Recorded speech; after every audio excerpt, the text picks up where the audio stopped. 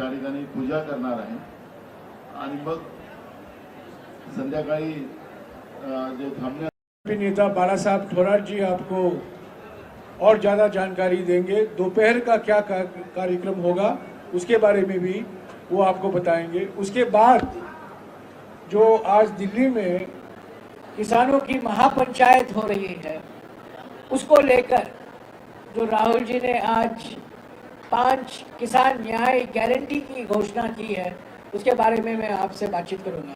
पहले पटोले जी आज सुबह के कार्यक्रम के बारे में और दोपहर के कार्यक्रम के बारे में आपको बताएं।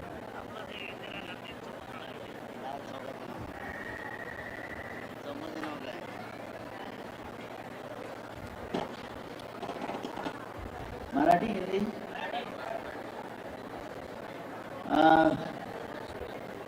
जैसे जसं जयराम रमेशजीने सांगितले की आजचा जी न्याययात्रेचा 61वा दिवस आहे। मणिपूर ते मुंबई हा जो प्रवास आहे आता या प्रवासाचा काउंटडाऊन सुरू झालेला आहे। जसं मोदी सरकारचा काउंटडाऊन सुरू झाला तसं या न्याययात्रेच्या दृष्टिकोनाचा जो प्रयत्न राहुल गांधीजींनी या देशामध्ये सुरू केलेला होता त्याला एक मोठी उडाण जनतेच्या आशीर्वादाने प्राप्त झालेली आहे। आपण पाहता की महाराष्ट्रामध्ये यात्रा आल्यानंतर राहुलजींच्या स्वागतासाठी ज्या पद्धतीने सगळीकडे लोक भर उन्हामध्ये त्यांच्या स्वागताला उभे असतात।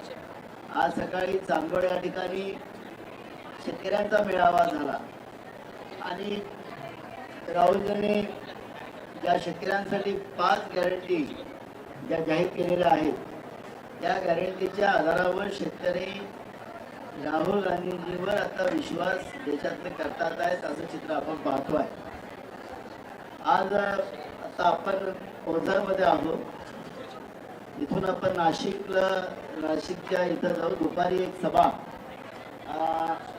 शालिमार चौक आहे त्या शालिमार चौकामध्ये दुपारी 2:30 वाजता त्या ठिकाणी सभा आहे। तिथं इंदिराजींचा प्रतिमा आहे त्याला शालिमार चौक म्हणतात। तिथं ती सभा आहे आणि ती सभा झाल्यानंतर आम्ही त्र्यंबकेश्वरला जाणार। त्या ठिकाणी राहुलजी त्या ठिकाणी पूजा करणार आहे आणि मग संध्याकाळी जे थांबण्याचं जे स्थळ आहे मोखाडा तिथं आम्ही जाऊ रस्त्यात स्वागत घेता। तर जसं रमेशजींनी सांगितलं की रामलीला मैदान या ठिकाणी देशातल्या शेतकऱ्यांचा जो उद्रेक आहे तो सातत्याने केंद्राच्या नरेंद्र मोदींच्या सरकारच्या विरोधात जो सुरू आहे त्याचं आज शेतकरी रामलीला मैदानावर सकाळपासून त्या ठिकाणी एकत्रित आलेत। मोठ्या प्रमाणात लोकांमध्ये शेतकऱ्यांमध्ये केंद्राच्या नरेंद्र मोदींच्या सरकारच्या विरोधातला रोष आपल्याला पाहायला मिळते। हे शेतकरी विरोधी जे धोरण भाजपने या देशामध्ये आणलं आणि शेतकऱ्याला उद्ध्वस्त करण्याचं काम जे केलं आणि शेतकऱ्यांसाठी काहीच नाही पण मोठभर उद्योगपत्यांसाठी गेल्या 10 वर्षापासून नरेंद्र मोदींचं सरकार चाललेलं आहे हे आता स्पष्ट झालेलं आहे। आणि त्या दृष्टिकोनातून राहुलजींनी आज चांदवडमध्ये 5 गॅरंटी या देशाच्या शेतकऱ्यांना दिलेल्या आहेत आणि त्याच्यामुळे शेतकऱ्यांचा विश्वास राहुलजींच्या नेतृत्वावर राहुलजीमध्ये एक विशेषता आपण पाहिली की राहुलजींची गॅरंटी ही वॉरंटी असते। काल पण त्यांनी मालेगावमध्ये सांगितलं की गॅरंटीला माझी वॉरंटी आहे आणि मोदींच्या गॅरंटीला जो आमची चोरलेली गॅरंटी शब्द कर्नाटकातला त्याला फक्त जुमलेबाजी आहे। राहुलजींची वॉरंटी आहे आणि त्यांचा राहुलजींवर विश्वास तरुणांचा महिलांचा शेतकऱ्यांचा आपल्याला मोठ्या प्रमाणात पाहायला मिळते आहे। आणि त्यामुळे एक निश्चित असं झालं की केंद्रातलं सरकार जे आहे त्याला आता पायउतार व्हायची वेळ आलेली आहे आणि राहुलजींच्या नेतृत्वावर इंडिया आघाडीचं सरकार देशामध्ये आल्याशिवाय राहणार नाही अशी परिस्थिती या न्याययात्रेच्या माध्यमातून लोकांच्या कडे पाहिल्यानंतर आपल्याला स्पष्ट होते। काही महाराष्ट्रातले काही प्रश्न विचारायचे आहेत? महाराष्ट्रातले काही प्रश्न? नो हो गया. बाळासाहेब थोरातजी. माननीय राहुलजी गांधी यांची न्याय यात्रा मणिपूरपासून सुरू झाल्यानंतर महाराष्ट्रात आलेली आहे आणि अत्यंत उत्साहामध्ये स्वागत त्यांचं नंदुरबार येथे झालं. एक अभूतपूर्व असा संख्येनं आदिवासी बांधव उपस्थित होते. त्यानंतर आज आपण पाहिलं की चांदवडची सभा सुद्धा खूप मोठी सभा झाली. महिलांचा मेळावा धुळे येथे अत्यंत सुंदर पद्धतीने झाला आणि आता आपल्या नाशिकमध्ये प्रवेश ते करणार आहेत आणि नाशिकमध्ये चौकामध्ये संबोधित सुद्धा करणार आहेत. त्यानंतर त्र्यंबकेश्वरचं दर्शन घेणार आहे आणि मोखाड्यामध्ये त्यांचा मुक्काम आहे. माननीय राहुलजींनी एक सर्व जे महत्वाचे घटक आहेत समाजातले, युवक आहे, महिला आहेत, शेतकरी वर्ग आहे, या सर्वांना आश्वासित करणारे असे काही आश्वासित केलेलं आहे. काही गॅरंटीज त्यांनी दिलेल्या आहेत आणि त्या सर्वसामान्यांसाठीच्या गॅरंटी आहे की त्यांच्या जीवनामध्ये ज्या अडचणी निर्माण झालेल्या आहेत त्या दूर करणाऱ्या गॅरंटीज माननीय राहुलजी हे देत आहेत. पंतप्रधान मोदी सुद्धा गॅरंटी देत आहेत, पण ते गॅरंटी देत आहेत बेरोजगारांना बेरोजगारीची की बेरोजगारच राहाल, महागाईला महागाई वाढतच जाईल ही गॅरंटी मोदी देत आहेत. माणसामध्ये भेदभाव निर्माण करणं, समाजात भेदभाव निर्माण करणं, अशा गॅरंटीज त्यांच्या आहेत. माननीय राहुलजींच्या गॅरंटीज मात्र सर्व समाजाला, सर्व माणसाला न्याय देणाऱ्या गॅरंटी हे देत आहेत. हे वैशिष्ट्य त्यांचं आहे. आणि आपण पाहिलं असेल की 2004 पासून 14 पर्यंतच्या कालखंडामध्ये आदरणीय सोनियाजी युपीच्या अध्यक्ष होत्या, पंतप्रधान त्यावेळेस ते, आणि त्या कालखंडामध्ये सुद्धा अत्यंत सुंदर असं काम, अनेक गोष्टीचा हक्क त्यावेळेस प्राप्त करून दिला होता डॉक्टर मनमोहन सिंग यांच्या नेतृत्वाखाली. त्याची खरं म्हणजे आठवण करणं सुद्धा अत्यंत आवश्यक आहे की काँग्रेसचं सरकार असतं म्हणजे काय हे वेगळं सांगण्याची आवश्यकता नाही. 2004 ते 14चा कालखंड हा त्याचं अत्यंत चांगलं उदाहरण हे आहे. आणि पुन्हा एकदा काँग्रेसला सत्ता जनतेनं द्यावी आणि आम्ही त्यांची जे आश्वासित करत आहोत, ज्या गॅरंटी देत आहोत त्या पूर्ण करण्याची हमी माननीय राहुलजी देत आहेत. प्रचंड स्वागत राहुलजींचं हे होत आहे आणि एक उत्साहाचं वातावरण काँग्रेस जनामध्ये निर्माण झालेलं दिसतं आहे. शुक्रिया साथियों. अरे मुझे तो खत्म करने दो यार, होने दो, थोड़ा सबसे पूछो, मुझे 5 मिनट दो बस. 27 सितंबर 2020 को प्रधानमंत्री ने 3 काले कृषि कानून लागू किए. 27 सितंबर 2020 को. उसके बाद किसान आंदोलन शुरू हुआ. किसान संगठन पंजाब, हरियाणा, उत्तर प्रदेश, राजस्थान, महाराष्ट्र सभी राज्यों से आए, संघर्ष की. दिल्ली में बैठे, दिल्ली की सीमा और हरियाणा की सीमा, दिल्ली और हरियाणा के बीच के सीमा पर बैठे और करीब 15 महीने ये संगठन चला. 700 किसान शहीद हुए. आज लोग भूल जाते हैं, हमारा देश भूल गया है कि इन 15 महीने में 700 किसान की मृत्यु हुई, शहीद हुए और अंत में 19 नवंबर 2021 को, ये डेट बड़ा महत्वपूर्ण है साथियों, 19 नवंबर 2021 को प्रधानमंत्री ने ये काले कानून वापस लिए. 19 नवंबर एक जन्मदिन है. कौन से नेता का? 19 नवंबर जन्मदिन है उस नेता का जिन्होंने हरित क्रांति की नेतृत्व की, श्रीमती इंदिरा गांधी. उस दिन शायद प्रधानमंत्री भूल गए होंगे. ये घोषणा 20 तारीख को करते या 18 को करते, पर 19 को उनको करना पड़ा मजबूरी से. और इंदिरा जी के जन्मदिन पर ही उन्होंने किया। ये काले कानून उन्होंने वापस लिए। उन्होंने कुछ वादे किए, 3 साल से लटका के रखे हैं किसानों को और किसान संगठनों को। वो वादे पूरे नहीं हो पाए। ड्रोन से आंसू गैस छोड़े गए किसानों पर। हरियाणा सरकार ने धमकी दी कि राष्ट्रीय सुरक्षा कानून लागू होगा किसानों के खिलाफ। कुछ किसान मारे गए पिछले 1.5 महीने में। कुछ किसानों की मृत्यु हुई पुलिस फायरिंग में, हरियाणा पुलिस के द्वारा। वो चाहते थे कि दिल्ली में वो रामलीला मैदान में एक प्रदर्शन करें, उनको अनुमति नहीं दी गई। अंत में प्रधानमंत्री को झुकना पड़ा। प्रधानमंत्री झुके। प्रधानमंत्री जो बार बार कहते हैं मैं दूसरी मिट्टी से बनाया गया व्यक्ति हूं, वो झुके। और आज करीब 35,000 किसान रामलीला में एक बैठक उन्होंने करवाया है। अभी वो बैठक चल रही है।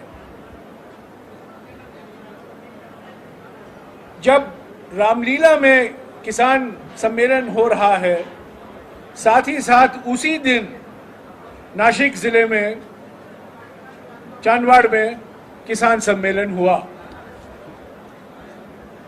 ये बड़ा महत्व सम्मेलन है क्योंकि आज शरद पवार जी, संजय राउत जी, जयंत पाटिल जी सब मौजूद थे।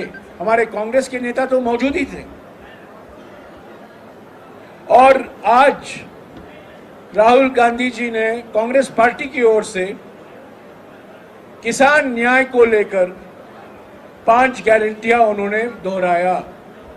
ये पिछले 2 महीने में कहकर आ रहे हैं मणिपुर से, पर पहली बार चांदवाड़ में उन्होंने किसान न्याय को लेकर जो 5 गारंटियां हैं कांग्रेस पार्टी की, उन्होंने फिर से स्पष्ट तरीके से दोहराया। पहला गारंटी एमएसपी को कानूनी दर्जा देना, एमएसपी के लिए विशेष कानून।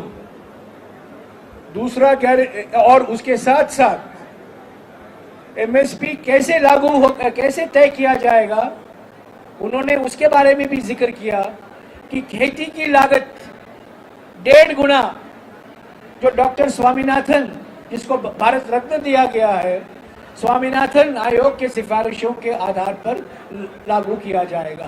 तो ये पहला गारंटी है। दूसरा गारंटी उन्होंने किया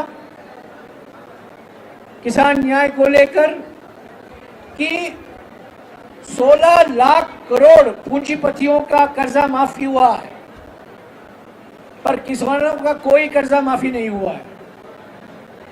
मनमोहन सिंह जी जब प्रधानमंत्री थे 2008 में 72,000 करोड़ रुपया कर्जा माफी हुआ था किसानों का। और राहुल जी ने आज ऐलान किया है कि जब पूंजीपतियों का ऋण माफ हो रहा है तो किसानों का कर्जा माफी जरूर होगा। उन्होंने ये नहीं कहा होना चाहिए, उन्होंने कहा होगा। और कौन तय करेगा? ये एक कर्जा माफी आयोग का गठन होगा और वो आयोग तय करेगा किसानों का कितना कर्जा माफ होगा और हर राज्य में कितने किसान कितना कर्ज माफ किया जाएगा। तो ये दूसरा गारंटी है किसान न्याय को लेकर। तीसरा गारंटी जो उन्होंने दिया है कि, और खास तौर से ये नासिक के लिए बहुत महत्वपूर्ण है क्योंकि लासलगांव हमारे एशिया का सबसे बड़ा प्याज का मंडी है। उन्होंने कहा है कि सरकार की आयात और निर्यात की नीति किसानों के हित को ध्यान में रखते ही किया जाएगा। किसानों से बातचीत के बाद ही किया जाएगा। एक दिन एक्सपोर्ट, दूसरा दिन एक्सपोर्ट नहीं, तीसरा दिन आधा एक्सपोर्ट, ये नहीं होगा। उन्होंने कहा है आयात और निर्यात की नीति कृषि के लिए किसानों के साथ ही बातचीत के बाद ही तय किया जाएगा। दीर्घकालीन नीति होगी और इसका फायदा किसानों को होना चाहिए, व्यापारियों के को नहीं, बिचौलियों के नहीं, नेताओं के लिए नहीं, पर किसानों के लिए है। तो ये तीसरा किसान न्याय गारंटी है। चौथा किसान न्याय गारंटी जो राहुल जी ने आज घोषणा की है, प्रधानमंत्री फसल बीमा योजना, जो हमारे प्रधानमंत्री ने घोषित किया था कुछ साल पहले, वो सिर्फ पूंजीपति निजी कंपनियों के लिए फायदेमंद है। किसानों को उनसे कुछ फायदा नहीं मिलता। और किसानों की ये मांग रही है कि इस योजना के तहत जो हमें मुआवजा मिलना चाहिए, जहां अधिक बारिश होता है या जब बारिश नहीं आती है तभी तो बीमा की जरूरत पड़ती है, और अभी क्लाइमेट चेंज हो रहा है तो और भी महत्व रखता है। तो राहुल जी ने कहा है कि नया फसल बीमा योजना लागू होगा, जो निजी कंपनियों के लिए नहीं पर किसानों के लिए, किसानों के हित के लिए लागू किया जाएगा। और पांचवा और आखिरी गारंटी किसान न्याय के संदर्भ में राहुल जी ने कहा है किसान को जीएसटी मुक्त होना जरूरी है। जो चीज किसान खरीदते हैं खेती के लिए उन पर जीएसटी लागू होता है। तो जीएसटी कानून में संशोधन किया जाएगा ताकि कृषि संबंधित जो आइटम है, जो कृषि में जाता है, जो खेती में उपयोग होता है, उस पर जीएसटी लागू नहीं होगा ताकि उनके दाम किसानों के लिए घटे। तो ये 5 किसान न्याय गारंटी आज राहुल जी ने दिया है। वहां दिल्ली में किसानों की महापंचायत हो रही है। मोदी सरकार की एक ही नीति रही है, चंदादाताओं को सम्मान, अन्नदाता का अपमान। यही उनकी रणनीति है, उनकी नीयत है, उनकी नीति है। चंदादाताओं को सम्मान, अन्नदाताओं का अपमान। राहुल जी ने कहा है जैसे सेना हमारे सीमा को सुरक्षित रखती है, ऐसे ही किसान हमारे देश के रीढ़ की हड्डी है। और बार बार उन्होंने कहा है कि किसान विरोधी नरेंद्र मोदी सरकार की नीतियों को हम बदलेंगे और किसान को केंद्र स्थान पर रखेंगे। मैं एक बात कह के अपनी बात समाप्त करूंगा। प्रधानमंत्री कुछ साल पहले बड़े धूमधाम तरीके से टॉप की बात करते थे। आपको याद है ये टॉप क्या होता है? प्रधानमंत्री टॉप कहते थे। झूठ बोलने में वो टॉप हैं, पर ये टॉप क्या है? टोमेटो, ऑनियन, पोटैटो, ये बार बार कहा करते थे महाराष्ट्र में आकर, टॉप। वो टॉप का क्या हुआ? टमाटर के दाम देखिए, अनियन, प्याज के जो खेती करते हैं उनकी हालत देखिए, जो आलू बोते हैं उनकी हालत देखिए। तो प्रधानमंत्री के गारंटियां जो हैं, खोखले गारंटियां, ये चुनावी जुमले हैं, चुनाव के लिए वो कुछ भी बोल सकते हैं, और खास तौर से किसानों के लिए उन्होंने भूमि अधिग्रहण कानून जो मनमोहन सिंह जी की सरकार के समय 2013 में बनाया गया था उसको बदला। और ये सवाल नितिन गडकरी को पूछना चाहिए।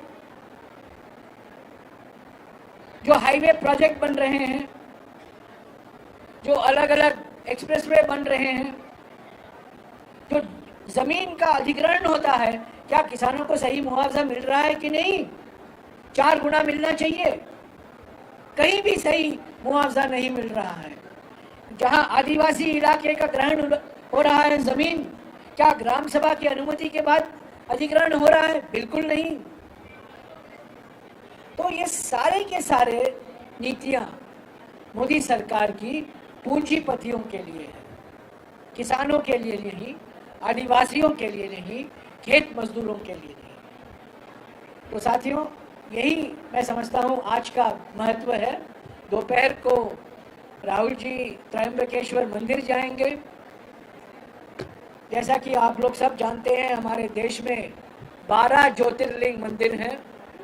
उनमें से 4 भारत जोड़ो न्याय यात्रा के दौरान राहुल जी पूजा करने के लिए 3 में अभी तक गए हैं।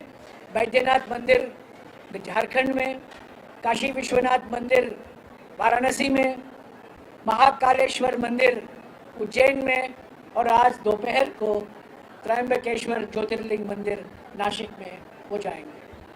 तो इसके साथ मैं समाप्त करता हूँ। आपके कुछ सवाल हैं, यहाँ पटोले जी और थोराट जी भी बैठे हैं, वो जवाब देंगे। एक एक करके पूछो।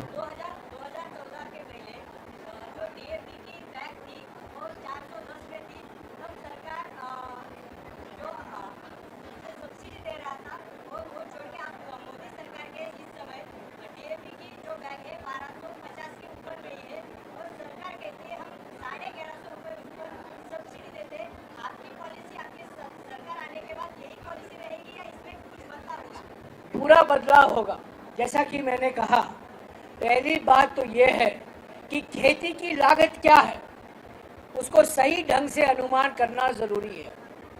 पूरा खेती की लागत, कॉम्प्रिहेंसिव कॉस्ट ऑफ प्रोडक्शन, विस्तृत खेती की लागत, और उसके 1.5 गुना बढ़ाकर एमएसपी तय किया जाएगा, ताकि ये जो डीएपी के दाम बढ़े हैं, डीएपी के दाम जो जिस मात्रा में बढ़े हैं वो एमएसपी में दर्शाता नहीं है।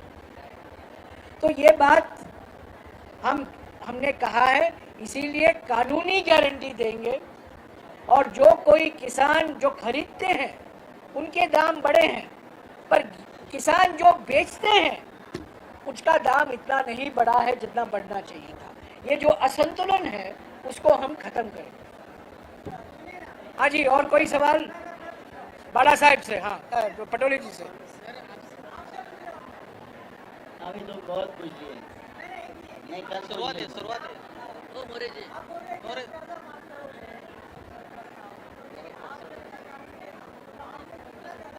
72,000 करोड़ का 72,000 करोड़ किया ना 2008 में 72,000 करोड़ कर्जा माफ हुआ। महाराष्ट्र में कितना? 19,000। महाराष्ट्र में 19,000 करोड़। सुनो, मैं आपको आंकड़ा देता हूँ, बोलिए। गौर से सुनो। मराठी हिंदी 72,000 कोटी डॉक्टर मनमोहन सिंग साहेबांचं सरकार होतं त्यावेळेस देशातल्या सगळ्या शेतकऱ्यांचं कर्ज सरसकट शब्द लक्षात घ्या, माफ केलं। महाराष्ट्रामध्ये आघाडीचं सरकार झालं त्यावेळेस आमच्या नेत्या सोनिया गांधीजींनी आघाडी करण्याच्या पहिले भूमिका मांडली की पहिल्याच अधिवेशनामध्ये सरकारने कर्जमाफीची घोषणा करावी आणि तो मार्च पर्यंत ते कर्ज माफ केलं गेलं पाहिजे, या पद्धतीचा प्लॅन केला पाहिजे। कोरोनाचा काळ होता तरी सुद्धा महाराष्ट्रातल्या आघाडी सरकारने सोनिया गांधींच्या त्या आदेशाचं पालन केलं। आम्हाला मुख्यमंत्री नको, आम्हाला तुमचं उपमुख्यमंत्री नको, पण शेतकऱ्यांचं कर्ज माफ झालं पाहिजे ही भूमिका सोनिया गांधींनी त्यावेळेस मांडली आणि म्हणून 20,000 कोटीचं कर्ज माफ त्या काळात झालं. हे आता भाजपने आश्वासन देऊन 2014 मध्ये महाराष्ट्रातल्या यवतमाळच्या भूमीमध्ये येऊन त्या ठिकाणी सांगितलं की माझी पहिली सही, मी प्रधानमंत्री झालो, मी नाही म्हणजे नरेंद्र मोदी झाल्यानंतर पहिली सही शेतकऱ्यांच्या कर्जमाफीवर मी करेन आणि मग स्वामीनाथन समितीची शिफारस मी लागू करेन असं नरेंद्र मोदींनी सांगितलं होतं. कर्जमाफी झाली का? नाही. तो जुमला होता असं सांगितलं, जुमला होता सांगितलं. आता त्याचा जुमला होणार आहे. त्यामुळे काँग्रेसने केलं. हरित क्रांती कोणी केली? हरित क्रांती कोणी केली? काँग्रेसने. श्वेत क्रांती कोणी केली? तर काँग्रेसने. काँग्रेसचा इतिहास मोठा आहे, त्यामुळे त्यांचा इतिहास. हाँ जी पूछिए.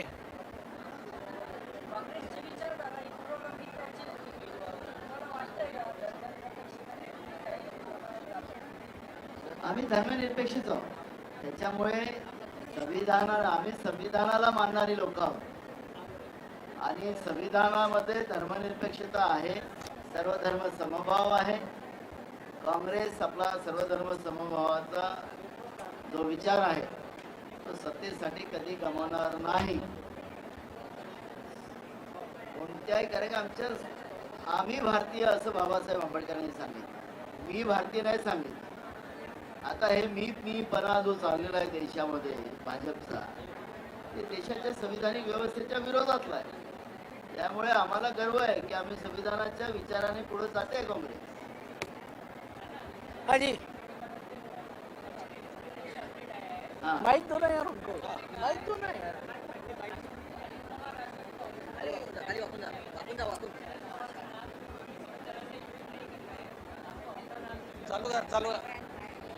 चालू कर Mustafa.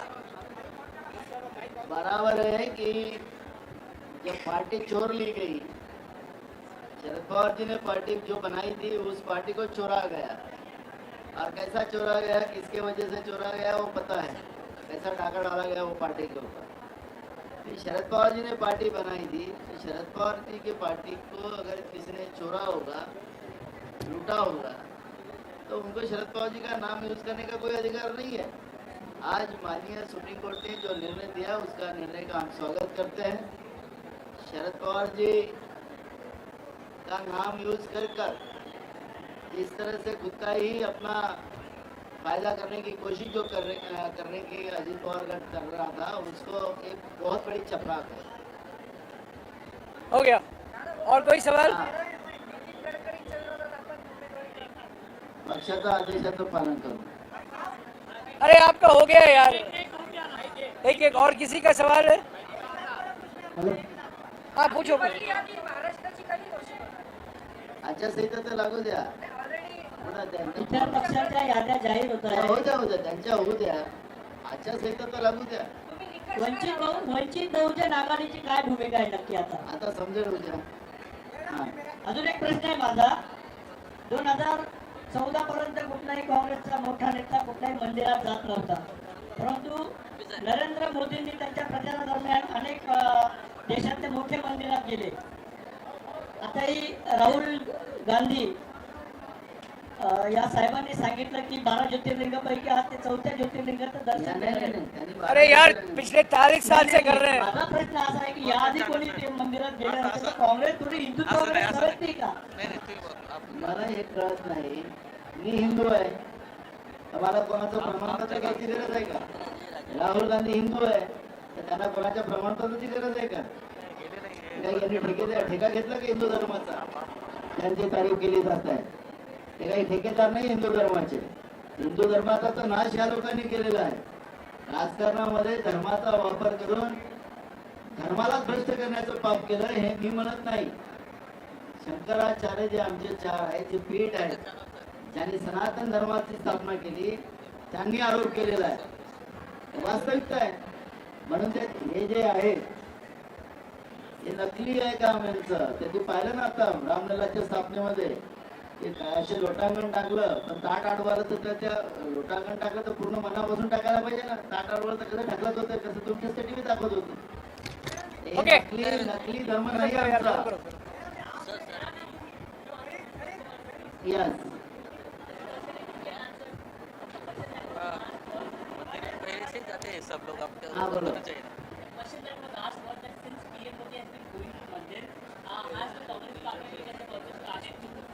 My dear friend, the issues in this election, बेरोजगारी, महंगाई, बढ़ती हुई आर्थिक विषमताएं, सामाजिक ध्रुवीकरण, लोकतंत्र की हत्या, संविधान पर आक्रमण, इससे आप ध्यान हटाने की कोशिश मत कीजिए। चलिए, थैंक यू।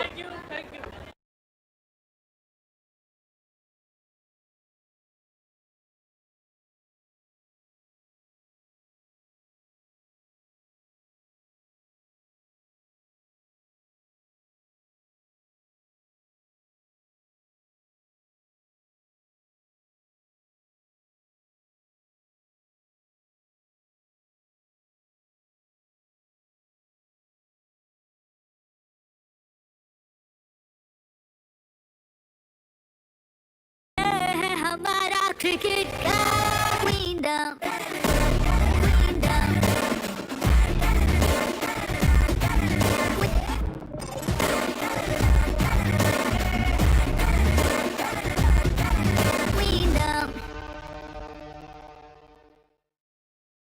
नमस्कार दोस्तों, देश में किसान एक बार फिर से सड़कों पर आ गए हैं प्रोटेस्ट करने के लिए और इस बार उनकी सबसे बड़ी डिमांड है MSP यानी मिनिमम सपोर्ट प्राइस की legalisation. MSP minimum support price MSP for all crops. बहुत से न्यूज एंकर्स और यूट्यूबर्स का दावा है कि अगर सरकार ने डिमांड पूरी कर दी तो देश की इकोनॉमी तबाह हो जाएगी, देश को 10 लाख करोड़ से ज्यादा का खर्चा उठाना पड़ेगा। आखिर क्या सच्चाई है इसके पीछे की? क्या किसानों की डिमांड सही है या गलत?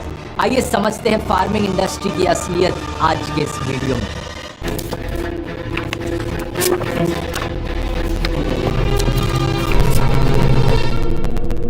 MRP यानी मैक्सिमम रिटेल प्राइस, ये वो दाम है जिससे ज्यादा में चीजें नहीं बेची जा सकती मार्केट में। MRP एग्जिस्ट करता है ताकि देश की आम जनता को, कंज्यूमर्स को प्रोटेक्ट किया जा सके, कोई भी कंपनी या दुकानदार हमें एक्सप्लॉइट ना करे। MRP नहीं होता तो आप इमेजिन कर सकते हो दोस्तों किस तरीके से लोगों को लूटा जाता है। आप रेगिस्तान में हो, पानी की कमी हो रही है, ये लो पानी की बोतल 2000 रुपए की। आपके शहर में कुकिंग ऑयल की कमी हो रही है, ये लो 1000 रुपए पर लीटर का कुकिंग ऑयल खरीदो। अब MRP के ही कॉन्ट्रास्ट में इसकी उल्टी चीज है MSP यानी मिनिमम सपोर्ट प्राइस, कि कम से कम किसानों को इतना दाम तो दिया ही जाएगा उनकी फसलों का। सेम रीजन है ताकि कंपनीज और मिडलमैन उन्हें एक्सप्लॉइट ना कर सके। अगर खरीदने वालों ने एक माफिया बना रखा है तो किसान 2 रुपए पर किलो प्याज और 50 पैसे पर किलो गार्लिक बेचने पर मजबूर ना हो। कम से कम उसे एक मिनिमम प्राइस की तो गारंटी दी जाए। MRP की तरह MSP भी बड़ी लॉजिकल सी चीज है, इसलिए ज्यादातर पॉलिटिशियंस हमेशा इसके फेवर में ही खड़े हुए हैं, जैसे कि बीजेपी लीडर नरेंद्र मोदी 2014 से पहले।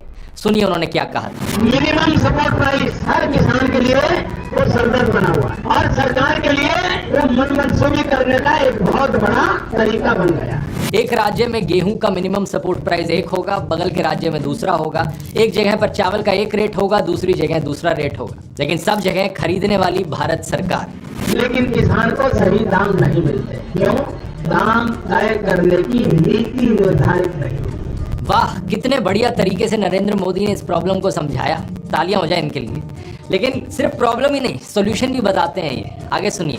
और इसलिए भाई बहनों, हमने हमारे घोषणा पत्र में कहा है कि हम मिनिमम सपोर्ट प्राइस, उसके लिए एक नियम तय होंगे, उसके पैरामीटर तय होंगे, उसके आधार पर तय होगा। और इसलिए हमने कहा है किसान का जो इनपुट कॉस्ट आता है, पानी का खर्चा, मजदूरी का खर्चा, बिजली का खर्चा, बीज का खर्चा, खाद का खर्चा, दवाई का खर्चा, जितना भी उसकी लागत लगती है, उस लागत के ऊपर उसका 50% प्रॉफिट लिया जाएगा और उसको मिनिमम सपोर्ट प्राइस से खरीदा जाएगा। भारत में MSP को इशू किया जाता है CACP के द्वारा, यानी commission for agriculture costs and prices. ये एक डिसेंट्रलाइज्ड एजेंसी है जिसे 1965 में एस्टैब्लिश किया गया था और आज के दिन ministry of agriculture and farmers welfare के अंडर ये फंक्शन करती है। लेकिन सवाल ये कि MSP की कॉस्ट कैसे डिसाइड करी जाए, MSP कितनी होनी चाहिए आखिर? साल 2002 में एक कमेटी बनाई गई थी, high level committee on long term grain policy, जिसे हेड किया जा रहा था इकोनॉमिस्ट अभिजीत सेन के द्वारा। इस कमेटी ने कहा कि एमएसपी होनी चाहिए C2 कॉस्ट ऑफ प्रोडक्शन के बेसिस पर। अब इसका क्या मतलब है, यहाँ पर C2 समझने के लिए हमें A2 और FL कॉस्ट को भी समझना पड़ेगा। पहले आती है A2 कॉस्ट। ये वो कॉस्ट है जो किसानों को पे करनी पड़ती है डायरेक्ट एक्सपेंसेस के तौर पर। किसान जो सीड्स खरीदते हैं, फर्टिलाइजर्स खरीदते हैं, पेस्टिसाइड्स खरीदते हैं, लेबर को हायर करते हैं अपनी फील्ड में काम करने के लिए, फ्यूल का खर्चा जो आता है, ये सब A2 कॉस्ट है। इसके बाद आती है FL कॉस्ट। FL का फुल फॉर्म है फैमिली लेबर। ये वो कॉस्ट है जो एक एस्टिमेटेड वैल्यू है अनपेड फैमिली लेबर का। मतलब एक किसान जब अपने खेत में काम करता है, अक्सर उसके परिवार के लोग भी उसकी मदद करते हैं खेती करने में, और क्योंकि उसके परिवार के लोग अपना समय लगाकर उसके काम में हाथ बटा रहे हैं, तो उनकी लेबर की भी तो कॉस्ट होगी। वो अपने समय में ये करने की जगह कोई और नौकरी भी कर सकते थे। नौकरी की उस अपॉर्चुनिटी को उन्होंने मिस किया। इस चीज को इकोनॉमिक्स में अक्सर अपॉर्चुनिटी कॉस्ट कहा जाता है। तो ये है A2 और FL कॉस्ट। CACP आज के दिन MSP डिसाइड करने के लिए A2 प्लस FL कॉस्ट को लेता है और उसका 1.5 टाइम्स कर देता है।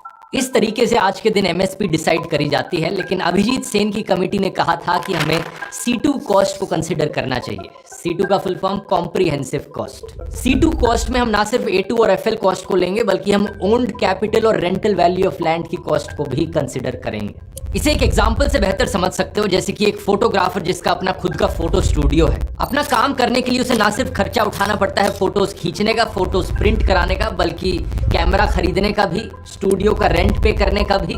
फोटोग्राफर के स्टूडियो की तरह एक किसान की जमीन की भी अपनी रेंटल वैल्यू होती है। अगर वो उसकी खुद की जमीन है तो वो एक कैपिटल है, और अगर वो उसकी खुद की जमीन नहीं है तो वो उस पर रेंट पे करता है। इसके अलावा एक फोटोग्राफर के कैमरे, स्टूडियो लाइट्स की तरह एक किसान को भी ट्रैक्टर खरीदना होता है, कल्टीवेटर खरीदना होता है। और किसान एक ट्रैक्टर को सिर्फ मजे मजे के लिए तो खरीद नहीं रहा है, खेती करने के लिए ही खरीदा जा रहा है ट्रैक्टर को। तो उस कॉस्ट को भी अकाउंट में लेना पड़ेगा कि नहीं लेना पड़ेगा। इन्हीं सब चीजों को ओन्ड कैपिटल एसेट्स कहा जाता है। और अभिजीत सेन की कमीशन रिपोर्ट ने यही कहा कि C2 कॉस्ट में हम A2 कॉस्ट, FL कॉस्ट और इस एक्स्ट्रा कॉस्ट को भी इंक्लूड करें और फिर MSP का नया बेसिस बनाएं। इसके बाद दोस्तों एक स्वामीनाथन रिपोर्ट आती है। साल 2004 में MS स्वामीनाथन नाम के एक इंसान नेशनल कमीशन ऑन फार्मर्स को हेड कर रहे थे। शायद आपने इनका नाम ऑलरेडी सुना हो, क्योंकि ग्रीन रेवोल्यूशन के ये वन ऑफ द आर्किटेक्ट्स थे। 2004 से लेकर 2006 के बीच में स्वामीनाथन कमीशन 5 रिपोर्ट्स रिलीज करता है। टोटल में ऑलमोस्ट 2000 पेजेस की ये सारी रिपोर्ट्स थी। इसमें 5वीं रिपोर्ट के 246 पेज पर लिखा गया है MSP should be at least 50% more than the weighted average cost of production. अब कुछ लोग कंफ्यूजन जाहिर करते हैं कि स्वामीनाथन कमीशन एक्चुअली में C2 कॉस्ट की बात कर रहे थे या A2 प्लस FL कॉस्ट की बात कर रहे थे। लेकिन अगर हम पूरी रिपोर्ट को देखेंगे तो कोई कंफ्यूजन नहीं है। पेज 74 से लेकर 84 के बीच में डिटेल्ड डिस्कशन किया गया है कि कैसे ज्यादातर स्टेट्स में MSP C2 कॉस्ट को रिकवर नहीं कर पा रहा है, और अगर ये C2 कॉस्ट रिकवर हो ही नहीं तो उन फसलों की किसान खेती करना ही छोड़ देंगे लॉन्ग टर्म में। ये 278 पेज की रिपोर्ट मिनिस्ट्री ऑफ एग्रीकल्चर की वेबसाइट पर मौजूद है। अगर आप देखना चाहें, इसका लिंक मैंने नीचे डिस्क्रिप्शन में डाल दिया है। इकोनॉमिक्स प्रोफेसर R रामाकुमार बताते हैं कि MS स्वामीनाथन ने जब इस रिपोर्ट को यूनियन एग्रीकल्चर मिनिस्टर के सामने पेश किया था तो उस प्रेजेंटेशन की 22nd स्लाइड पर क्लियरली मेंशन किया गया था कि MSP की कैलकुलेशन करी जाएगी C2 कॉस्ट प्लस 50% के साथ। 28 सितंबर 2017 को तो MS स्वामीनाथन ने यह भी ट्वीट किया कि MSP कम से कम C2 प्लस 50% होनी चाहिए विद प्रोक्योरमेंट, स्टोरेज और डिस्ट्रीब्यूशन की कॉस्ट भी इंक्लूडेड। तो ये एक स्टेप और आगे चले गए, पोस्ट हार्वेस्ट कॉस्ट की भी बात करने लगे। जब किसान अपनी फसलों को स्टोर करेंगे, उस स्टोरेज की भी कॉस्ट आएगी, उसको भी हमें अकाउंट में लेना चाहिए। ये चीज सिर्फ इस ट्वीट में ही नहीं बल्कि स्वामीनाथन कमीशन की दूसरी रिपोर्ट में भी मेंशन की गई थी। 412 पेज नंबर पर लिखा गया था कि CACP should look into the aspects of risk factor, marketing and post harvest expenses. सुनकर लगेगा कि यार ये कितना पैसा देना चाहते हैं किसानों को, हमारी तो देश की इकोनॉमी ही क्रैश हो जाएगी अगर इतना सारा पैसा हम किसानों को देने लग गए। लेकिन जरा सोच कर देखो, कोई भी और बिजनेस जो देश में किया जा रहा है वो इस तरीके से काम नहीं करता क्या? किसी भी बिजनेस को करने में जो सारी कॉस्ट आती है उन सबको अकाउंट में लिया जाता है। ज्यादातर कंपनीज तो अपनी ऑफिस की गाड़ियों को, अपने ट्रैवल को, अपने टीवी को, ट्रॉली बैग्स को, ब्लेजर्स को, नेटवर्किंग को, चाय समोसा को, पिज्जा को, सबको कंपनी के एक्सपेंसेस में डाल देती है। तो किसानों के लिए 4 कॉस्ट अकाउंट में रखना क्या गलत है? जो इनपुट कॉस्ट है सीड फर्टिलाइजर्स पानी की, उनके फैमिली लेबर की जो कॉस्ट है, उनके कैपिटल एसेट्स की जो कॉस्ट है, और फाइनली जो मार्केटिंग और पोस्ट हार्वेस्ट एक्सपेंसेस आते हैं। स्वामीनाथन रिपोर्ट ने 2 और चीजें कही जो बड़ी इंटरेस्टिंग थी। पहला तो ये कि एमएसपी को ना सिर्फ सरकार के ऊपर अप्लाई करना चाहिए बल्कि प्राइवेट ट्रेडर्स पर भी। जो भी किसान से खरीद रहा है वो एमएसपी पे तो कम से कम खरीदे। और दूसरा, एमएसपी को सिर्फ एक बॉटम लाइन की तरह कंसिडर किया जाए कि इससे नीचे दाम पर कोई नहीं खरीद सकता, लेकिन सरकार जब खरीदे तो सरकार उसी दाम पर खरीदे जिस दाम पर प्राइवेट ट्रेडर्स खरीदते हैं। अगर मार्केट का प्राइस बढ़ता है तो सरकार को भी ज्यादा पे करना चाहिए। इस रिपोर्ट ने तो ये तक कहा था कि किसानों का जो इनकम है वो सिविल सर्वेंट्स के कंपेरेबल होना चाहिए। इमेजिन करके देखो। लेकिन छोड़ो, इतनी दूर की क्या बात करनी, हम सिर्फ C2 + 50% कॉस्ट को लेकर चलते हैं। अब सवाल ये कि कौन किसानों के साथ खड़ा होए उनको ये सही दाम देने के लिए। मैं किसानों से ये सरकारों के दमन से मुक्ति दिलाना चाहता हूं। नरेंद्र मोदी, उन्होंने ना सिर्फ किसानों और एमएसपी की ये बात करी थी बल्कि उन्होंने तो संकल्प भी ले डाला। भारत की आर्थिक स्थिति सुधारनी है तो भारत के किसान की स्थिति सुधारनी पड़ेगी, और उसी को लेकर के भारतीय जनता पार्टी आज आपका आशीर्वाद मांगने आई है। एक बार जोरदार तालियां हो जाए इनके लिए। क्या बेहतरीन तरीके से इन्होंने अपनी बात रखी है। मतलब पहले 2 मिनट में प्रॉब्लम समझाई, फिर अपना सॉल्यूशन भी दे दिया, और पर आगे जो बोलते हैं ये उसे सुनकर आपकी आंखों में आंसू आ जाएंगे। लाल बहादुर शास्त्री कहते थे, जय जवान जय किसान। इन्होंने कहा, युद्ध के मैदान में जितने जवान मरे हैं उससे ज्यादा मेरे किसानों ने आत्महत्या की है, बेमौत मरना पड़ा है, और इसलिए मेरे भाइयों और बहनों, अगर भारत का जीवन बदलना है तो भारत के गांव का जीवन बदलना होगा। भारत का जीवन बदलना है तो भारत के गांव का जीवन बदलना पड़ेगा। सच बताऊं दोस्तों, मेरे लिए ज्यादा कुछ बोलने को बचा ही नहीं है। इतने बढ़िया तरीके से नरेंद्र मोदी ने अपनी बात रखी है। लेकिन इस वीडियो के बाद क्या हुआ? जनता ने अपना आशीर्वाद तो दे दिया। 2014 में नरेंद्र मोदी प्रधानमंत्री बन गए। 2 साल बाद उन्होंने एक और बहुत बड़ा वादा किया। तू क्या कर रहा है यार? They think you're cool, you need to fit in. I need to fit in. They do. Guys, ready? Hey Google, take a selfie.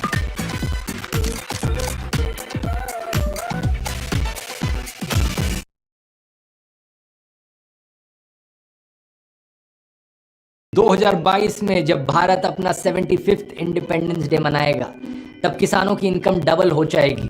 अब कुछ लोग कहेंगे भाई कोविड आ गया इसलिए मोदी जी ऐसा नहीं कर पाए, उन्होंने अपनी मेहनत तो पूरी करी। अरे कोविड के 2 साल निकाल भी दो, 2022 नहीं तो 2024 तक तो डबल हो जानी चाहिए थी। किसानों की इनकम डबल करने की जगह, किसानों को एमएसपी एट C2 + 50% देने की जगह मोदी सरकार ने उल्टा क्या किया? 3 काले कानून पास किए, द 3 फार्म लॉज। इस पर मैंने पहले भी वीडियोस बनाए थे जब ये कानून पास हुए थे। एक वीडियो में तो ये भी आपको दिखाया था कि कितने अनकॉन्स्टिट्यूशनल तरीके से इन्होंने बिल पास किया पार्लियामेंट में।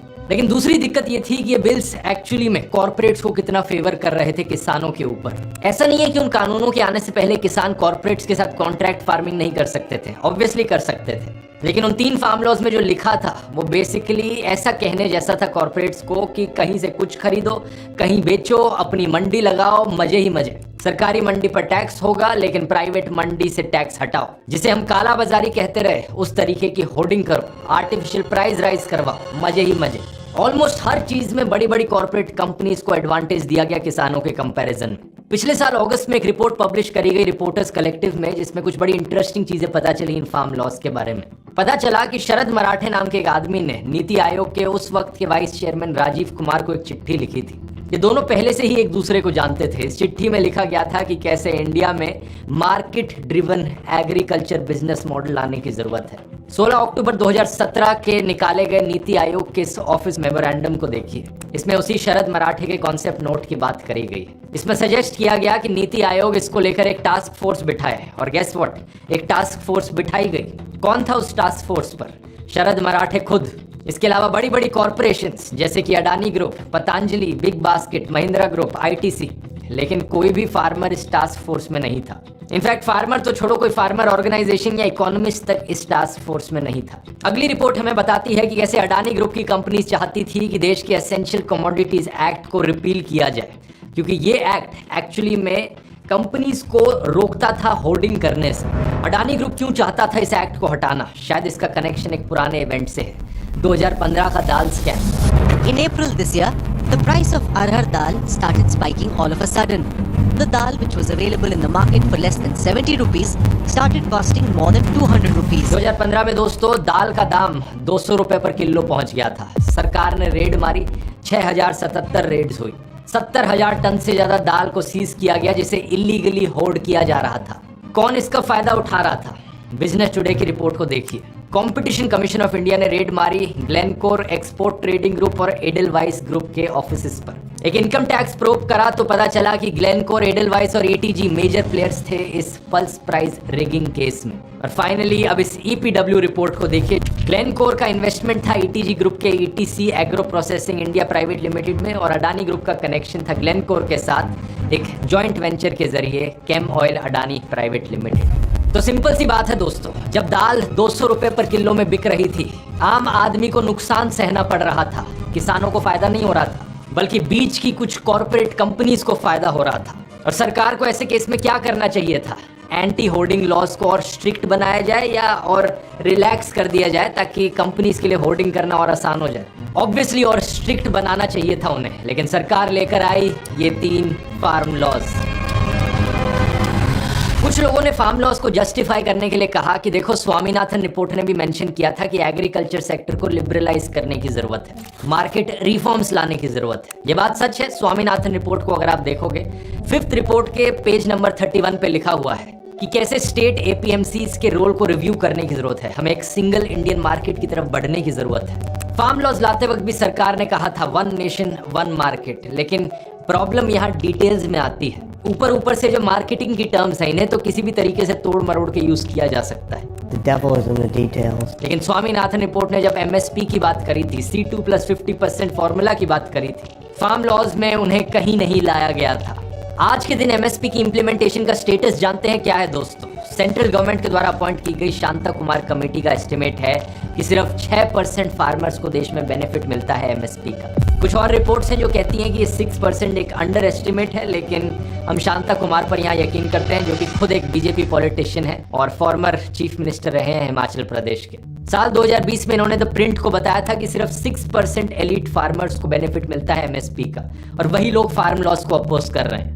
ये बात कहीं ना कहीं सही है। ज्यादातर फार्मर्स जो आज के दिन प्रोटेस्ट कर रहे हैं वो हरियाणा, पंजाब के हैं और कुछ वेस्टर्न यूपी के हैं। ऐसा क्यों है? खुद ही सोच कर देखो दोस्तों।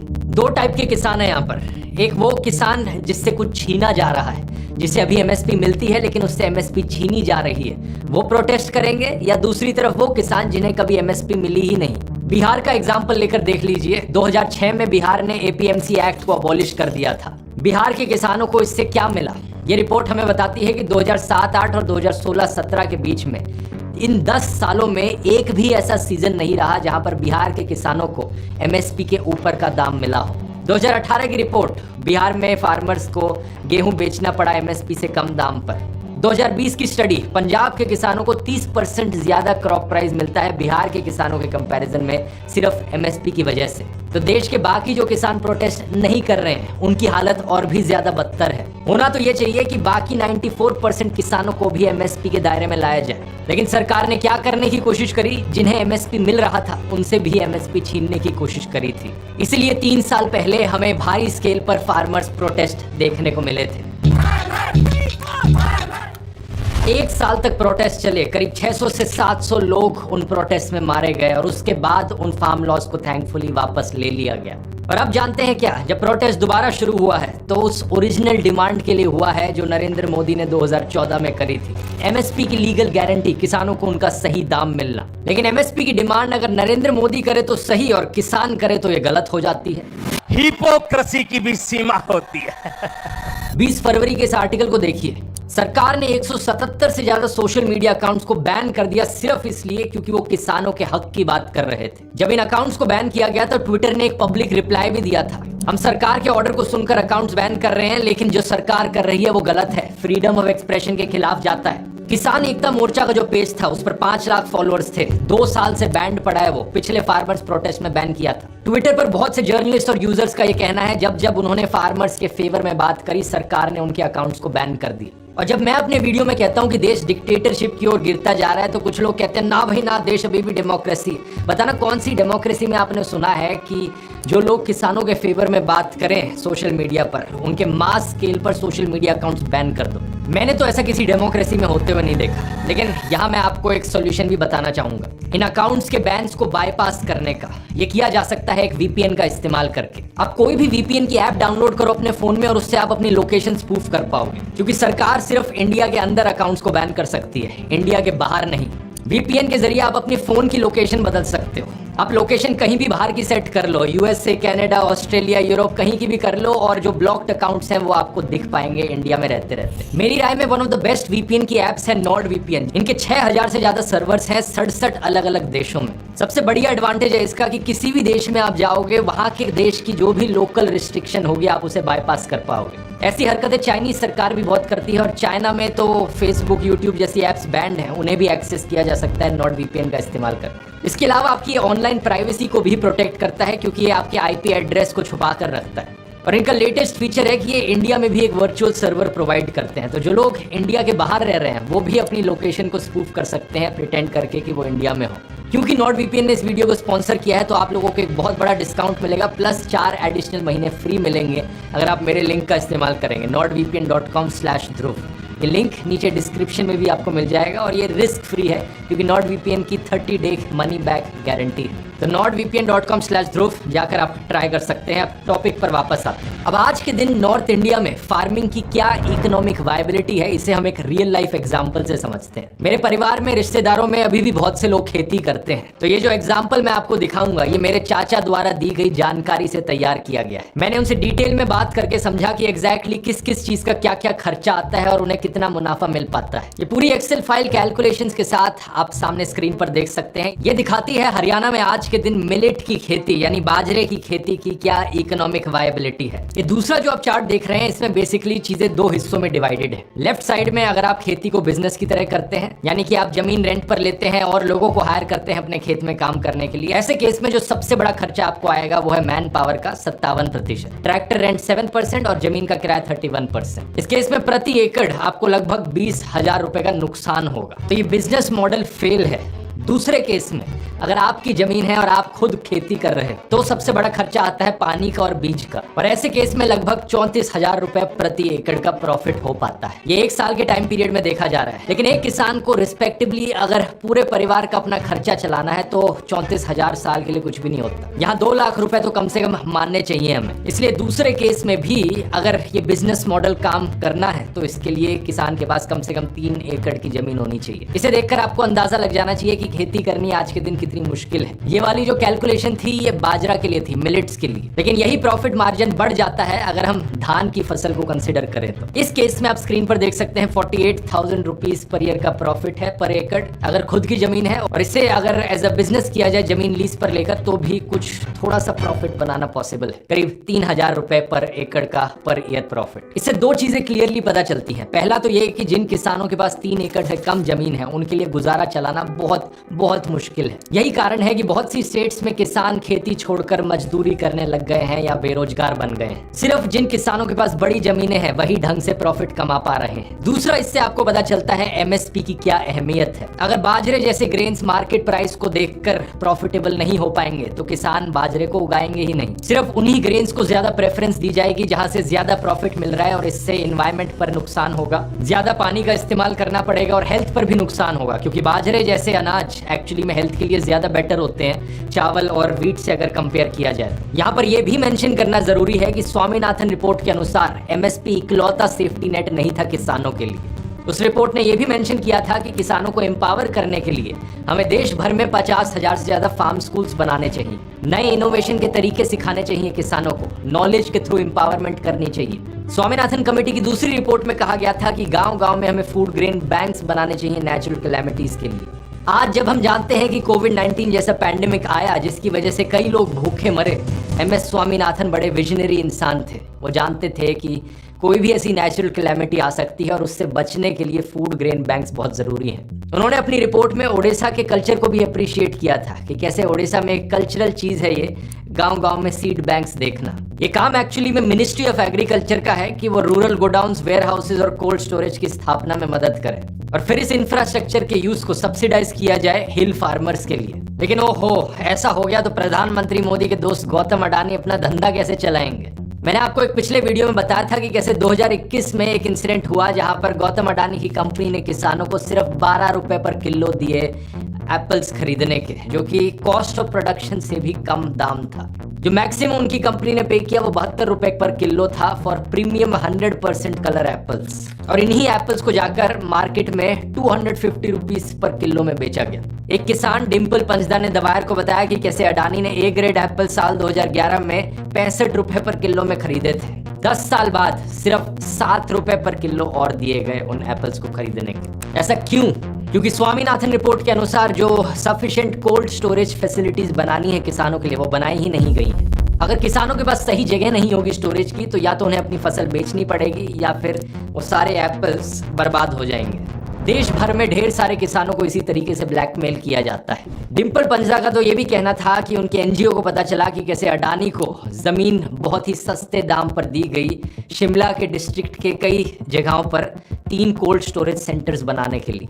अब किसानों की हालत समझ रहे हैं दोस्तों देश में। आज सरकार ने MS स्वामीनाथन जी को भारत रत्न का अवार्ड तो जरूर दे दिया है, लेकिन अगर कोई किसान बात कर ले स्वामीनाथन रिपोर्ट को इम्प्लीमेंट करने की तो उनकी आवाज दबाई जाती है, टीयर गैस के गोले फेंके जाते हैं। और इस सब में मीडिया क्या करता है? मीडिया किसानों को बदनाम करने की कोशिश करता है। ये सारे टीवी न्यूज एंकर्स किसानों के खिलाफ ही प्रोपेगेंडा फैलाते हैं। झूठी खबरें फैलाई जाती हैं कि कभी ये खालिस्तानी हो गए, कभी देशद्रोही हो गए, कभी कह दो कि इनकी डिमांड से पूरे देश की इकोनॉमी खत्म हो जाएगी। इसकी बात आगे करता हूं, लेकिन खुद ही सोच कर देखो, जब किसान प्रोटेस्ट नहीं कर रहे होते तो मीडिया कितनी बारी बात करता है किसानों के बारे में। जब रोज किसान आत्महत्या करते हैं, जब मजबूर हो जाते हैं प्याज को 2 रुपए पर किलो बेचने में, कितनी डिबेट्स करी जाती हैं न्यूज चैनल्स में। यूट्यूबर रमित वर्मा ने 202 डिबेट्स को एनालाइज किया 4 हिंदी न्यूज चैनल्स की। आज तक न्यूज 18, जी न्यूज और इंडिया टीवी, इन 202 प्राइम टाइम डिबेट्स में से कितनी डिबेट्स किसानों के ऊपर करी गई, बेरोजगार यूथ के ऊपर करी गई? 0, बिल्कुल 0। एग्रीकल्चर एक्सपर्ट पी सायनाथ बताते हैं कि देश की 69% पॉपुलेशन अभी भी विलेजेस में रहती है, लेकिन रूरल इंडिया की खबरों को कितना शेयर मिलता है फ्रंट पेज पर अखबारों के? सिर्फ 0.67%। पिछले फार्मर्स प्रोटेस्ट के दौरान 5 महीने में करीब 5072 न्यूज स्टोरीज पब्लिश हुई। उनमें से सिर्फ 0.7% न्यूज स्टोरीज ऐसी थी जिन्होंने बढ़ती हुई कॉस्ट ऑफ प्रोडक्शन की बात करी। केवल 27% ऐसी थी जिन्होंने MSP की डिमांड का जिक्र भी किया। तो जब किसान मरते हैं, बुरी हालतों से गुजरते हैं, तब मीडिया बिल्कुल चुप रहता है। लेकिन जैसे ही वो अपनी आवाज उठा ले कि हमें MSP दे दो, कम से कम इतना मिनिमम प्राइस दे दो ताकि हम अपना गुजारा चला सकें, इन टीवी चैनलों का प्रोपेगेंडा शुरू हो जाता है। एक यूट्यूबर ने कहा कि अगर सरकार ने किसानों की सुनकर MSP लागू कर दिया तो देश को 10 लाख करोड़ का खर्चा उठाना पड़ेगा। एक दूसरे ने कहा 18 लाख करोड़। ये लोग इतना झूठ बोलते हैं कि जिस न्यूज आर्टिकल का ये इस्तेमाल करते हैं झूठ बोलते वक्त, वो भी उसी सेकंड इनके झूठ को पकड़ लेता है। 10 lakh crore is miss information. पहली बात यह है कि अभी जो MSP मिल रही है और जो नई MSP होगी उसमें जो फर्क है, सिर्फ उसी अमाउंट को तो कंसिडर किया जाएगा ना कि वो एक्स्ट्रा खर्चा पड़ रहा है सरकार के लिए। एक CRI SIL स्टडी के अनुसार, जिन्होंने एग्जामिन किया 23 में से 16 क्रॉप्स को जिन पर MSP लगा है, एस्टिमेट है कि सरकार को जो असली कॉस्ट पड़ेगी MSP लीगलाइज करने की वो करीब 21,000 करोड़ रुपए ही होगी मार्केटिंग ईयर 2023 के लिए। दूसरी बात, एग्रीकल्चर एक्सपर्ट देवेंद्र शर्मा बताते हैं कि सरकार हर चीज को नहीं खरीदती किसानों से। सरकार सिर्फ तभी MSP पर खरीदती है जब प्राइजेस क्रैश कर जाते हैं। बाकी जो MSP पे खरीदने का काम है वो प्राइवेट प्लेयर्स करेंगे। स्वामीनाथन रिपोर्ट के अनुसार MSP को प्राइवेट कंपनीज पर भी लागू किया जाना चाहिए। तो अगर खर्चा यहाँ पर किसी को उठाना पड़ेगा तो वो मिडिलमैन कॉर्पोरेट कंपनीज हैं जो वैसे ही करोड़ों रुपए कमाने लग रही हैं। और उन्हें क्या दिक्कत होगी किसानों को एक मिनिमम सपोर्ट प्राइस पे करने में, जब बाकी और इंडस्ट्री में सिमिलर कानून ऑलरेडी एग्जिस्ट करते हैं। जब कोई कंपनी किसी एम्प्लॉय को हायर करती है तो मिनिमम वेज लॉ एप्लीकेबल होता है कि नहीं होता? तो उसी तरीके से जब कोई कंपनी किसी किसान से फसल खरीदे, एक मिनिमम सपोर्ट प्राइस का लॉ एप्लीकेबल हो सकता है। अब इस चीज को सुनकर कोई कहेगा यार ये तो फ्री मार्केट प्रिंसिपल्स के खिलाफ जाता है, सरकार इस तरीके से रेगुलेशन कैसे लगा सकती है, हमें तो बिल्कुल फ्री मार्केट रखना चाहिए। लेकिन मैं आपसे पूछना चाहूंगा, जब अदानी किसान से 12 रुपए किलो में एप्पल खरीदता है तो क्या ये फ्री मार्केट है? जब नियम बदले जाते हैं और 6 एयरपोर्ट अडानी की प्लेट पर सजा कर दिए जाते हैं तो क्या ये फ्री मार्केट है? देश में जो व्हाइट रेवोल्यूशन आई थी वो फ्री मार्केट की वजह से नहीं आई थी। सरकार की प्रोटेक्शनिज्म की वजह से आई थी, मिल्क कोऑपरेटिव्स की वजह से आई थी। इसकी बात मैंने अमूल वाले वीडियो में करी है। लोग एक शब्द को सुन लेते हैं फ्री मार्केट और शुरू हो जाते हैं। ये भारी भरकम शब्द उछालने से पहले लोगों को समझना चाहिए कि एडम स्मिथ की क्या फिलॉसफी है। David Ricardo, labour theory, Karl Marx, John Maynard Keynes, इन सब को समझकर ही अपना ओपिनियन बनाना चाहिए फ्री मार्केट क्या चीज़ होती है क्या नहीं होती। आपको ये सारी कॉम्प्लेक्सिटी समझने की जरूरत नहीं है, आप बस इस वीडियो को देख लो। ये जो है 25 रुपए का मुझे मिला है, 100 ग्राम मक्के के दाने के मेरे किसान भाइयों को आखिर कितना पैसा मिलता? अगर वो इतना सा मक्के के दाना 25 रुपए में बेचते हैं फिर तो वो बहुत अमीर हो जाने चाहिए थे, पर नहीं, ऐसा नहीं है। जो सच्चाई है वो बहुत अलग है। एक बड़ी सिंपल सी बात कही है फेसबुक यूजर प्रियंका सिंह ने, जो कहती हैं कि वो किसान की बेटी हैं। इन्होंने स्वीट कॉर्न का एक पैकेट खरीदा 100 ग्राम का। इसका दाम कितना था? 25 रुपए, यानी कि 1 किलो स्वीट कॉर्न पड़ेगा आपको 250 रुपए का। अब इस 250 रुपए में से किसान को कितना मिलता है? हमने इस पूरे वीडियो में डिस्कस किया एमएसपी के बारे में। अगर एमएसपी लगाया गया तो किसान को मिलेगा 21 रुपए पर किलो। 250 रुपए में से सिर्फ 21 रुपए पर किलो की बात हो रही है यहाँ पर। एमएसपी लागू करने के बाद भी किसान को सिर्फ इतना ही मिलेगा, यानी कि मिडिल मैन जो है वो फिर भी 230 रुपए खा जाएगा बीच के। क्या किसान को इतना सा मिनिमम प्राइस मिलना भी गलत है क्या? अब आप ही बताओ नीचे कमेंट्स में लिखकर। ये वीडियो पसंद आया तो अब ये वाला वीडियो भी देखना, जिसमें मैंने समझाया कि सरकार और कौन सी इंडस्ट्रीज में कैसे कैसे कानूनों को उलट पुलट कर रही है सिर्फ अपने क्रॉनिक कैपिटलिस्ट दोस्तों को फायदा पहुंचाने के लिए। आप भी शॉक हो जाएंगे देखकर, यहाँ क्लिक करके देख सकते हैं। बहुत बहुत धन्यवाद।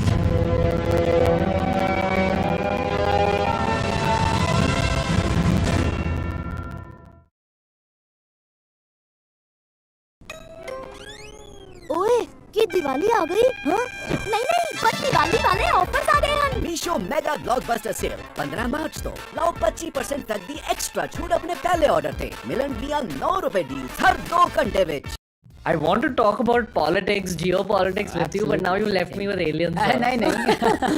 Lot of aliens are in politics, by the way. Oh, really? Really? Well, ooh, okay. Only Jay Sai Deepak and you, I feel out of all the guests I've ever had on my show, are probably capable of doing this. Jay Sai is amazing, and disclosure, he is representing me in one of the cases. What are you sued for? For my freedom of speech. Criminal contempt of court. Damn! For being you. For being me. Why should I bore you with this intro and explain to you who Anand Ranganathan is? He's in the same league as the Jay Sai Deepaks of the world, the Abhijit Chavras of the world, and the Rajiv Malhotras of the world. He's on the Ranveer show for the first time today. He's one of our country's most respected political commentators. Lots of extreme right-wing people believe that he's left-wing. Lots of extreme left believe that he's a right-wing guy. But honestly speaking, after interacting with him on the podcast, I know that he's one of the most centristy people that I've come across. I'm not going to say too much more. Enjoy this centrist style conversation of TRS. I've never been someone who's been into political conversations until this phase of my life, when I've realized there's a way to make these fun with humor, with simplicity, and with ease. It's Anand Ranganathan with a blockbuster episode of TRS. Here we go, baby.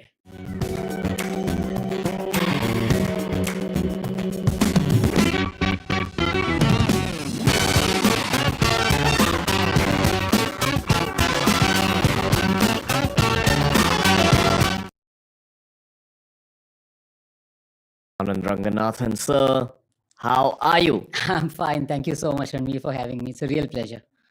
Welcome to TRS. I also welcome the little cult you've built on the internet to TRS. How have you been able to build this kind of a cult fan following? I don't know about that. I just enjoy what I do, and I think that's perhaps that's the secret, and that's the secret that you are in the know of as well. So you have probably 100 times a bigger cult following than anybody else. No, my cult will meet your cult today over this conversation. The clash of the cults. Oh, I don't know if it's a clash as much as it is not at all. Yeah. A new age Genghis Khan kind of thing. What was that lovely, one of the greatest episodes in the Game of Thrones? The Battle of the Bastards. Oh. No, not that. There is to be insinuation. Calling me a person. No. I welcome this, maybe like a long lost brother of yours, J. Sai Deepak, was on the show. Yes, I know. I saw that wonderful episode. Yeah. And he's a bro off camera. Oh, Okay, yes. in terms of his energy, is very brotherly. Yes. He has a sense of humor. It's just that on camera he turns into a bit of a demonic version of himself, which I love. I think he's able to build his cult out of that. So, baaton hi baaton mein, I called him dude, I called him bro. Yes. And people are just pissed off that I humanize guys like y'all. Because y'all are like demigods for your cults. Not at all. But I think it's a well-earned title, which is why I will talk to you as a brother as well. Bilkul. If you don't mind. Absolutely. As my elder brother, absolutely. Yeah. Don't mind the inappropriate humor. Don't mind the sharp questioning either. So let's begin with what's up in life? What's up in life? Life's good. Life's good. I'm enjoying whatever I want to do, and I think that's what I love doing. That's what I think should be done. Before every podcast, I do a little bit of research. I go around asking people, about, I'm getting this person tomorrow. What do you think? There was a lot of, oh my God, when I took your name. Why is that? Why is that so? Was that, oh my God, as in don't do that, or? No, it's like a wow. Oh, I see. It's like such a reputed man on your show. Like, क्या बात कर रहे हो? So, Bhaskar Pagle रुलाएगा क्या? how do you introduce yourself to a 10-year-old in Britain? Comes up to you and says, "Good sir, what do you do?" How would you describe your job profile? So you want me to do the Julia Roberts thing? I'm just a simple guy. It's a Notting Hill reference. Yes. Wow. No, I mean, I'm just. I'm a simple, fun-loving guy who really loves whatever he wants to dabble in, and I would like to see myself as a jack of all trades and master of none. Okay. Because my bread and butter is, of course, science, and if there's one thing I've learned being a scientist, it is that you can never be an expert in any domain of science. You can at best be a student. And I think that's science gives you a lesson in humility, and I think that's the biggest lesson. And if I can, this is a free-flowing conversation, right? So I can go wherever you wish. Connect neurons as and when wherever, please, yeah. So, and the biggest example of that, Ranveer, is that 120 years ago, when during the time of Darwin and Wallace and other people, when people started thinking about biology and evolution, they would draw what is called the tree of life, which is all the organisms that they know of, the species and genus and everything, and they'll put where are they placed in a kind of a metaphorical tree. So you would have bacteria, you would have fungi, you would have apes, you would have tiger, other animals, and all those things. And if you look at the tree of life of the late 19th century, 1880, something like that, during the time of Darwin, you would see man is sitting on top of the tree of life. That is what the perception was, If you see the modern tree of life, man is barely hanging on to a branch, which is one of 6,000 branches, So, and that has happened without science dictating to you that, look, this is what you must believe in. No, science just puts things on the table. It's up to you to believe it or not. And the fact of the matter is, the single most biggest lesson that science has taught in the last, biology and for that matter, physics as well, is humility, that you are no one. Nothing matters, and you thought you were sitting on the top of the tree, and now you're barely hanging on to a branch. And one other thing that I feel, which is really surprising, is that of all the attributes that we put to human imagination, that, oh, we can imagine great and we are amazing at imagining things. Why is it that all aliens have 2 ears and 2 eyes and 1 nose and 4 limbs? So, but that is so psychological, because we see everything else as emanating from the human thought, So we also believe aliens also would be like us, kind of very evolved. And so...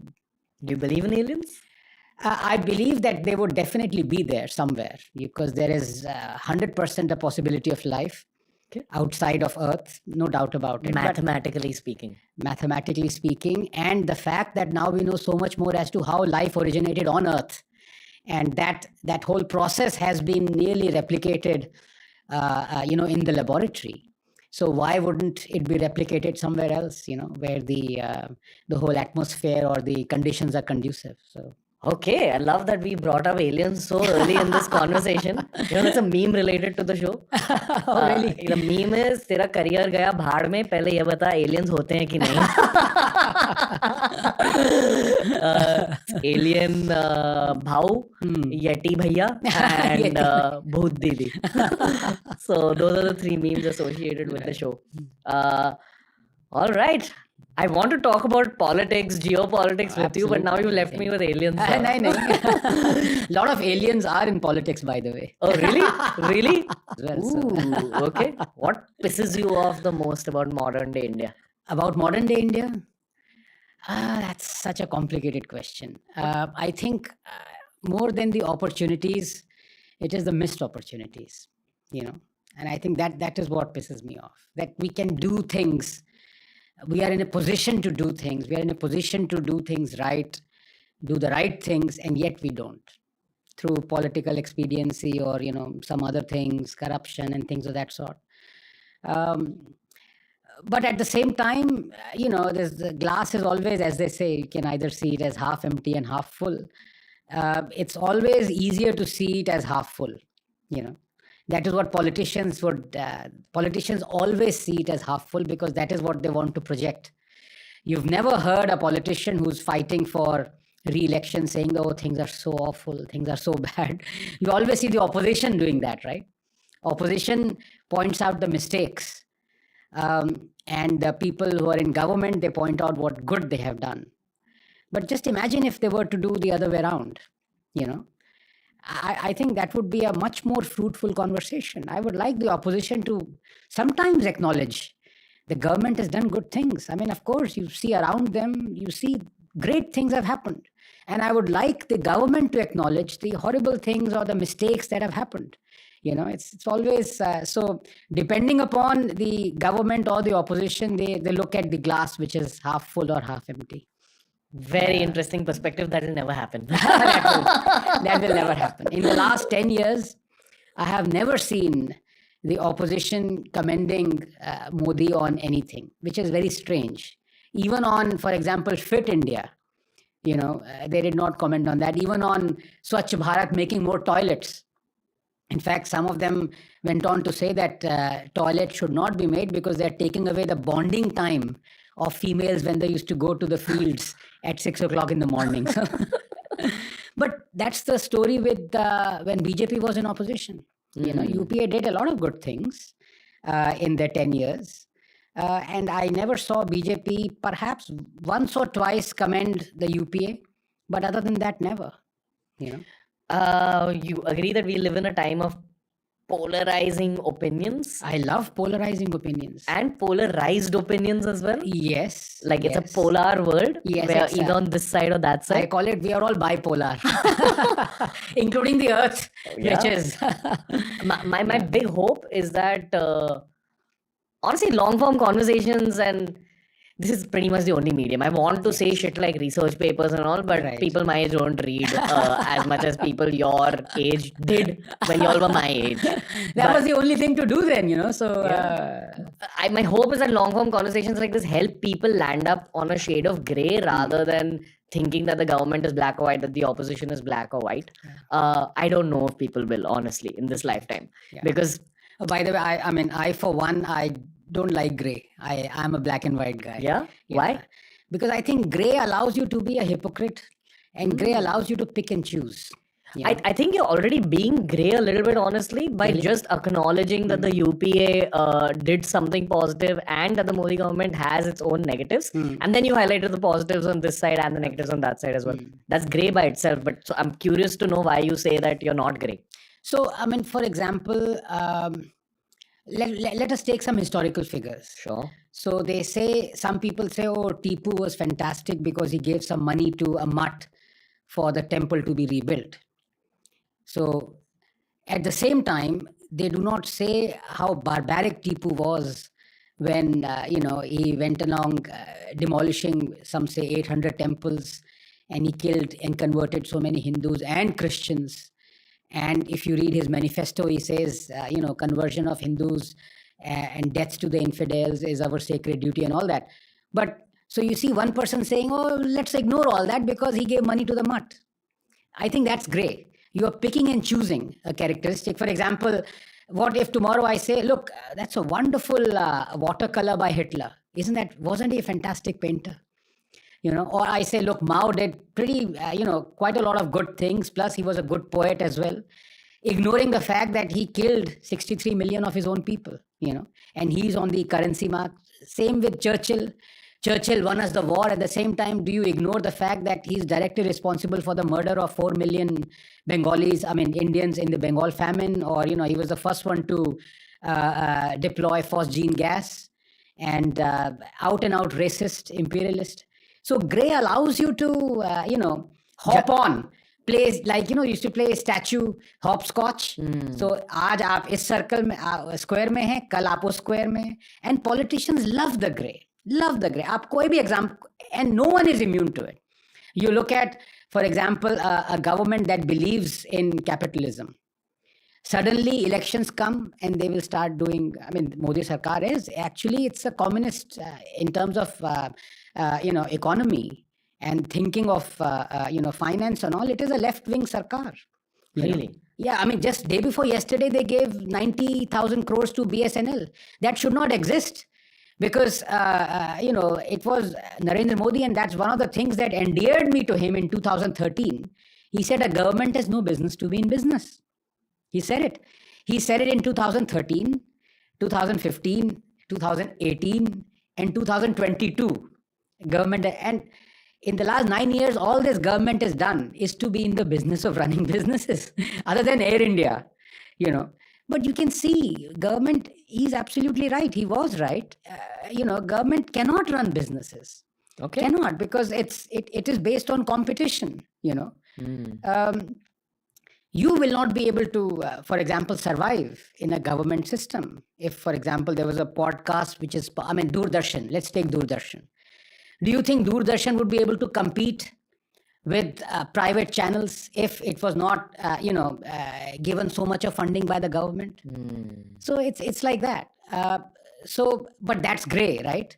Because Modi is saying one thing, that government should not do businesses.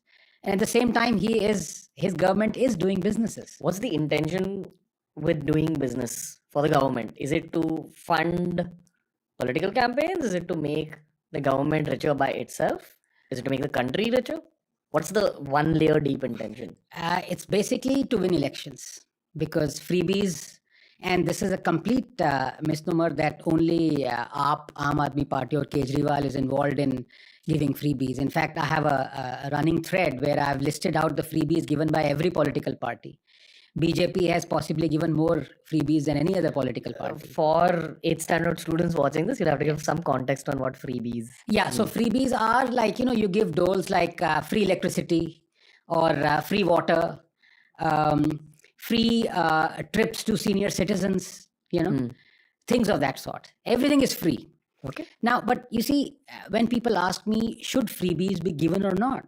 Now, that's a difficult question, because a country like India, a government needs to be a welfare state. Otherwise, people will die by their millions. For example, in COVID, the government needed to give 80 crore people 2 meals a day, which it has been, and it has continued that. The government needs to give free education. It needs to give free health insurance, things of that sort. Perhaps not, for the long term going forward 50, 20, 30, 40 years. But so I am a proponent of welfare state. What I'm not a proponent of is the money that is coming to the government to make sure that this welfare state exists and prospers. That money cannot come from socialism. That money has to be generated through capitalism. A welfare state is possible only in a capitalistic world, not in a socialist world. You mean to say that instead of them running their own businesses, yes, rather have actual businessmen, businesswomen run and businesses? You tax them. You tax them and you get like what America does, you know, like, so you, for example, if we had huge conglomerates like what America does, and we tax them nominally, not like, basically squeeze the life out of them, which is what India does, because you need money to run things, you just can't keep on printing money like America does. America is in debt of what, 25-30 trillion dollars, if I'm not mistaken. In fact, just a week ago, they were about to go into, so-called quote unquote bankruptcy or something, but it was always saved at the last moment. India will not be saved if we reach that situation. Bangladesh is currently in that situation. Pakistan has been for so long. Sri Lanka was. So this kind of, keep on running debt is a very risky business, because we can't, like America, we can't keep on having this, what they call helicopter money, keep on printing money. We just can't do it. But the fact of the matter is, governments cannot run businesses. And myself and a very young economist, Karan Bhasin, very gifted guy, we wrote an article last October about public sector units. So India has, we tabulated, it wasn't very easy at all. We had to look at all the government kind of activity reports from finance ministry and all those things. So the bottom line is, India has about 1,830 odd public sector units, central and state. About 400 of them are non-functional, but still government is paying money. You're talking at a very high level here. This is a podcast for like college students. Okay. So public sector units are like public sector banks, like State Bank of India. Navratnas are an example. ONGC is so all they would know. I mean, let's dial back slightly. Sure, just to kind of conclude what you said. Okay? Right. So you're saying that government should not run businesses. But what specifically within that pisses you off? Their lack of ability to run businesses? Unable to sack people who are, not contributing anything. Okay. Non-competitiveness.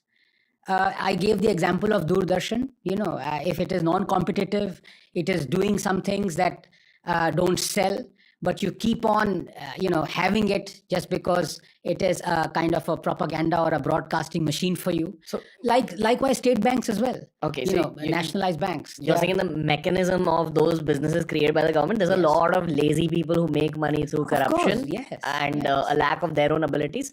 But they're like, oh no, we work with this particular government organization, and overall, that government organization doesn't perform as well as a private organization could in its place. Yes, and it basically, to give you an example, we used to have in our refrigerators and air conditioners chlorofluorocarbons, until it came out that they are very harmful because they deplete the ozone layer, and then CFCs were banned.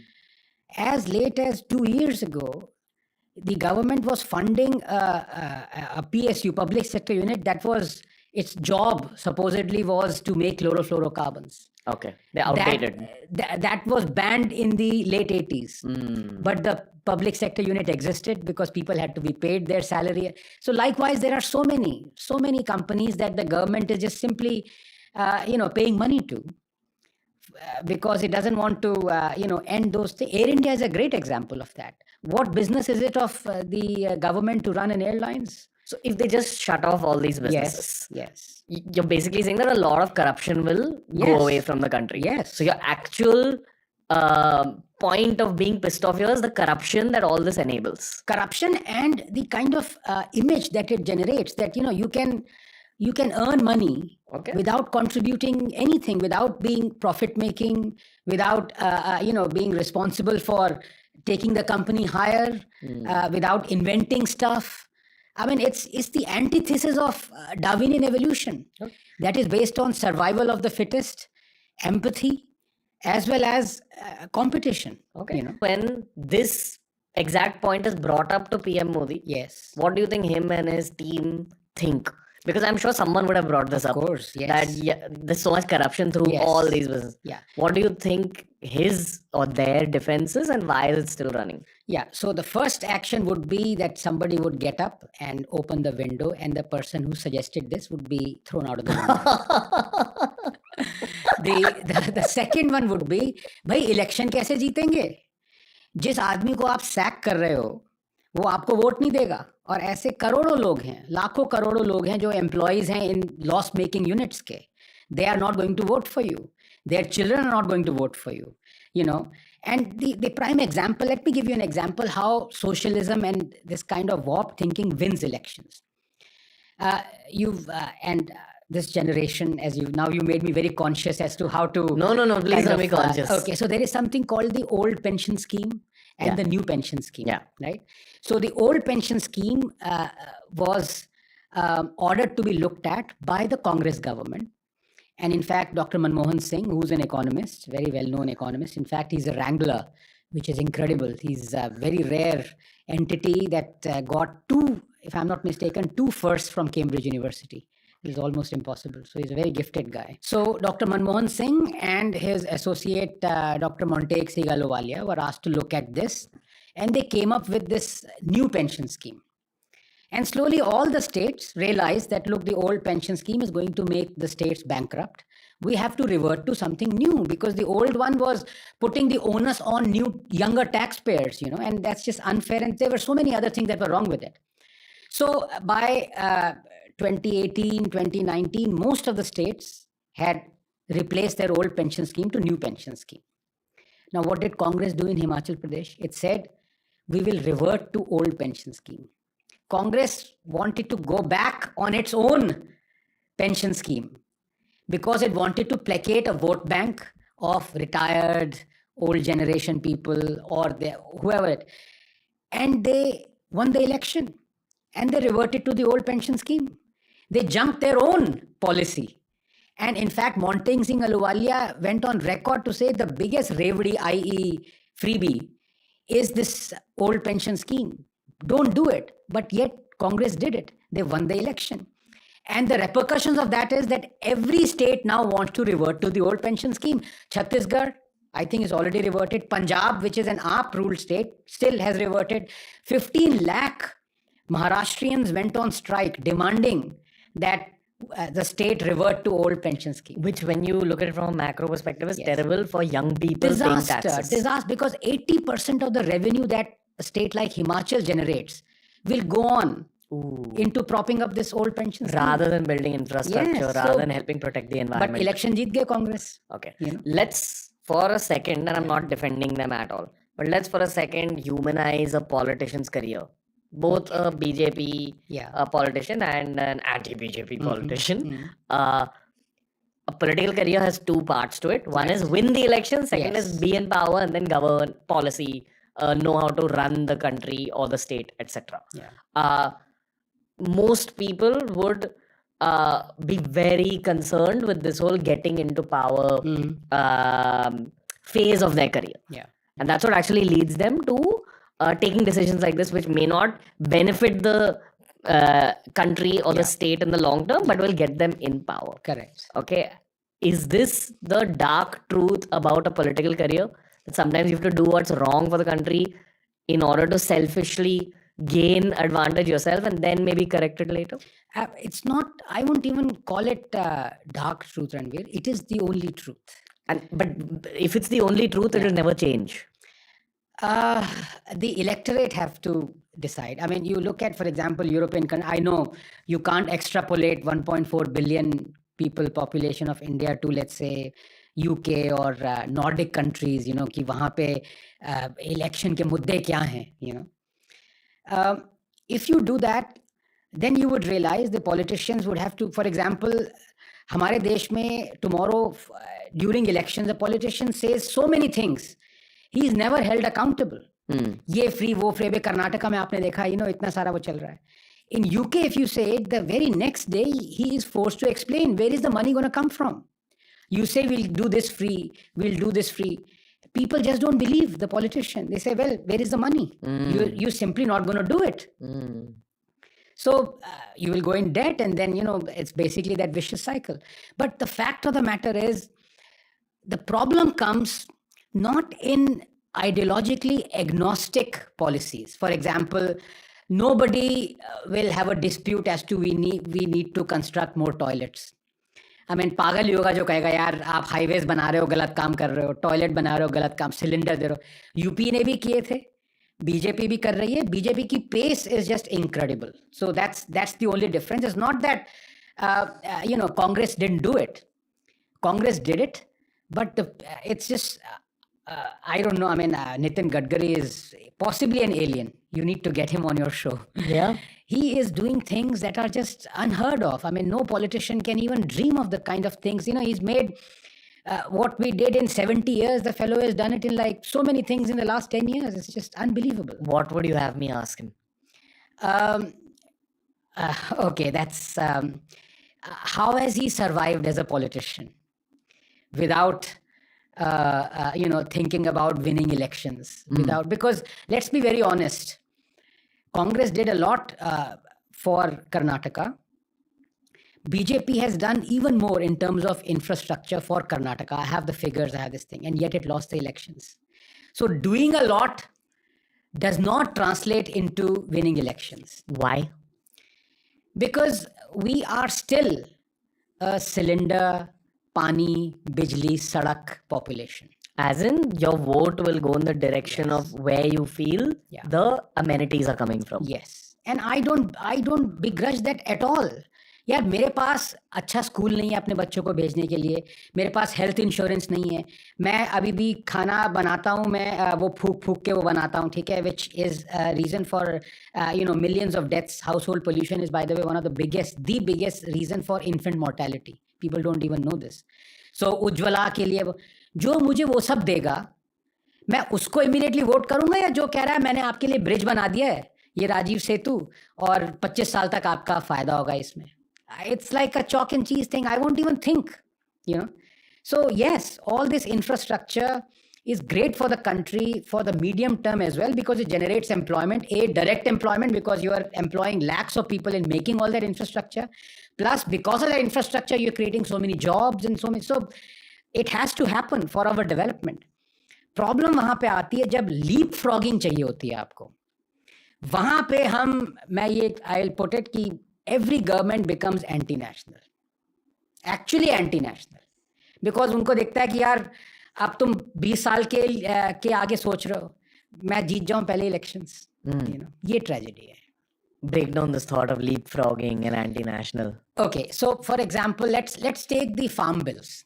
Okay, the farm reforms. You'll have to give context on all these things. Don't assume that anyone knows anything. No, absolutely. So basically, as everyone knows, 2 years ago, I think it was 2.5 years ago, Modi decided to bring in these 3 farm bills. The first one happened quite long ago, so let me see if I can recall what exactly these farm bills were. Sure. First one was that we will give the farmers a choice where they can sell their produce. So up till now, the farmers have to go to a government mandi, which is called APMCs, Agriculture Produce Marketing Committee. So government की अपनी मंडी बनाई हुई है, पूरा socialist system चल रहा है. वहाँ पे farmer आएगा, वहाँ पे अपना सामान बेचेगा. मोदी ने कहा कि you can actually sell your produce wherever you want to. The second was we will do away with something where the government could immediately come and say that, look, now you are hoarding stuff. You cannot hoard stuff anymore. So this is an essential commodity. And that was devastating because, no go down maker would actually make go down. So what used to happen is a farmer produces something in the Western countries, you can store it up to 6 months a year. Right? And then enter the next agricultural produce cycle. And then so for 6 months to a year, you don't have to worry about the perishability or perishing of your produce. It's in go down. यहाँ पे क्या होता था कि आप, here what would happen is you make a go down, the farmer stores it, and suddenly the government executes this Essential Commodities Act, and let alone say that you can't hoard, quote unquote, hoard is a very negative connotation. You can't store stuff in go downs. People would be arrested.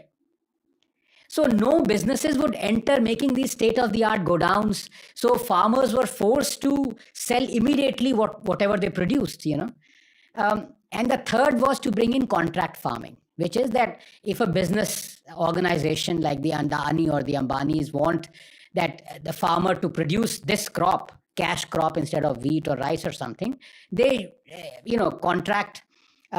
You contact a farmer and enter into a contract, and the farmer grows that for them. These were the 3 things.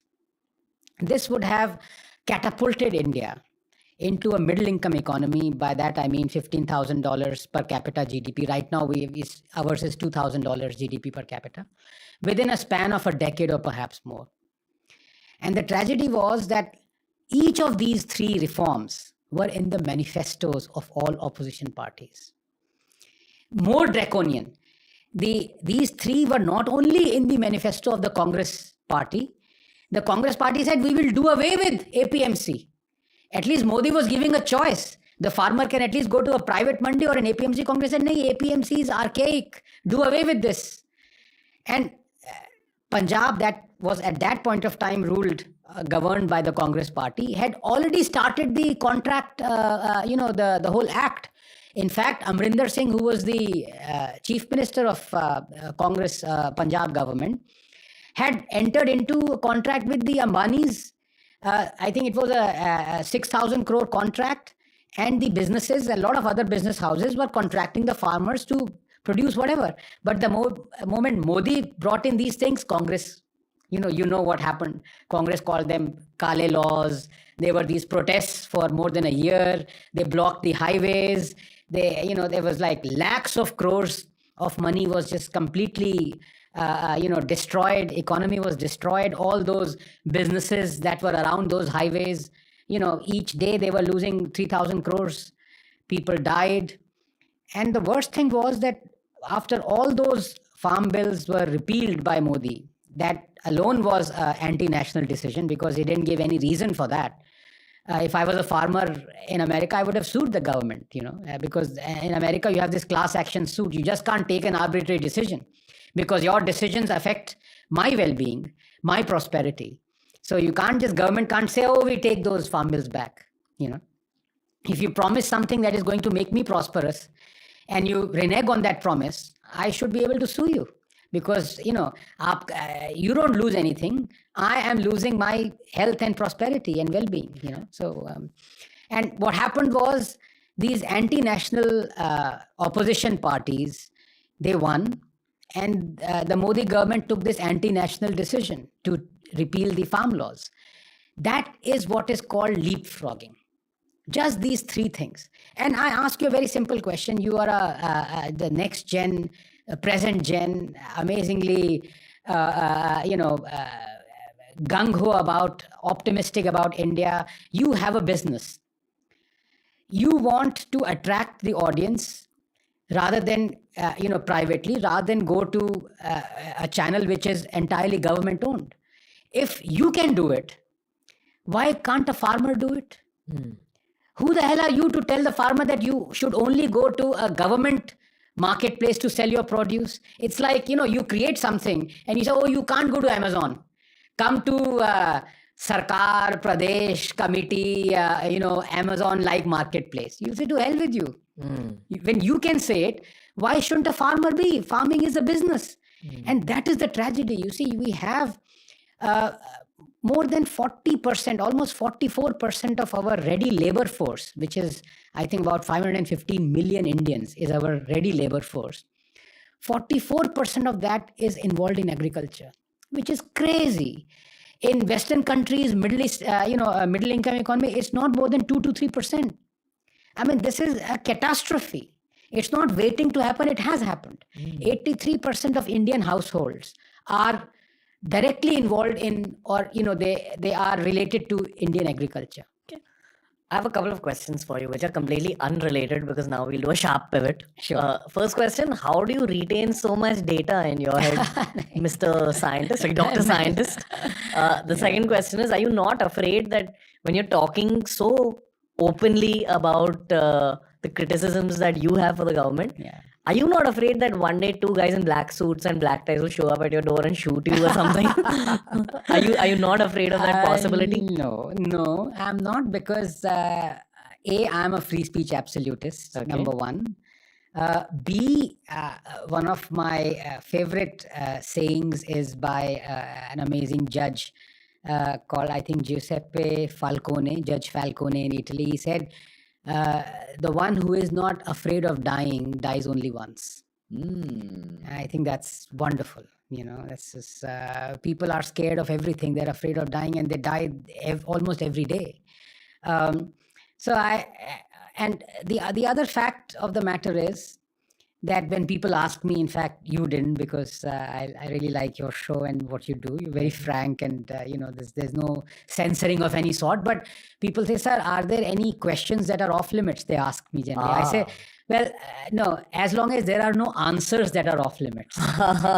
So they are more worried about the answers that I may give than the question that I may receive. And why shouldn't I be able to take any question? I mean, it's a challenge for me, and I would defeat myself. I'll fall in my own eyes if I wouldn't want to answer any question. But having said that, I've said this before. People call me only once. एक बार बुलाते हैं, उसके बाद दोबारा नहीं. They don't call me again. So I think to give you a couple of examples, I think that from the top of my head, a very dear friend. He was an Rajya Sabha MP, no less. So he invited me for a one-day conference on dynasty being the scourge of Indian politics. It was a BJP-sponsored event.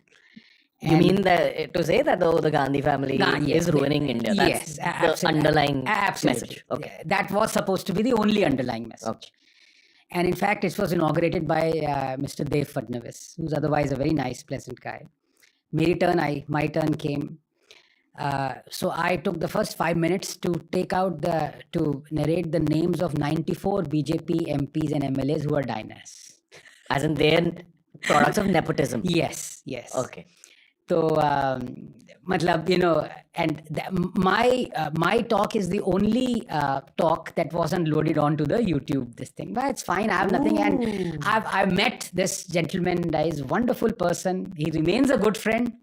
His wife is even a more dearer friend than he is.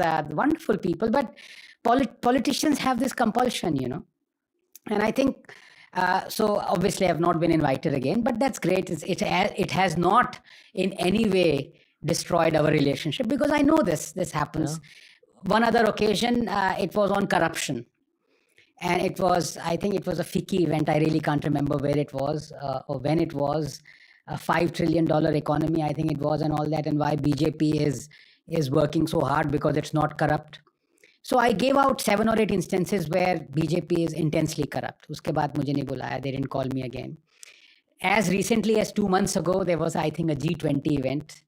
I want to, I want to do this many times because people think कि क्या कर रहा है यार, एक तो तुझे बुला, they're calling you there. But then I say, look, this is what I believe in.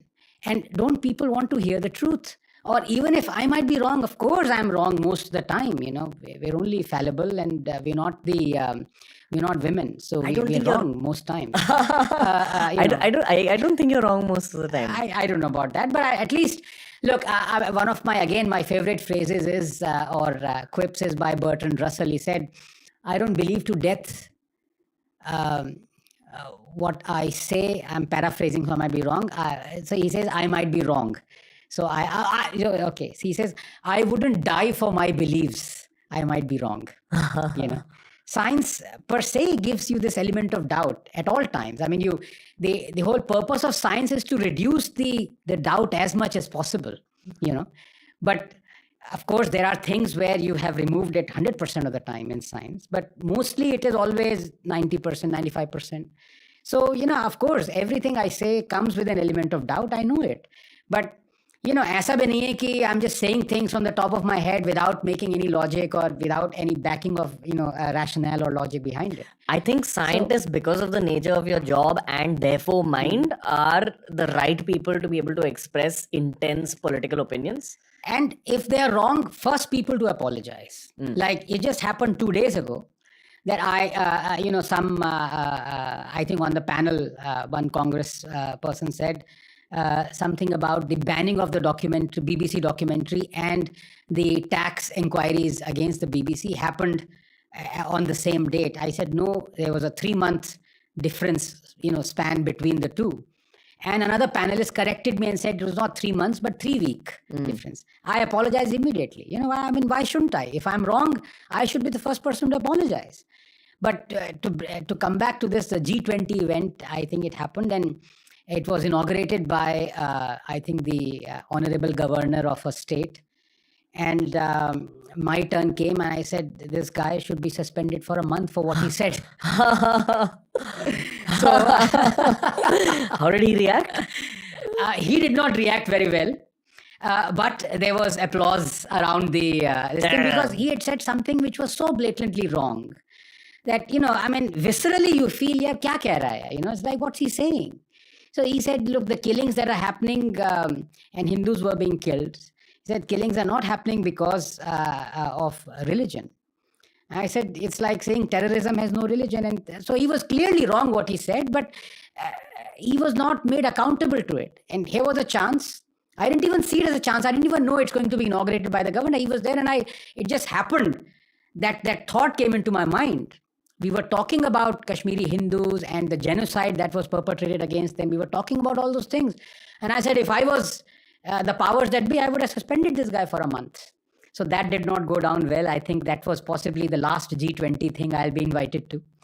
So likewise, Ranveer, is this going to be the last year? No, not at all. This is the first of many. Honestly, I would like to know what the mood of the event was after you came off stage. Did you say hi to him or say? No, I think he walked off. And then the repercussions for the organizers were pretty drastic. And there were some people who didn't like what I said. I'm sorry if they felt that way, but I say what I believe the truth was, and many people came to me and said, you did right, because somebody should tell him that he's wrong. When Hindus, in villages around, even now Jammu, forget about the valley or, near Srinagar, they look at the Aadhaar card and they find out if someone is a Hindu or a Sikh or a Jain and then target him. That happened. Terrorists barged into a school and looked at the Aadhaar cards and they found a Sikh teacher and they murdered her. So do you think that's not happening because of religion? What are you talking about? So he was clearly wrong, except that nobody pointed that out to him before I did. So, what is wrong, yeah, Have you been on other podcasts? Yes, okay. Yes. You should be on a lot more podcasts because someone like you needs to explain himself in an expanded manner. Right. And I'll tell you why. Honestly, your branding, if someone has not seen anything about you, has come out as extremely right-wing. And I don't know why. As I'm speaking to you, I don't feel you're right-wing at all. I feel you're truly centrist and you have a moral compass which governs your I say it all the time, मैं science की तरफ से हूँ. And I think what you look down upon most is injustice, and in a very rudimentary way of saying it, you look down upon evil. Someone is causing harm to other human beings, violence to other human beings, you look down upon that as bad, but you're definitely not right-wing in terms of you're not completely for the current government either. I think it's a very important conversation because you talked about we're living in a polarized time. You're absolutely right. And one of the things that this does to the psyche is you immediately throw labels at people because you are something. Even if you're not, you've been categorized. So people call me Sanghi. Earlier I used to take umbrage at that, but now I say, "Theek hai yaar, call me anything you want." But at some point, it is because of the complex they hold. They are something, and it's like that complex where if you have been categorized and you might even be that, you want to label the other person as that because then it becomes easier to battle. And this comes out clearly in why atheists are hated so much, because it is easier for a believer to converse with a believer than for a believer to converse with an atheist. When you lose a debate, you make the debate personal. And putting labels on someone is a part of making it personal. So what is a label? What are the kind of labels that people throw about? In today's times, is left-wing, right-wing? You must have, you've seen that. Everyone. So people brand me as right-winger. Then when I say something that is, against this government or, against the whole perception of what right-wing is, then they या तो कुछ लोग तो they say यार ये तो आनंद है, he's सह लेंगे थोड़ा, as there's a wonderful person called Cool Funny T-shirt. I call him a rascal, a delightful person on Twitter. So he is also, he criticizes the government. He is actually he's not a bhakt at all. He's not certainly not an unbhakt. he started this Chappan Kranti Sena, when Modi started saying, hum Chappan, Chappan and Chappan. And so he's kind of mocking it. And this master stroke thing, everything must have a reason. Modi ji kar rahe hain, to, soch samajh ke kar rahe hain. All that kind of, lot of things go into that. You keep on explaining, reasoning and justifying all sorts of decisions that this government makes, that's. So he says, seh lenge thoda, that's the term, that the meme, there's a Anand keh raha hai, seh lenge thoda. Otherwise, I am branded, oh, he's a commie, he's from JNU, his true colors are coming out, and he has Congi friends and all. So I take it now in the stride, but then at a level where people are not generally in the public eye, right? So people in the public eye don't really, to be honest with you, they don't mind this categorizing. People have categorized it, that's fine. But any youngster who's come to a public discourse, he can get really upset if people throw these labels on him. Because I used to be in that situation 8-9 years ago. Because what happens is everything that you do is then seen through that lens. So somebody's just, let's say, entered a discussion that is happening, has professed a point of view, and is immediately branded right-winger. Now, it doesn't matter what his next views are going to be. It will be, it's coming from a right-winger. And there are some people who are not left-wingers. There are some people who are left-wingers. And the people who throw these labels are those left-wingers because they want others to also be identified, pigeonholed into something. It is comforting for them. Validates their reality. Validates कि यार हमें इसने pigeonhole कर दिया, इसको भी करेंगे ना. They hate it when they can't pigeonhole someone, because it's like they hate an atheist. Because, or a Darwinian atheist, to categorize, there are different categories of atheists as well. Communists also call themselves an atheist, but they're basically cultists. So it's a religion. I mean, Karl Marx is basically a religion, and in fact, Marx hated Darwin. Yeah, basically, that's another matter. But the fact of the matter is, what is Ranveer left wing or right wing? It's very difficult to categorize it. According to me, I think the one definition we should really be worried about is something called social Darwinian. Are you a social Darwinian or not?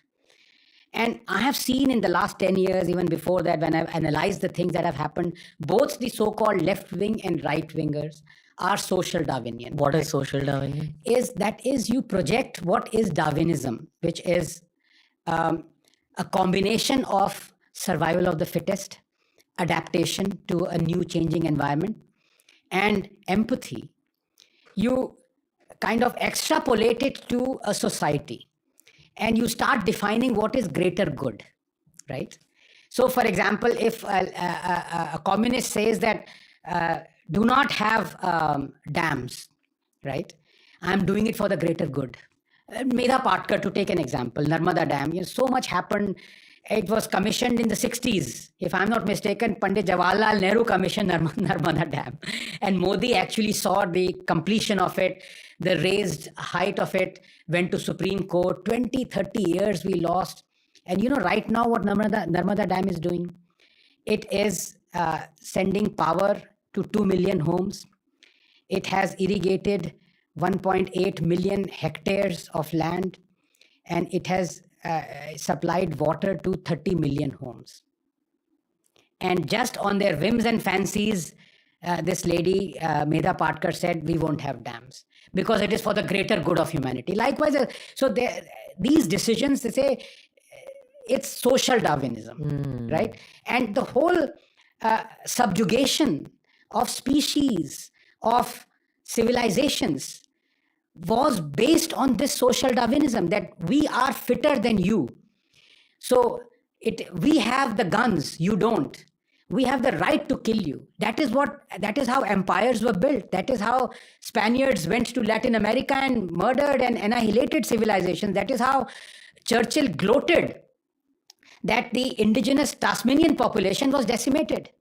And the last Tasmanian was actually filled and this taxidermy done on him and put in a museum. Churchill gloated, well, that's his fate, what to do. That is social Darwinism. And both the right wing at times and the left wing at all times, they indulge in this kind of thing. That is more harmful than right wing or left wing, because to be honest, the left or communism is against the spirit of Darwinian evolution, except one small subset, which is called quorum sensing, Okay. But the right it actually should follow Darwinian evolution. So what you're saying is basically when you think that your opinions are for the benefit of humanity, yes, it actually stops you from deep diving into the debate, the argument, the discussion, right, understanding the nuances of Yes. it, and then coming to a conclusion. For example, this government, Modi, is called right-winger, right? Why is he called right-winger? I mean, can you give me 3 examples of his right-winger? His economic outlook is totally left-wing. State control, even more state control, laws, very little reforms of regulation. Whatever reforms he wanted, he has gone back on it, reneged because of opposition pressure or whatever it may be. So this economically, this is a left-wing government.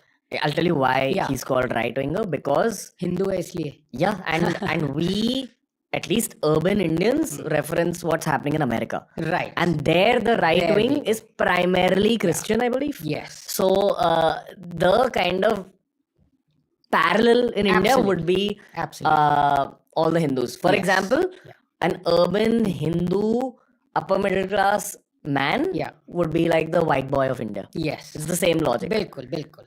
And if you look at, like many people say, अरे भाई ये right winger है, left winger है, क्या है इसको सब? मैं science की तरफ से हूँ. Whenever in doubt, just follow this. You might not be right all the time. I mean, science hasn't given you all the answers, but the only quote unquote ideology or belief that has given you maximum answers, reproducible answers, is science. What you're trying to say is you're a fan of facts and you're a fan of the good of humanity. Are you a social Darwinian? No, I'm so kidding. I'm completely against social Darwinism. Okay. I'm completely against social Darwinism. No, I'm kidding. I'm a Darwinian through and through. Okay. That is the thing. All right. Let's have a low-level discussion now. nahi. After this extremely deep, thought-provoking discussion. So just to add to that, Sure. Ranveer, so in the UK you have conservatives, right? Now I'm against conservatism because science doesn't believe in conserving things. You are constantly mutating. You are adapting. If we wouldn't be humans if apes were conserved, right? So every species might think, this is beautiful, let me conserve it. Sorry, nothing is perfect. Things are always evolving. And that is ironically the beauty of Hinduism. You look at our music, you look at our dance forms, they are constantly adapting. And I say this all the time, the beauty of I know very little about Hinduism and even less about, Hindustani classical music or Indian classical music. But what I do know is that one primary aspect of it being so beautiful is that nothing is written in stone. I mean, what Beethoven wrote as his 9th symphony in 1827 played, or even before that, but 20% has been infused with, Ravi Shankar has come up with something new, kuch naya wo aaya, kuch, things are changing in Carnatic music as well. I mean, how Tyagaraja, kind of thought, rendition should be, it's not the same right now. What that tells you is that Hinduism, its culture, its art is almost completely mirroring Darwinian evolution. It is antithetical to the right-wing conservatism. If it was conservative, then everything would be the same as it was 2000 years ago. Now you can say that it would have been still be perfect, but evolution by definition means there is nothing which is static. In the last 1 hour, we've had a discussion, we've evolved into something. Human evolution is constant. It is happening all the time. Very blunt response to everything that you've said up till this point, which is that I feel stupid in front of you. Like, and honestly, that does happen on the show a lot, like, because I get to meet people like yourself. But the gap between the knowledge levels never feels so much. Not at all. No, in fact, one of the things that keeps me going, honestly, very, very few things keep me going now with age, of course, is that I want to learn. I want to learn new things all the time, and I'm constantly learning new things, constantly. And one of the biggest platforms that has allowed me to do that, meet people who are so much more brilliant than I am is Twitter, believe it or not, you know. I have learned to be discerning, to take the good from Twitter. There's a lot of bad on Twitter, of course, because everyone has a mic now, you know, and I am all for it, by the way. Even psychopaths need a mic at some point or the other, you know. But the fact is, you need to constantly learn. A, because then it will allow you to be humble at all times, and B, it will enrich you in so many ways. And I'll just tell you, just 3 days ago, there was something that I wanted for 15 years, and I found a way to get it. You know what it was? I can tell you. So this was a sculpture by Salvador Dali, who was a surrealist painter, and he was profoundly impressed by Sigmund Freud, who's a psychoanalyst. You know, the birth of psychoanalysis is Father of psychology. That's right, yes. And his interpretation of dreams, you know, how he believed that you could actually cure people's, neurotic diseases and all those things just by simply talking to them. It's an amazing concept.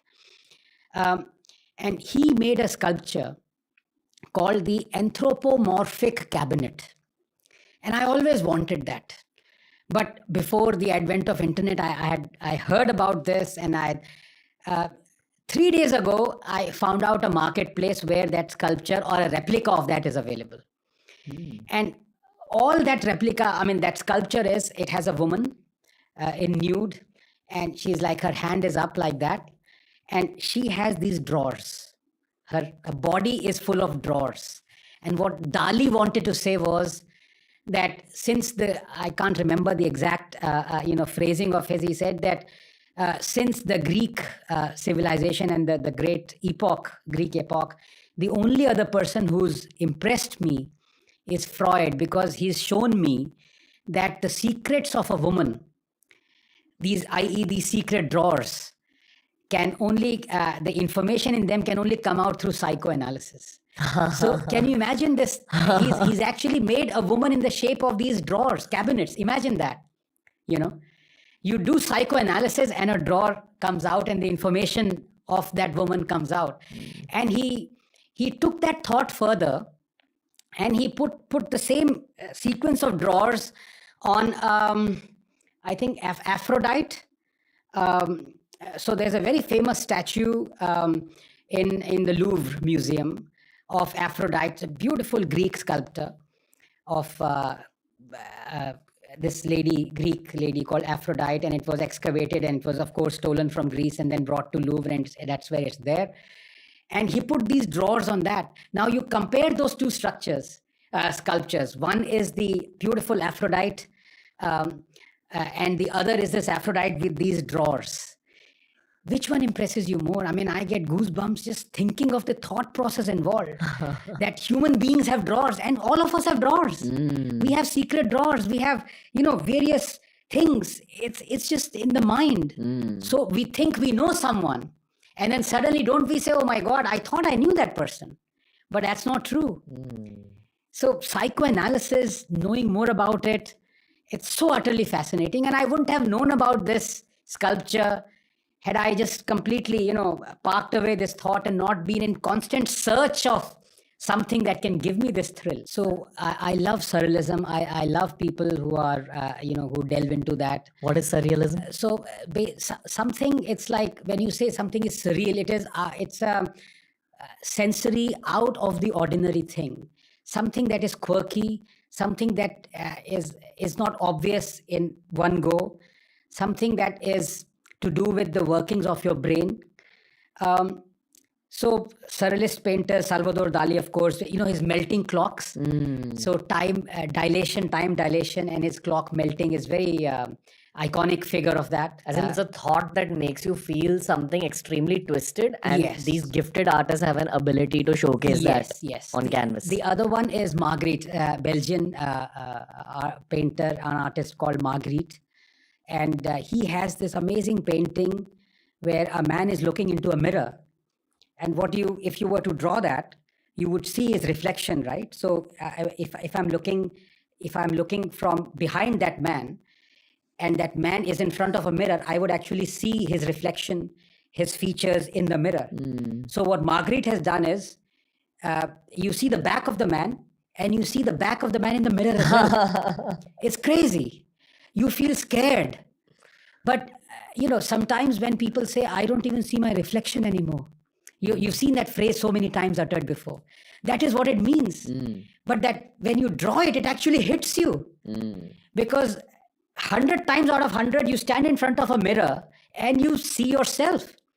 What happens if you don't see yourself in front of a mirror? You'll be scared to death. So likewise, it's truly incredible.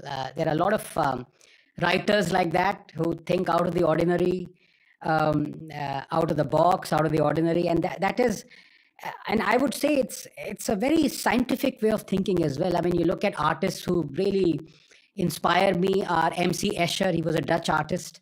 Everything is very surreal and impossible. The world that he went into was an impossible world, and he created such magic there. It's just absolutely stunning. If you were my professor in college, I wouldn't miss a single class. Do you get that a lot? I do get that. I do get people, students especially, I think they like when I teach them, but I'm quite quirky in that sense. And I'm never a hard taskmaster. I'll be very honest with you. I always set a very easy exam. Okay. Because my thinking was I had to go through really tough exams. I used to every time feel, shit, yaar, I'm sick of this. I don't want exams. I hate my teachers and all that stuff. Some of them, not all of them. So I said, if I am ever in a situation where I have to set exams, I promise I'll pass everyone. Don't tell it to. Just said it. No, but I think life is tough as it is. Why make it tougher? That's the thing. What narrative would you like to relay to the public about JNU? About JNU? There's this, again, very twisted, polarized opinions when it comes to JNU. Yeah, it is very polarized. It's very unfortunate because JNU is not what a lot of people perceive JNU to be. Which is what? JNU is, more often than not, I say, look, there are bad things in JNU, no doubt about it. Ideologically, it is still entrenched in the communist way of thinking, which I think is wrong. There's a lot of cancel culture that has come in. Again, it is very wrong. So there are things that are wrong. But I have interacted with a lot of people who are in the public eye in JNU, and they're immediately branded as, the left-winging, bloody commie, India, anti-national, this and that. And trust me, they're quite nice to talk to. In person, they are. They are. I think one lady comes to mind. I won't name her. I think she was part of JNU, SU student, whatever. Extremely affable to talk to. But as with all things political, they have to have what the wonderful British phrase is, keeping up appearances. So they have to appear to be like that. I'm sure if I were to talk to, wasn't there this photo of Modi cracking a joke with Sitaram Yechuri? And right-wingers didn't like it. Why is the other side as well?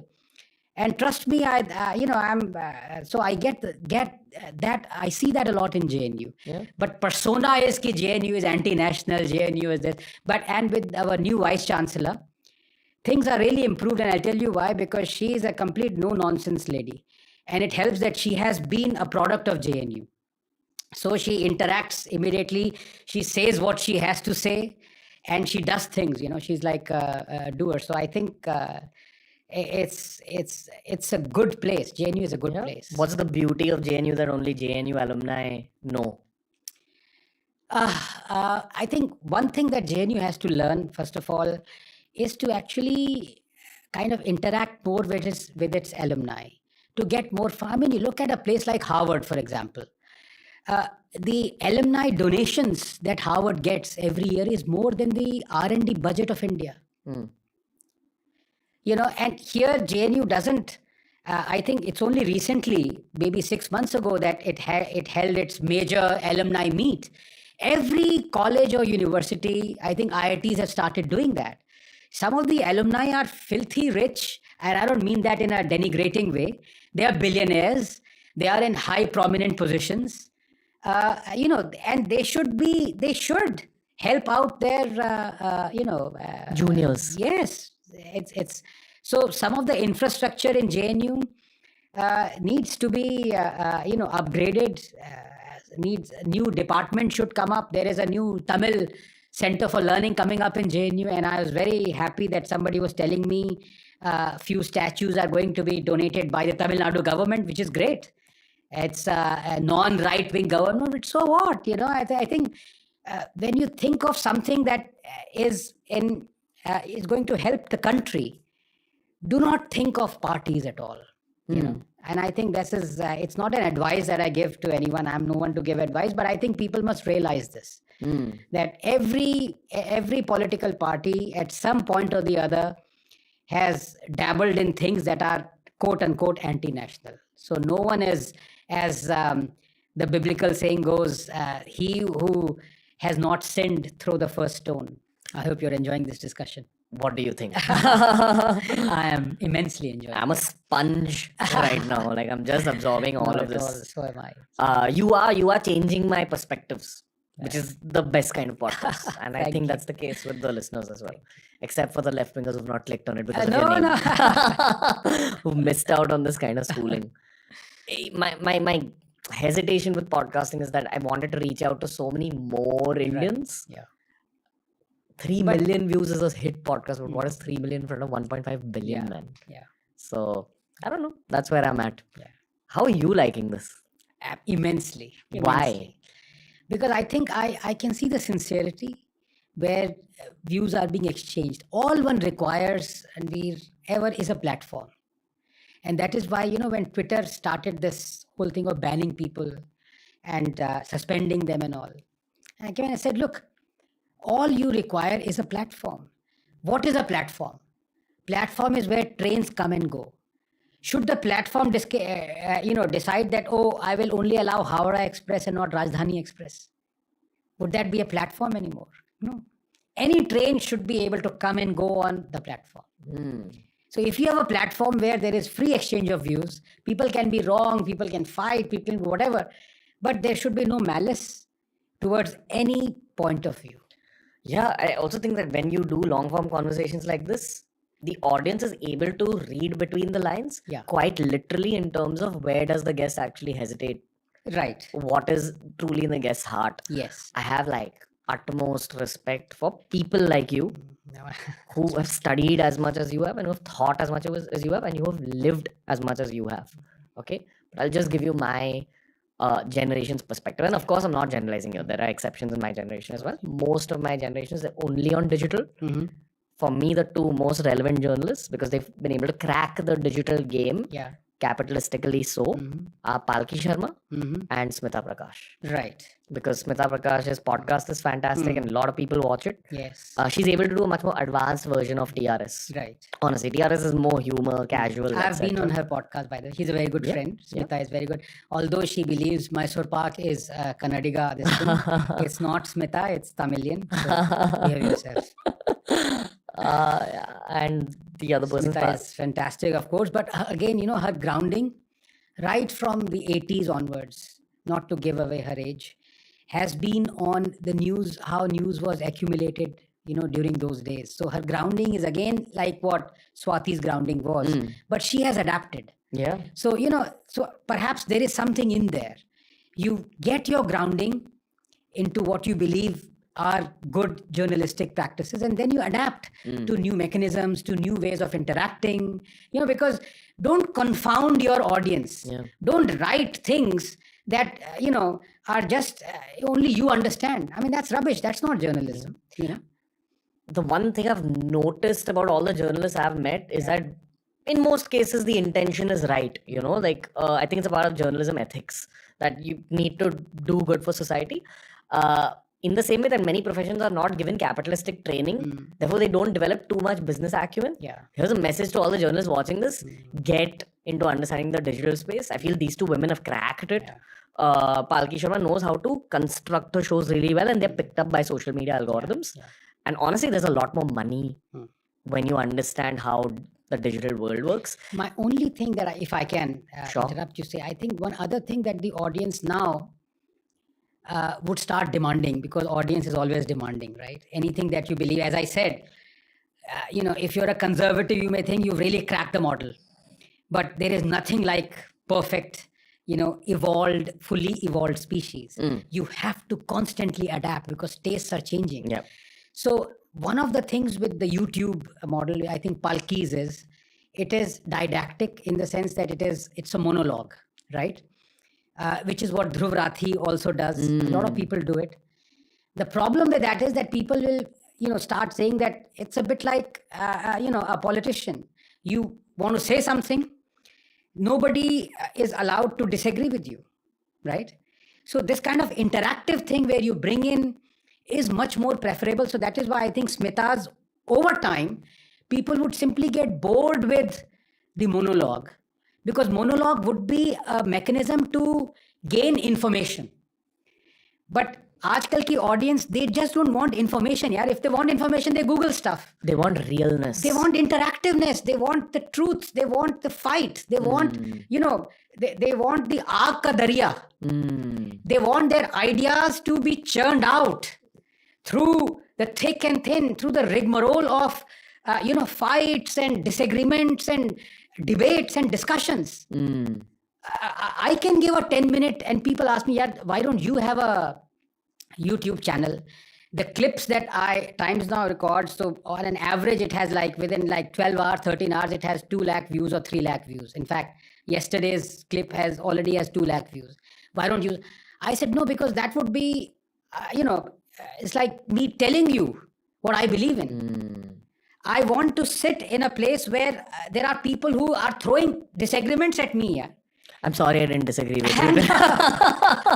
No, what I meant was that, at any point of time, you would say things and I would learn from it. It would be disagreement is at it has many levels, right? By disagreement also, it is nuances of evolving thought process. That's also born out of disagreement. So the model, I would say, is almost perfect, is that 2 people sitting and discussing something. And it may be they might agree with things. And I always say this, I don't know why people do this. They, in a debate, they always bring in someone from the left, someone from the right. Indian Express also does it. Now they have Jay Sai as, a columnist. And the thing is, they'll say, oh, well, now people would read. I said, no, it is great you have Jay Sai, but you are having 9 other crappy idiots as columnists as well. You are balancing something. That is what I call classic monkey balancing, as the phrase grows, invented by media crooks. The great guy who's a pioneer of this whole news dissemination. That is balancing. And that is disingenuous, and that is actually almost an insult to Jay Sai and other rational, logical writers, that you have clubbed, rank idiots as writers as well. And I think that's wrong. That model will not work. You don't need pigeonholed people to come to your debate and discussion. Yeah, कि 2 right-wingers आ गए, 2 communists आ गया. You bring in rational, logical people, and believe me, they will disagree with BJP and the government more than the left-wingers in this thing. It's a fact. Yeah. The other angle is you need no time limits in order to actually bring out the nectar of a conversation. It's true. Like even with these, I know my first half an hour of every conversation is going to be pretty bland. Yeah. By the 45-minute mark, it gets a little warmed up. Yeah. Post 1 hour is my best conversation. Yes. And this is exactly why I don't bring on too many film industry folks on the show anymore. Right. It's like I have politicians who are willing to talk to me for 2 hours, and the film industry folks say, no, I got to get done in 45 minutes because I have to go for that commitment. Okay. Don't come, bro. If I can recommend 2 from the filmdom, one, of course, is Raveena Tandon. Please bring her. The other is Jackie Shroff. Have you had Jackie Shroff? I would love to. Maushi sorry. I had to say that. I'm sorry, Mom. My mom is so proud of me for talking to you. And I say, Maushi in front of Anand Ranganathan. No, but I'll tell you something very similar happened to Peter Russell. You know Peter Russell, right? I know Russell Peters. Sorry. Oh, of OPA. Russell Peters. You're talking about Russell Peters? Yes, I'm talking about Russell Peters. Okay. I don't know why. First time I'm thinking, why the hell isn't it Peter Russell? Because that's more of a first name, last name than Russell Peters anyway. The Maushi threw you off. So there he's cracking these jokes and non-veg jokes. And he does something with a mic, which is, is basically is using the mic as a phallus. Yeah. Right? And suddenly he realizes his mother is sitting in front of him. And he says, sorry, mom. It's hilarious. And the camera shifts to the mother and the mother is doing this. Oh my God, it's crazy. But yeah, those things happen. Yeah, it's my mom's fault. She put me in engineering college. This is the result you get. But I just saw a couple of clips of Jackie 2 days ago. I'm blown away by the guy. Oh my God. He's telling once about his early life, how he used to live in a slum, in a small room, I think this size, 5 people, his 2 parents and his 2 brothers, so 5 of them or something. और वो इतनी अच्छी तरह से बात कर रहे थे. एक तो आवाज़ उसकी इतनी अच्छी है. I'm sorry for using a lot of Hindi here, but Jackie, Bhidu, Dada, all that stuff. And then he said something so profound, yaar, matlab rona aa gaya mujhe, honestly. So he said, when we were young, somebody would cough, we were sleeping together in this one room, and my mother would, shake me up and say, kya hua? Are you all right? And if my mother had cough and I would say, kya hua? What happened? Are you all right? And everyone would look after each other. And then I became rich and, I became successful. I bought this house. I bought this beautiful suite in the house for my mother. And I put my mother there, beautiful room and everything. And then one day she died of heart attack. And Amiri आई, उसके साथ दीवारें आ गई. I did not know my mother had a heart attack in her room. Had I known, had I was sleeping next to her, she would have done something. I would have taken her to hospital. But, with wealth came these diwars. मैंने कहा यार रुला दिया यार Jackie. So please bring Jackie to your thing. He's an amazing guy. Amazing guy. I love you, Jackie Dada. I love you too, sir. Sorry I referenced the meme. But, honestly, meme culture is how my generation... Of course, yeah. I love memes more than anyone else. Yeah, do you follow meme pages and all that? Not meme pages, but, on Twitter, one gets to know the great memes. And there's some fantastic memes, yeah. Did you see my nodding meme? I became a meme. Oh, yes, I did. Yeah, I did. That was recorded 4 years ago. Someone picked up that clip, made it, and my social media numbers shot up. So I was like, okay, I've done almost 500 podcasts where I've grilled people, I've intensely dived in the conversation, and then I have people messaging me on my Instagram saying, hey, I discovered you from the meme. Discovered you from the meme page. It validated my... But one of the things that will bring a lot of... that is almost impossible to do in today's world, but it's a great challenge, is to kind of coax just yes and no answers from people. And I say that as a challenge because our instinct is to not, because our instinct is to say, well, it's not a yes and no answer. That's our instinct, right? Most times it is true, right?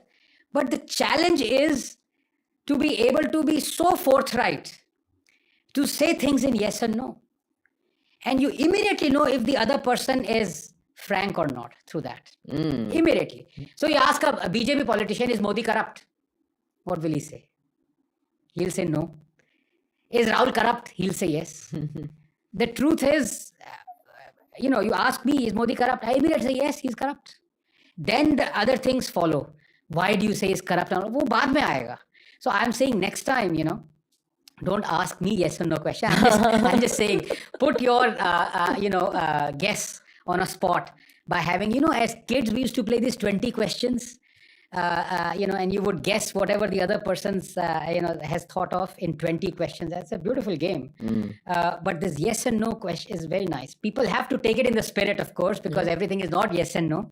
But if you can coax your guests to be in that spirit, then it'll be fantastic. Okay. Yeah. Does India have its own version of Area 51? Yes and no question. No. No. You don't. There is no Area 51 in the US. Yes, also. Yeah. Why do you say that? Well, to be honest with you, it would have come out by now. Okay. If there was some truth truth to it. So you think it's like a conspiracy theory which is And also one fact that comes out that very few people answer is that why do 95% of alien spottings happen in America? Fair. क्यों भाई बाकी जगह सब लोग मर गए हैं क्या जो they can't spot aliens? And that is because of these,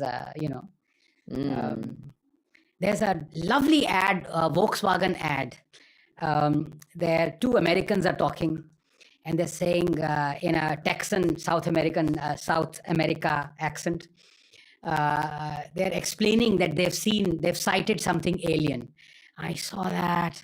And then the husband is talking, the wife is talking. It's like almost a documentarisk style, this thing. And then the end, the husband says, yeah, and while the spaceship was fleeting away, it had some sign. It had VW.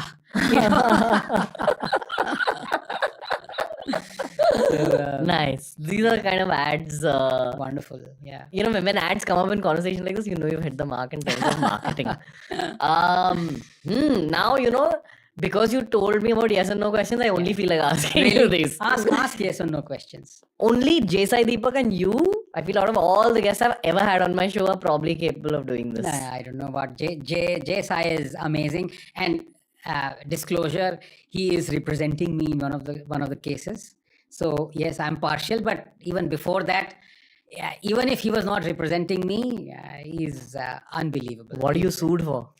For my freedom of speech, criminal contempt of court.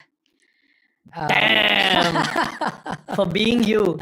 For being me. For not commenting on what the judge said, whether it was right or wrong, but for standing up for Vivek Agnihotri's right to say what he said, for which he has apologized unconditionally, but I have refused to apologize. Once this Kashmir Files thing was going on? No, this is actually pre-COVID. There was something to do with a kind of an urban Naxal. Actually, that fellow is an urban Naxal. The term does mean something. Gautam Navlakha is someone who was arrested under UAPA or some other charge, and he was given bail. The judge who gave him a bail, Vivek Agnihotri, commented on that judge's conflict of interest or whatever it was. And the judge slapped a criminal contempt on Vivek Agnihotri. And I said, I stand with Vivek's right to say what he wants to say. It was like, for example, my saying that I am for the right for the protesters to march. I am not commenting on whether what they're marching for or against is good or bad, but they have a right to march. It's like a newspaper. If a newspaper alleges a politician has indulged in a scam, the politician can sue the newspaper. That's the politician's right. But I stand up for the newspaper's right to report on that scam. So Sai, bless you, Sai is representing me. Hopefully we'll get through. Why don't dudes like you and Jay Sai Deepak get into politics? Jay Sai must get into politics. And I've said this, in fact, a couple of days ago, one clip of mine has gone viral. By the way, I'm extremely anxious about my clips going viral, because till now I'm saying good things and they are getting viral. Kabhi beech mein, you know what these clips can do, and this has happened to you as well. Yeah. Something is picked out of context and whatever it may be, and that goes viral and oh my God. It's the curse of this format, by the way. I'm talking about 2 hours, one sentence will be taken away. One sentence will go, but that's the nature of the thing, so that's happened. Sai has to get into politics. We need people like Sai and Vikram Sampath and so many others. There's so many, but these are the 2 people who, from the top of my head, I can think of who must get into politics. We need people who think of the country above everything else. I think it's important. Why not you? Me, because I won't last more than a day. Because you're too outspoken. Yeah, I'm too outspoken. I'm not diplomatic at all. And things like that don't work in politics. But that's okay. I'd say, if I were to join politics, I would come up with an open disclaimer that from this day on, I'm going to be a hypocrite, guys. So please. Wow. Yeah. Okay. I'll say I'm a different guy, right? You want to accept me like this? Don't gali mat dena. You know what people do is that once they, for example, this happens to a lot, and a lot of friends also, they suddenly switch parties. So people start digging up their old tweets. So I was doing that to a very good friend of mine, Gaurav Bhatia. He's with BJP now. He was with Samajwadi Party earlier. He switched parties. I don't know why they do it. Please switch parties after you've deleted your your previous tweets. Because the first inkling I had, the guy has joined BJP, I immediately typed Modi from Gaurav Bhatia. और वो पुरानी मोदी की गालियां वालियां निकली, and I started retweeting them. And then Gaurav was live on Twitter. He started deleting those tweets. There was this competition going on. I am digging these old tweets, and Gaurav is deleting those tweets. And Gaurav said, "भैया क्या कर रहे हो?" Nice. So I'm going to say, guys, there is not. I'm going to delete my Twitter account the day I joined politics and say I didn't. But obviously these things exist. So I'm going to say, don't hate me for my thing. I am a hypocrite number one. If David Dhawan were to make a movie, hypocrite number one, he will choose me as an actor. Then I can join politics. But otherwise. Speaking about politics, one of the research bits that came up about you was actually a short clip. You had some public event where you're giving a timeline of future PMs of the country. Very cool. That was in jest, I must say. That's in fact my family WhatsApp group has forwarded that thing to me. You know, the boys and me were watching it together. My father-in-law is watching it and has put those chashme wala thing on this. Arey, ye to yahi hai. Like, when we were watching it together, we were looking up at each other like, yo, million view podcast. That's what has come up. But were you serious about that timeline? Like, that's your conjecture? Let's put it this way. Modi should make space after 2 years. Hold on. Why don't you give context to the people who've not seen the clip? Yeah, so I was in this conversation with Sai on the panel. And it was light-hearted. Somebody asked a question. I can't even remember that. You know, what's the timeline or what's going to happen? So probably me prepping for this podcast, but go on.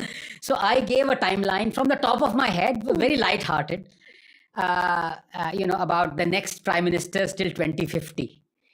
And so it started with Modi, that he will win 2024, and then he will retire in 2026.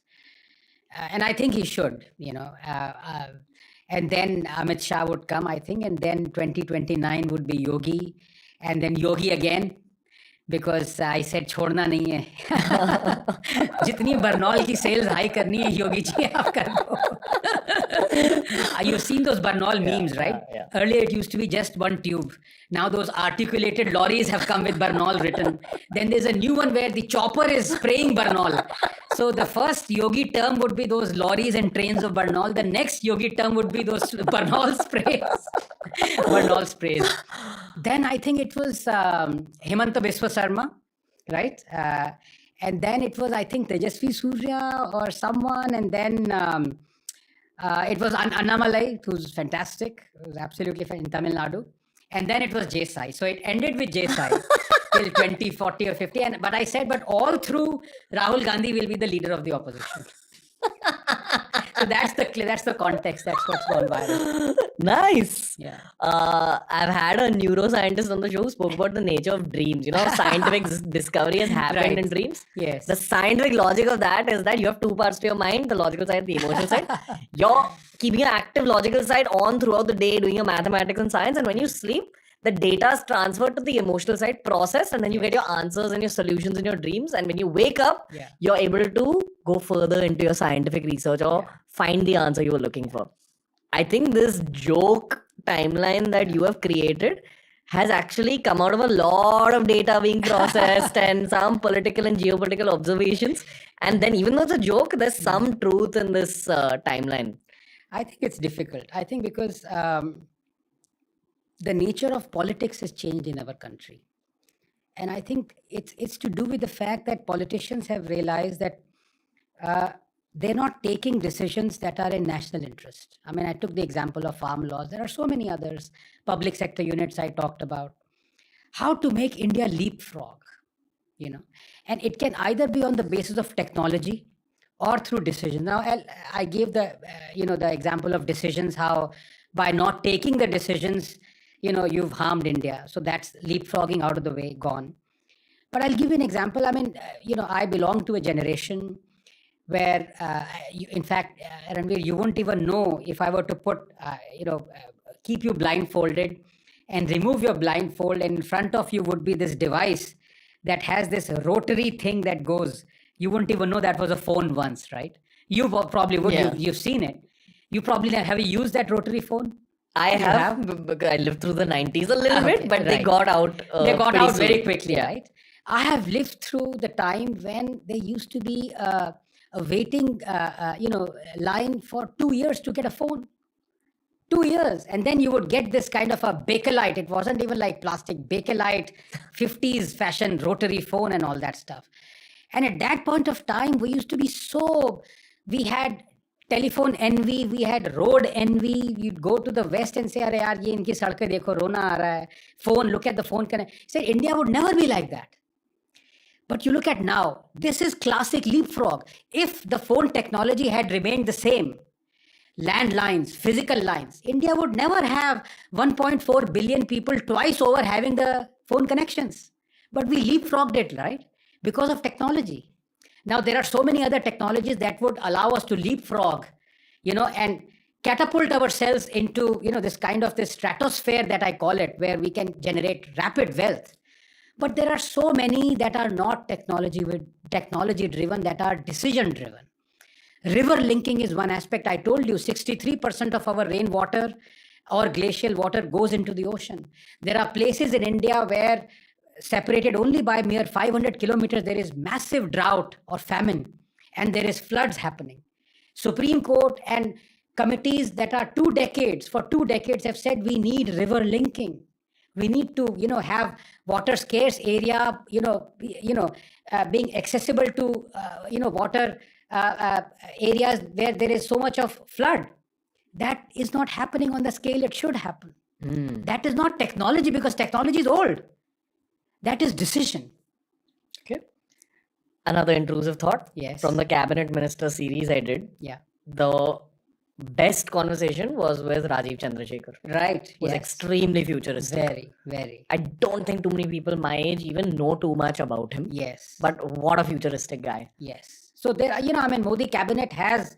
So there are, first of all, of what he said, maximum governance, minimum government. Of course, that is another pig that is flying next to government has no business to be in business. These are the 2 promises Modi made. So I think the cabinet ministry is 78 or 80 ministries.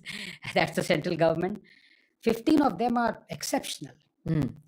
And some of them are super exceptional. Gadkari is one of them, super exceptional. But of those who are exceptional and who have a great future, Rajiv is one of them. But of course, he was a billionaire before he became a minister. The BPL or BPL TVs and telephony and all that is his creation. And he was the one who was involved in chip making. So he's an extremely knowledgeable guy. And is a wonderful person. Seeing him sitting in the PMO increased my faith in the government. Seeing that mind sitting there. Yes, but this is not, again, criticism of Rajiv. I would like to see him criticize. I know he can't do it. Criticize the government more. Because you see, there are areas where you can say, chalo yaar, isme criticism karne ka koi fayda nahi hai. Like there is Ministry of Shipping. There is Ministry of Program Implementation. There is Ministry of Statistics. There is Ministry of Coal, Steel, whatever. But, there are these niche ministries like, for example, Ministry of IT, that is, I think he's involved in. You really need him to go politics agnostic, ideology agnostic. These transcend party, politics, ideologies, even nations. Technology transcends nations. Science, you should not think of India. That is why I say our greatest, I would say, scientific contribution, India's, is not about science at all. It is about this philosophical, I don't know, for want of a better word, genius. Vasudhaiva Kutumbakam, the world is a family. Indians have been civilizationally trained to think of the world as a family. And people have started mocking it. Kya re yaar, world is a family, apna nahi sochta, ye hai, this hai. Look, we must think of India, but we also must think of the world, because the prosperity of the world will translate into prosperity of India. And likewise, give you an example. All these bloody hotty-totty, Westerners, including America, they talk of human rights, they talk of world and world good and all that. Who reneged on Paris climate deal? It was America, right? It could afford to renege. We are a proud signatory to the Paris climate, even though I know it will be so harsh on us because we are a developing economy. We need thermal power.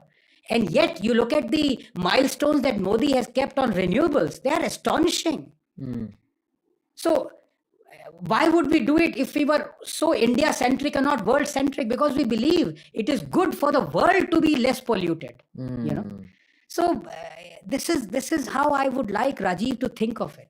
To transcend national political party ideology, national boundaries.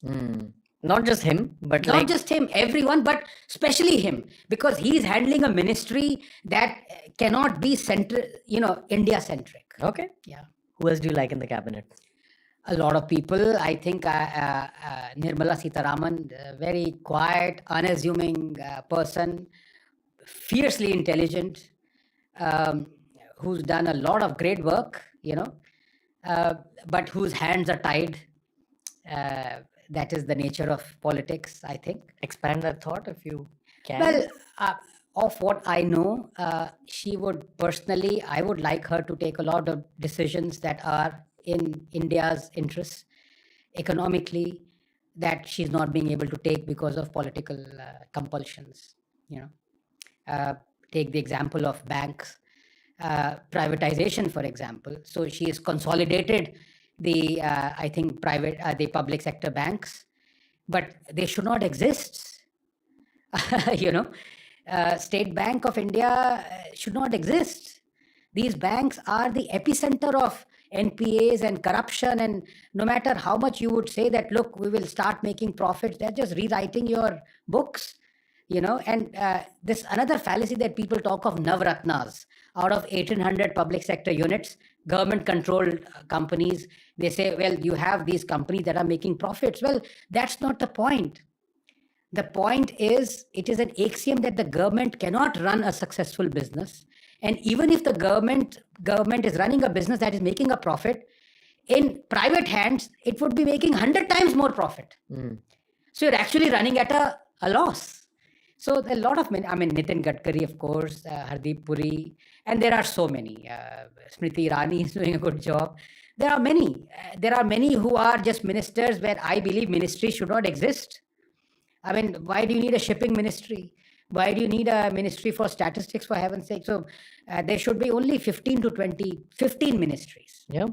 Teach me about your scientific opinion on Yogi Ji. On Yogi Ji? Yeah. Scientific opinion. Yeah. So if you could expand a little on that, because I don't know what you mean by the, fact-based, evidence-based truth about his capabilities as a leader. Right. Truth about what's happened in his tenure. Right. And as CM.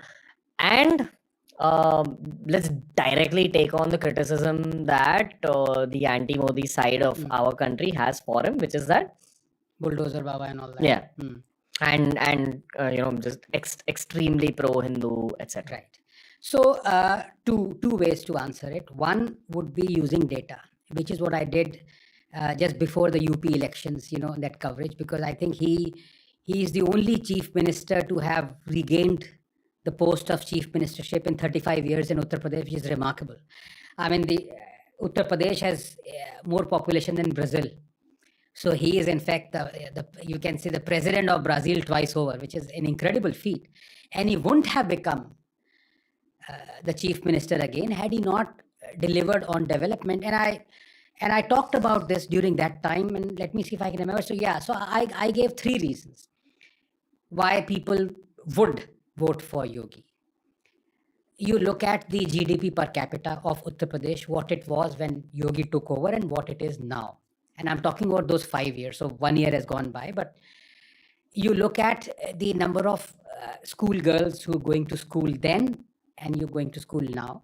So you look at the prosperity, you look at the wealth, and you look at the health. So you look at the infant mortality rate. So, the quickest way to judge if a government has done well or if a person has done well is on these three prosperity, because health, wealth, and education. As far as the wealth is concerned, the GDP per capita was, I think, 45,000 rupees for UP. It is 60,000 now, okay? In the 5 years, after 5 years of Yogi. As far as the education is concerned, there is a 10% increase in the school girls girls going to school in Uttar Pradesh in those 5 years. And there is a 10-point decrease in the infant mortality rate in the 5 years that you. So he has done, and in terms of infrastructure, highways. So that's why people voted him. So if you were to go by facts, he has won the confidence of people, which is not a unremarkable feat at all. I mean, as I said, in 35 years, the only person to have become the chief minister again is just remarkable. So yes, he has done good for Uttar Pradesh.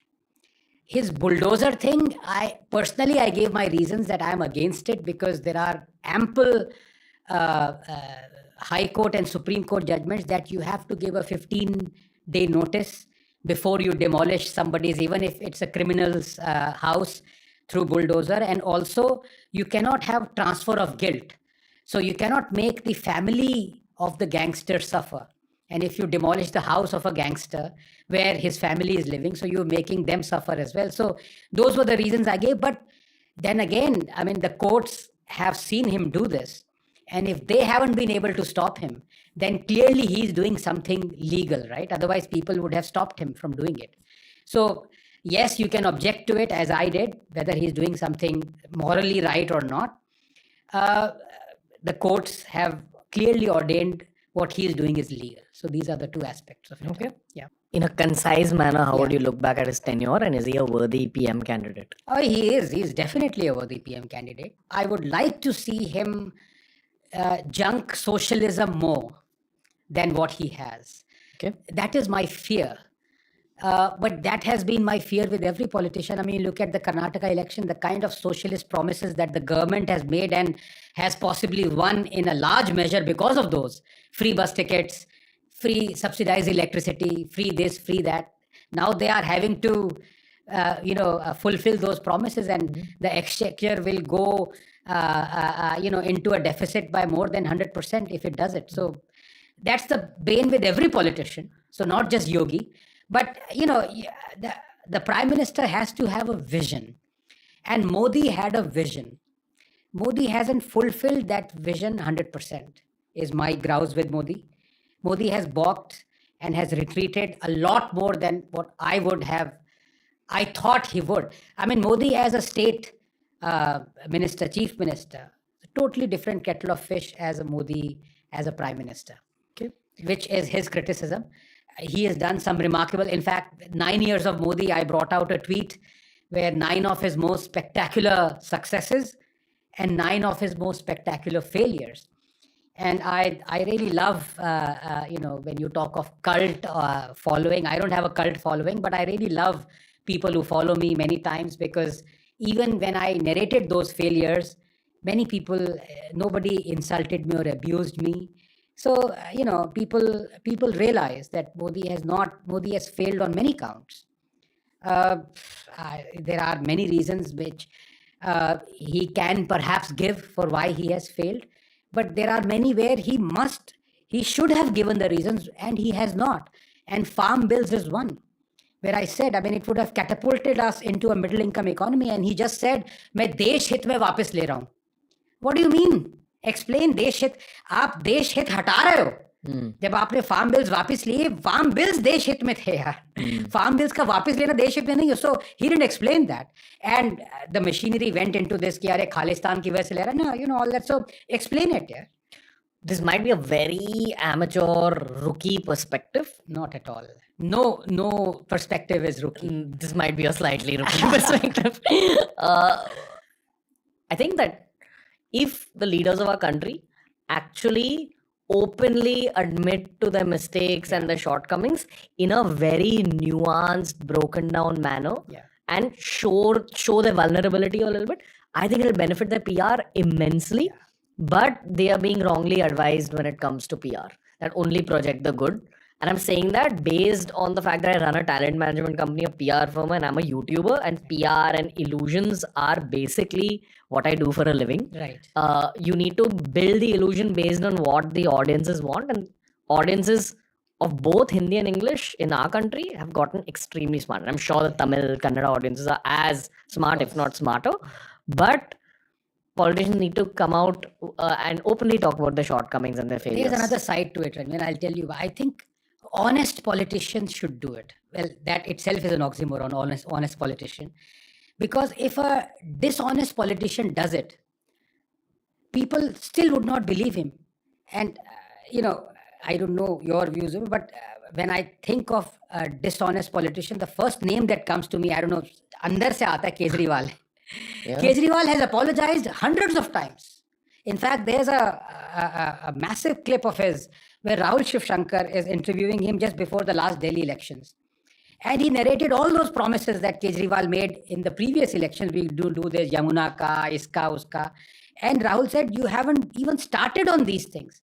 And Kejriwal kept on saying, I'm sorry. But Juni Rengti, he is not remorseful. वो और ढोंग करता जा रहा है. कल ही उसने एक ढोंग किया है. सेंटर की 381 crores they gave for a university. Delhi gave only 40 crores. This fellow was सबसे आगे कि हमने बनाई university. So if a politician is dishonest viscerally, then he doesn't mind apologizing. It's like a takiya thing for him. It's like a joke. But if you have a reasonably honest politician and he's remorseful that I'm very sorry, I shouldn't have done it, I did it. I'm yet to find that person, but then people would believe in him and trust him. It's a master strategy for 2024 for whoever's willing to accept it.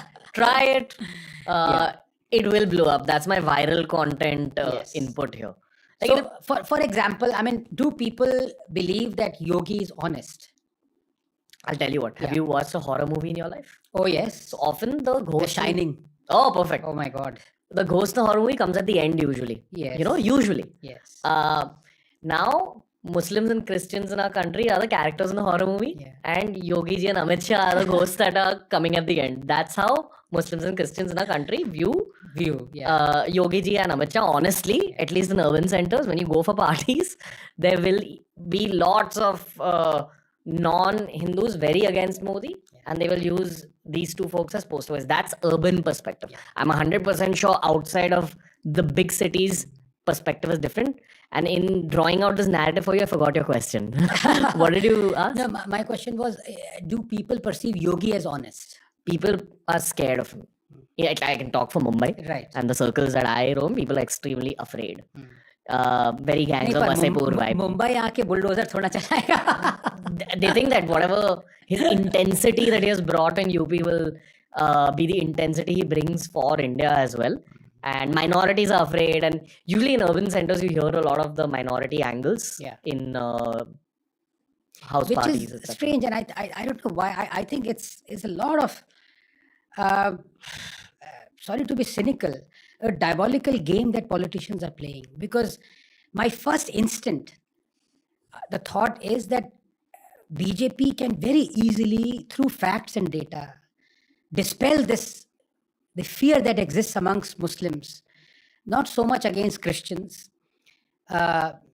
Because, if you give the example of Goa, for example, where there are more BJP Christian MLAs than there is the Christian population of Goa. So BJP is not anti-Christian per se, that perception. But this perception of BJP being anti-Muslim, I have narrated so many times that Modi has done more for Muslims than he has for Hindus. Hard facts. I hope this reaches St. Xavier's College in Mumbai. And JNU! No, I'm kidding. But the funny thing is that people who don't believe in this are not just the Muslim politicians who are propagating all this thing. BJP doesn't want this fallacy to be cleared at all. मैंने ये BJP politician से पूछा, वो कहता है आग लगी रहनी चाहिए. Let people believe this because Hindus को ये नहीं लगना चाहिए कि मुस्लिम्स के लिए ज्यादा किया है मोदी ने. Honestly, I'm telling you. क्योंकि Hindus के, and this is my next book that is coming out is on this, in fact. Hindus are the 8th class citizens of this country, where I prove constitutionally, legally, through parliament, through society, that Hindus are being actively discriminated against. It is not the Muslims and the Christians who are being constitutionally discriminated against. It is the Hindus. I dated a Christian girl fairly recently. Amazing. Just one. Yeah, just one. A good, nice relationship. Very intelligent, very well read. If we ever spoke about politics, anything that I would relay through the show, if it was slightly against her fear of the government, she'd say, yeah, spoken like a true person from the majority. So I don't know, man. I get afraid to speak on behalf of minorities also. The biggest thing that happened that was perceived to be anti-Christian was, you remember those church attacks that happened in 2014? Hindutva church attack, this government church attacks. In fact, Mr. Ribeiro, who was the police commissioner, very exalted person and very respected person, he came out with opinion pieces. Of course, the politicians said BJP is doing, assaulting all these church, attacking these churches and all that stuff. And there was this banner headline called "Enough, Call Very Christians, Times of India" thing. It was complete fake news and narrative. Complete. They were, most of them, if not all, were arson, burglaries that were committed by thieves, bandicoots, dacoits, completely unrelated to Hindutva and all that. That happened more during the UPA than during the NDA. But the whole thing went on for 3 months. And the government did not dispel this notion. Modi did not come out and say this is fake narrative. That none was gang raped, and Hindus have, Bangladeshi illegal migrants, Muslims had done that whole thing. Rana, you spread that canard, RSS and affiliated organizations. Everything was false.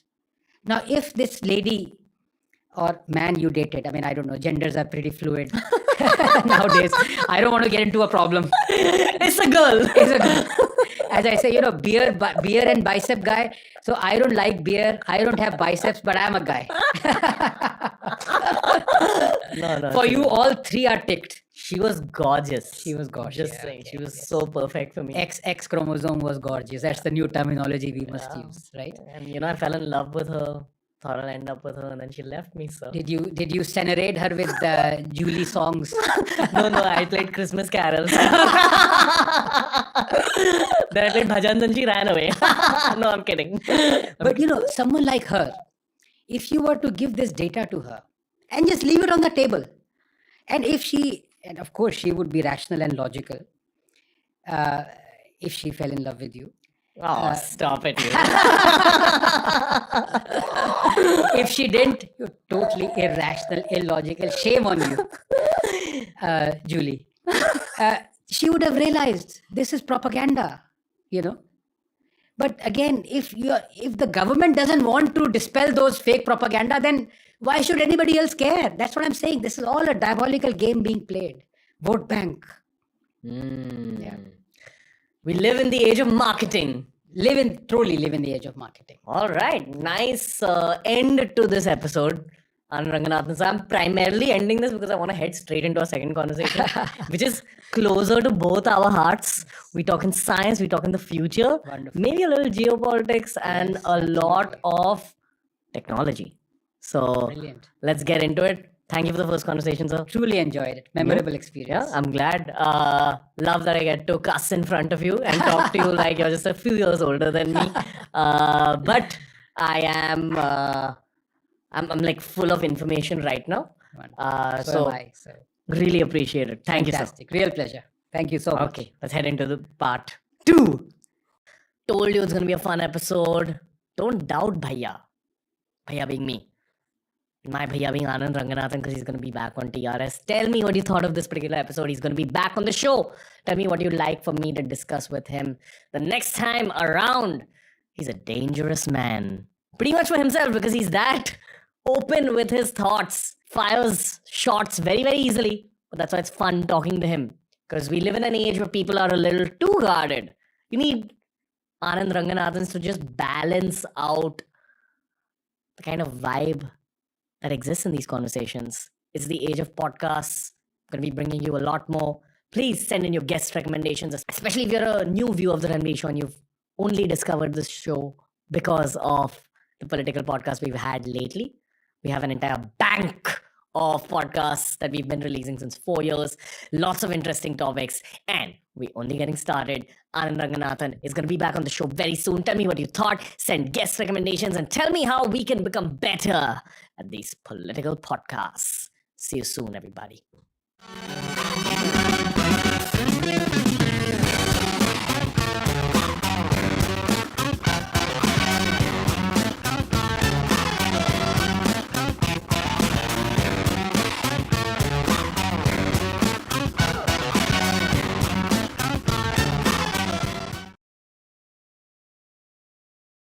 When you are at a very high spiritual state, then you find somebody of that state and there will be a certain degree of matching and what you call it, for lack of better words, a resonance.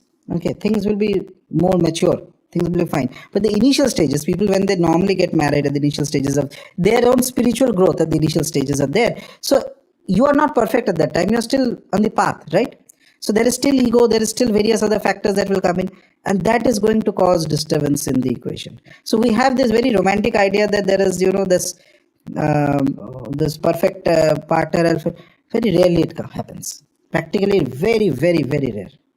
And some of the greatest yogis, if I may put it this way, and this may sound very dark also, some of the greatest yogis had very bad married life. Do people want things other than just spiritual growth? A lot of people are deep. The heart is the most peculiar thing in the human being. It has all sorts of desires. So never listen to what a person says. Never listen to, I'm just saying, that's the truth, by the way. So to judge a person, observe what he is doing. That will give you that what is the secret motivation in the heart. Sometimes people are motivated by desires which they are consciously not aware of. Ask them, why do you want to do sadhana? No, I want to reach spirituality, this, that. Some tote ki tarah rata hua, some statements they will put. Okay. And I can sense that his energy is nowhere close to that. That mumukshata, that thing is not there in him. Give him some sadhana, after some days, ye nahi ho raha, wo nahi ho raha, because that energy is not there. I'm not going to make this intro very long. This is one of the most demanded guests of the year. Rajarshi Nandi is back to teach us everything about Shiva and Bhairav. It's a free-flowing, open, deep conversation, and it's the first of 4 conversations that we did in the 2 days that Rajarshi Nandi spent in our studio. Lots of spiritual knowledge, lots of Tantra-based knowledge. This is Rajarshi Nandi's return on TRS.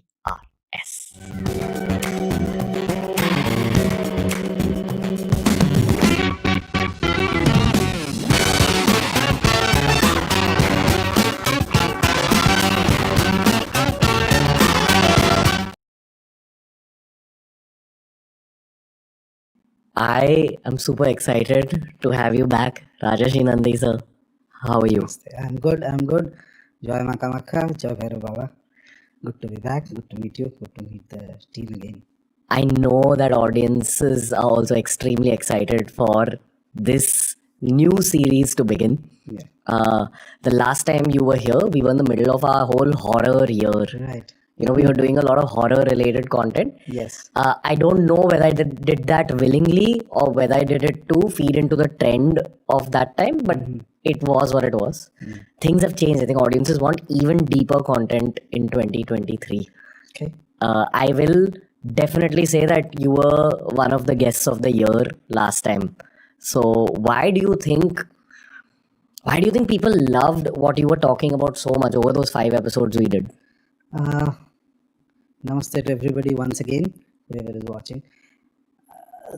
Those episodes did have a strong impact. I felt it because afterwards, right when those episodes were released, my mailbox was flooded with innumerable emails, so that I had to open a new email ID. Even that got flooded to the extent that I can hardly check 3 or 4 mails a day. It's all sorts of things. I believe this question can be answered at multiple levels. One is that, of course, there's a curiosity about it. What exactly happens? Perhaps a practitioner speaking about it is a bit different from somebody who's a researcher or somebody who's read books and speaking. That one thing. But there is another reason, I believe, which is that I speak with my friends often that how did I end up in your show in the first place? I had no specific interest to appear there. My life was going on as it was. Even when there was a first contact from your team, I was still in two minds whether to go. First of all, coming here is a lot of, for me, it's a bit of a hassle and things like that. And then one day I was doing my Nitya Upasana, which I do, of the deities I love and worship, and specifically of Bhairav Baba. So, as I was doing it, there's a certain intuitive communication that happened. And it told me that basically that, within some time there's going to be a call that will come from these people. And they will give you a date that can we do it on this date, which is very important for Bhairava. And you just go there. And that wasn't our intention. I know. We didn't even know that it's an important spiritual I know. The moment the date came, first thing I remember, I told that give me half an hour. Half an hour was not to check whether I can go, whether I have other engagements and all that. Half an hour was to check that I opened the Panchang, to check what is the date exactly. And then I saw that that is the Bhairav Jayanti of the year. Then I thought, no, nothing, there's nothing to think. When there's a command that comes from the deity, you follow it. You don't question, because your mind is, you are a human being. So, tum kitna jaan sakte ho? They know it way more. I said, okay, I'm coming. And I had no other preconceived ideas why I'm coming there, what are we going to talk. I have nothing, no idea. In fact, to be very honest, I was even thinking that, with a name like Beer Biceps, I was thinking, how is this content going to match with maybe whatever you do? So with a complete clean slate and open mind, I came here. I believe it's some blessing of the forces, the devatas, the deities I love. They have something in plan. We are just pawns. That's all. And so, next question for you. What is today? Today is, interestingly, an Ashtami Tithi. Of all, that was an Ashtami last year. Ashtami is the Tithi loved by Bhairava. What does that mean? When you say that it's an Ashtami, yeah, what does it mean?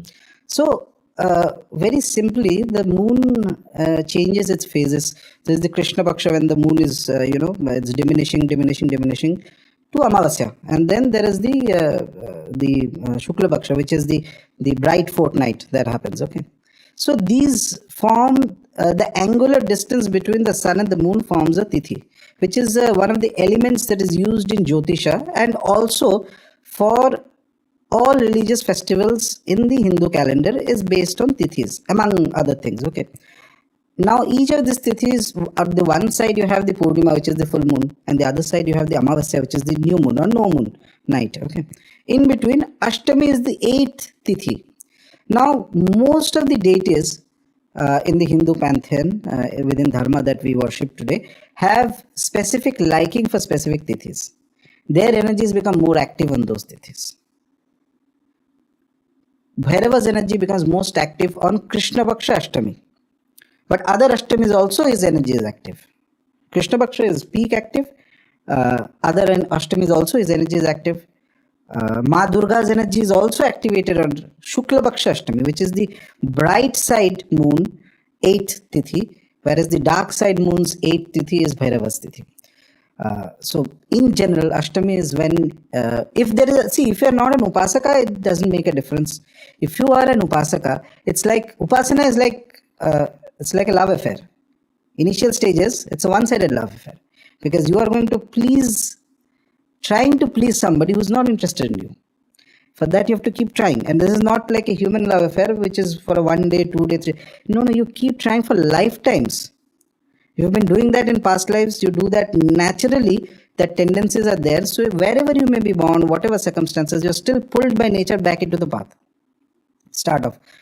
As you go deeper, the tithis become very important. It's like this. So you think that this is the tithi that the deity I'm worshipping likes.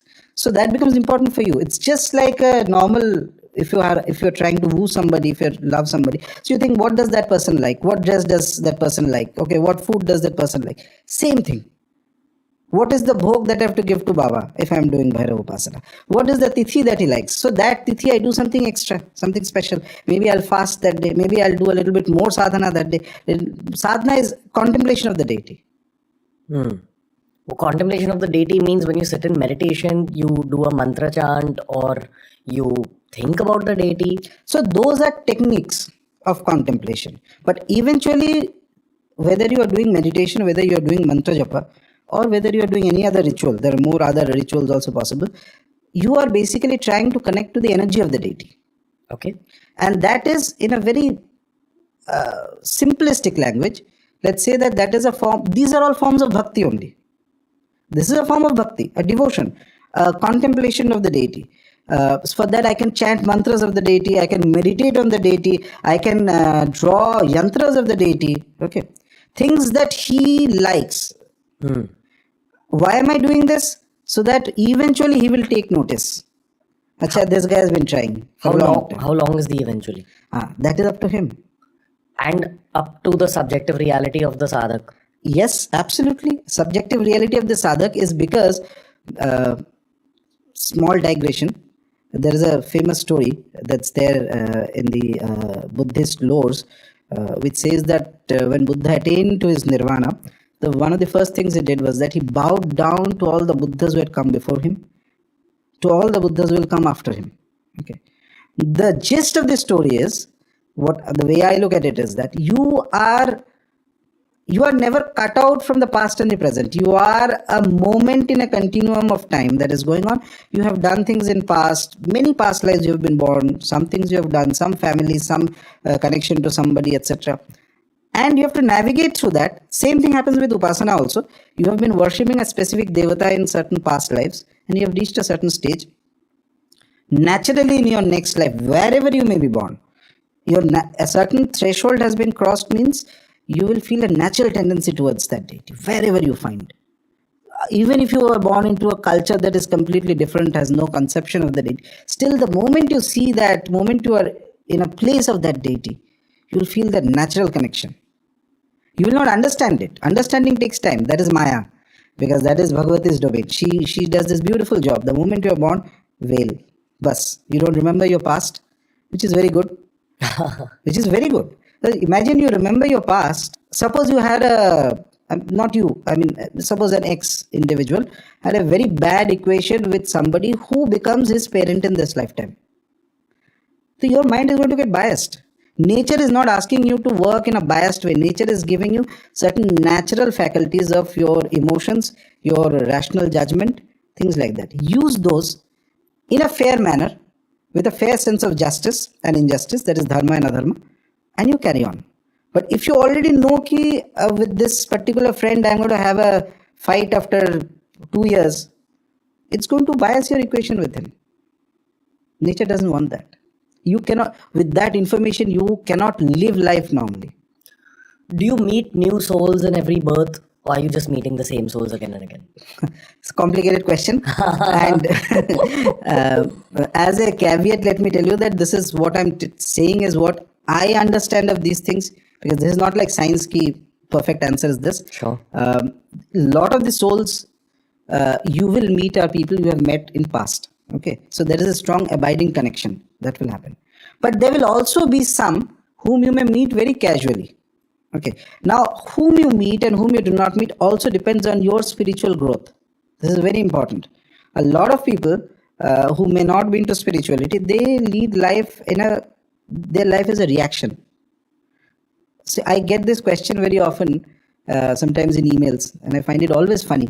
So there are people who send mails and what is the purpose of my life? Okay. And I find it funny. Why?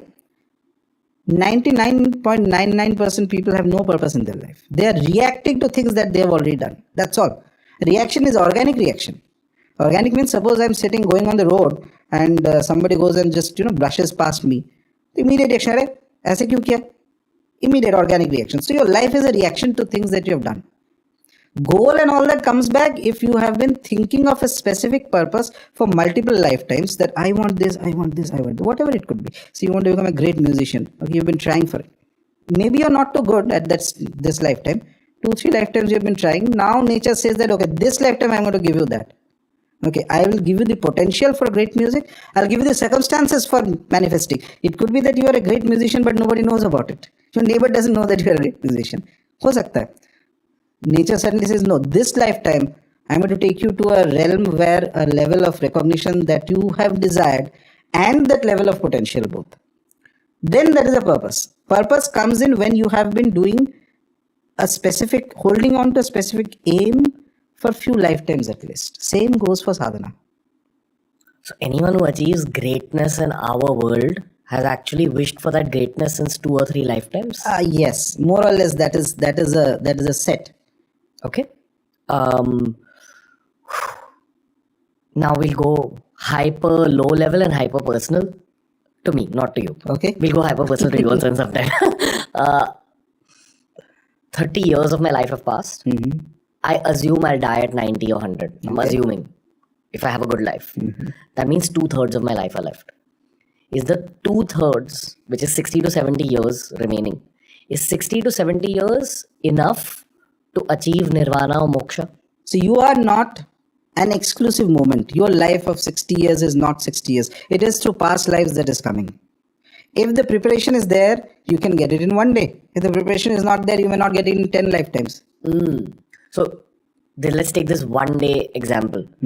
That means maybe you've lived your life like a normal human being till 30, you've earned money, you've gone to college, you've gotten married, and then suddenly a circumstance will come into your life and you'll realize that, oh, wait, now I'm suddenly spiritual. Yeah. We've had people like that on the show as well. Dada Shri Ji, he just said he was in the train one day, going back from his college. I think he was a doctor, resident doctor at that point. He was going back home and he started getting voices in his head, randomly out of the blue. Never had spiritual incline or anything. And those voices led him into like a whole spiritual journey. These things can happen. Yes. As a function of time. Yes. So maybe you cross age 33 or 34. Yes. Suddenly circumstances can happen. Absolutely. That's how it works. Yes. And this is based on your hard work of your past life. Everything is based on hard work. Never in life, never ever in life, anything good is achieved without hard work. Okay.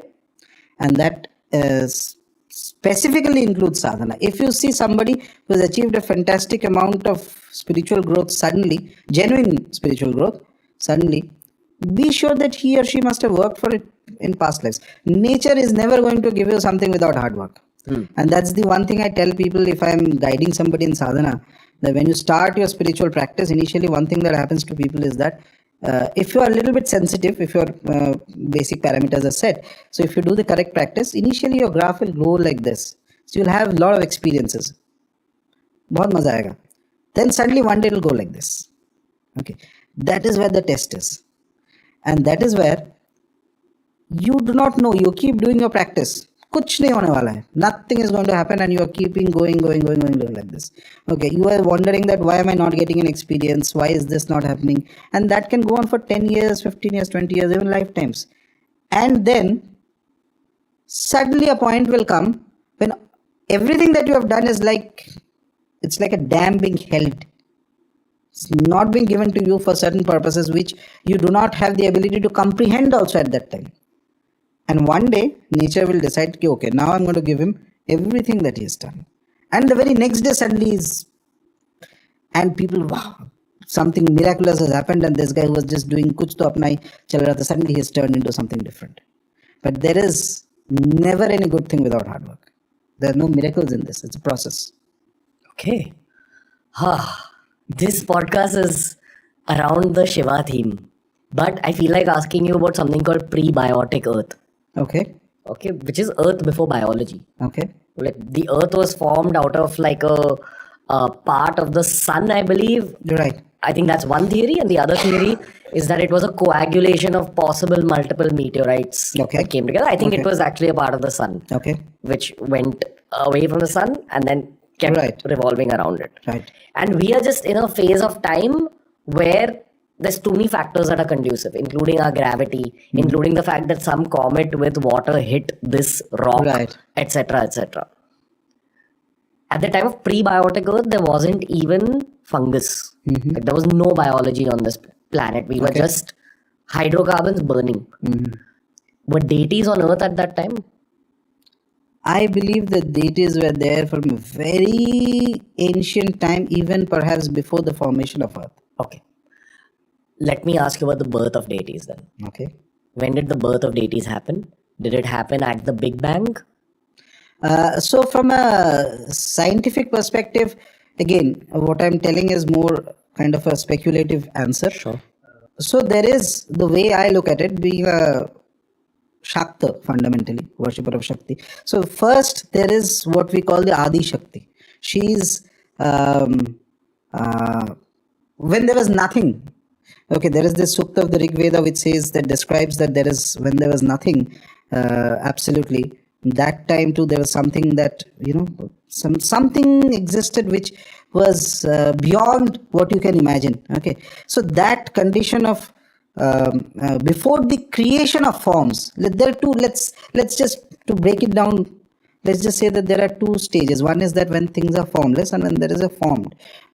So this stage when things are completely formless, it's a misconception, by the way, among people who believe that the formless is higher than the formed. I believe that no, the formless is not at all higher or lower or anything of that sort. It's two phases of one energy. That's it. It doesn't make it lesser or more or something like that. It's just a human perception. So once initial stages, there is the Adi Shakti, the ultimate form of energy, whom we call the Divine Mother, whose origin cannot be found or understood. Found, nothing. It's like that moment of singularity you have. Just to give an example, I'm not saying that everything is scientific. Dharma is its own way, science is its own way. But since we landed in this section of the conversation, so it is like that. What science defines as singularity or something that which you cannot define as a clear answer. So this energy, this Divine Mother, whom we worship as the Adi Shakti, her source is unknown to anybody. It's perhaps beyond the mental comprehension. So there are three stages, three things that the mind can comprehend. One is that which is difficult. You may say that this task is difficult. Then there is something that is very difficult to achieve, but at least in the imagination you can achieve. Some weird things say, in imagination can go anywhere. In the imagination, I can go to the sun right now. Doesn't mean I'm physically going. So it's very difficult task to achieve, but at least the imagination can go. And then there is a third stage where the imagination also cannot go. It's beyond human imagination. It is from that kind of a source that is the Adi Shakti. From Adi Shakti, or in another scheme, Para Bhairava. So this thing, this great force, this being, this entity, we don't know much about it. We worship that energy. It's not even like a being. It's not like somebody sitting in a throne and judging. No, it's not like that. It's entirely different, and it reveals itself only to those who have that capacity and go to that state slowly. Little bit. From there, it evolves downward. It sends its energy downward into creation. And the first stage, from there, the deities are formed, different deities. The great gods whom we worship from that Adi Shakti. And each of them, very interestingly, is given his own domain and independence to function. It is not even that it's like this. Suppose fuel or petrol is used in car. So you can use the same petrol in 5 different cars. Each of the cars are independent to go wherever they want to go. It is the petrol that is driving all the cars, but the cars are independent. Similarly, the gods are independent in their function and their attributes and their domains. So there is a certain sense of, there's a freedom that is given, and yet it is that energy which is driving.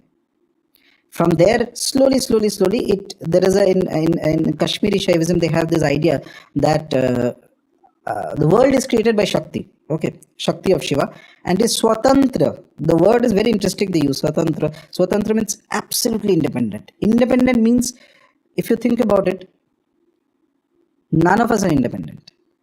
Today, if you have to just, without telling anybody, you decide, okay, I just go and, with some friends, 3-4 days, you take a car, and your parents will be worried, your friends, baki, others will be worried.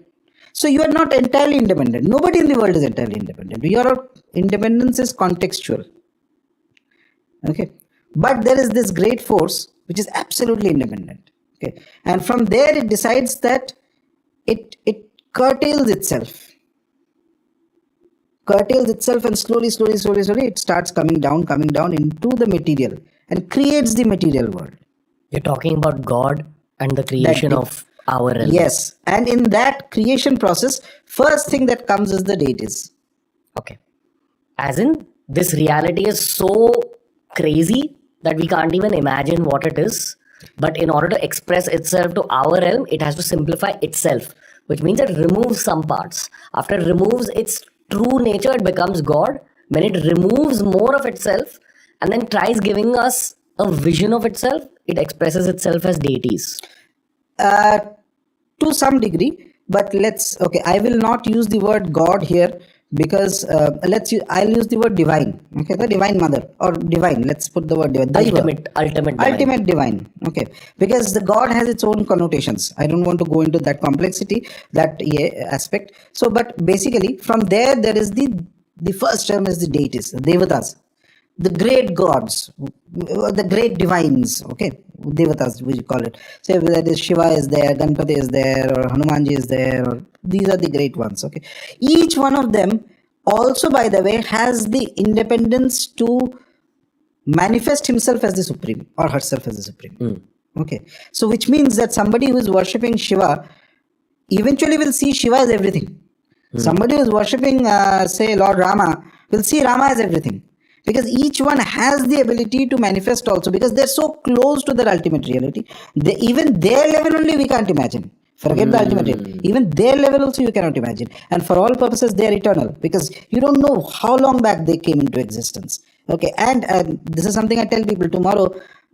By some unfortunate incident, if all all life on earth goes away, the deities will still exist.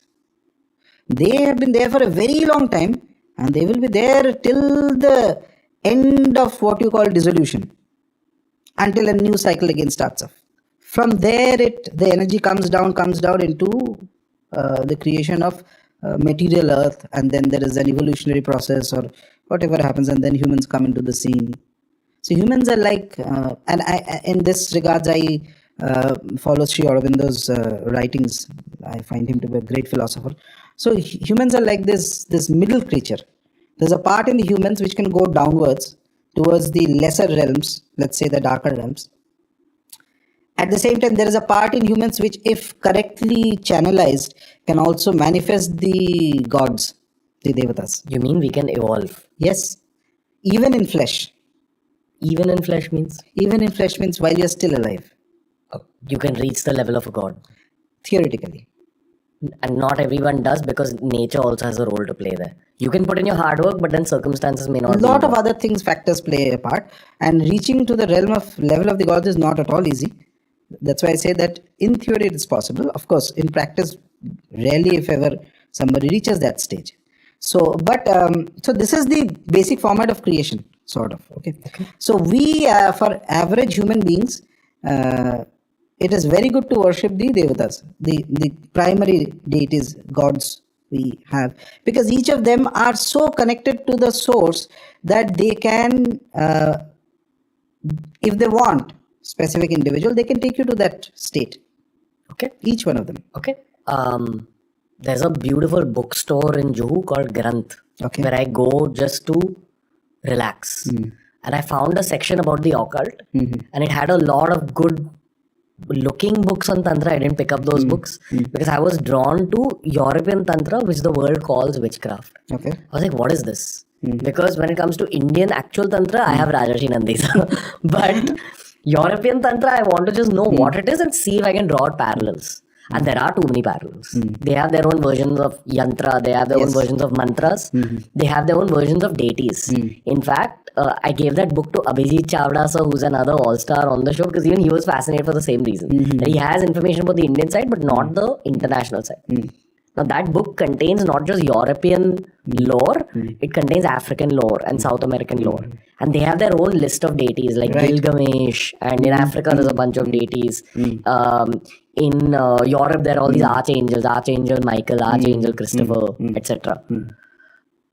When we are talking about Shiva, Rama, Hanumanji, they are devtas. Correct. They're almost next to God. And then there's possibly a slightly, I don't want to call it lower, but maybe not as evolved as these beings. There are some kind of beings there. Okay. Would you put Gilgamesh and all these other foreign deities in that bracket?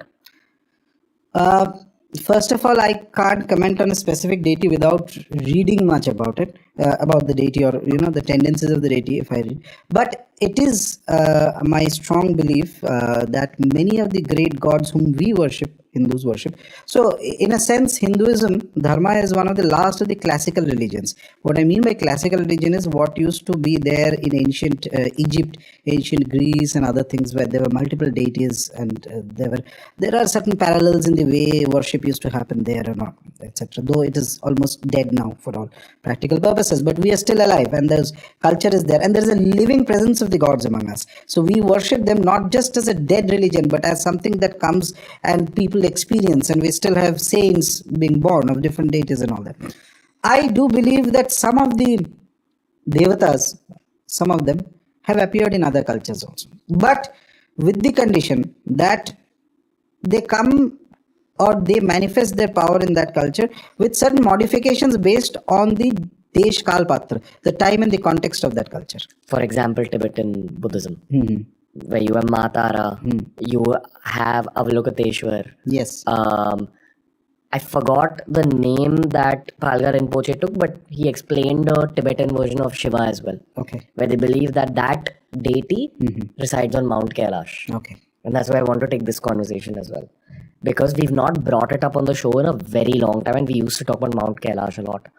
I actually don't know the geopolitical angle right now on Mount Kailash. I believe you're not allowed to go there as a tourist anymore. Yeah. And also Kailash is one of the peaks where you cannot climb to the top, because all the religions which consider Kailash as divine, so it's the standard belief that you are not to climb to the top. So there's no mountaineering also allowed in Kailash.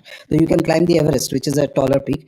Kailash, no, there's only a limit till which you can go, and then you can do circumambulation, production and all that. What do you think is actually up there? What will you be able to physically see Shivji, because they say it's the abode of Shivji and Parvati Ma? So what do you mean by physically seeing a devata? You tell me.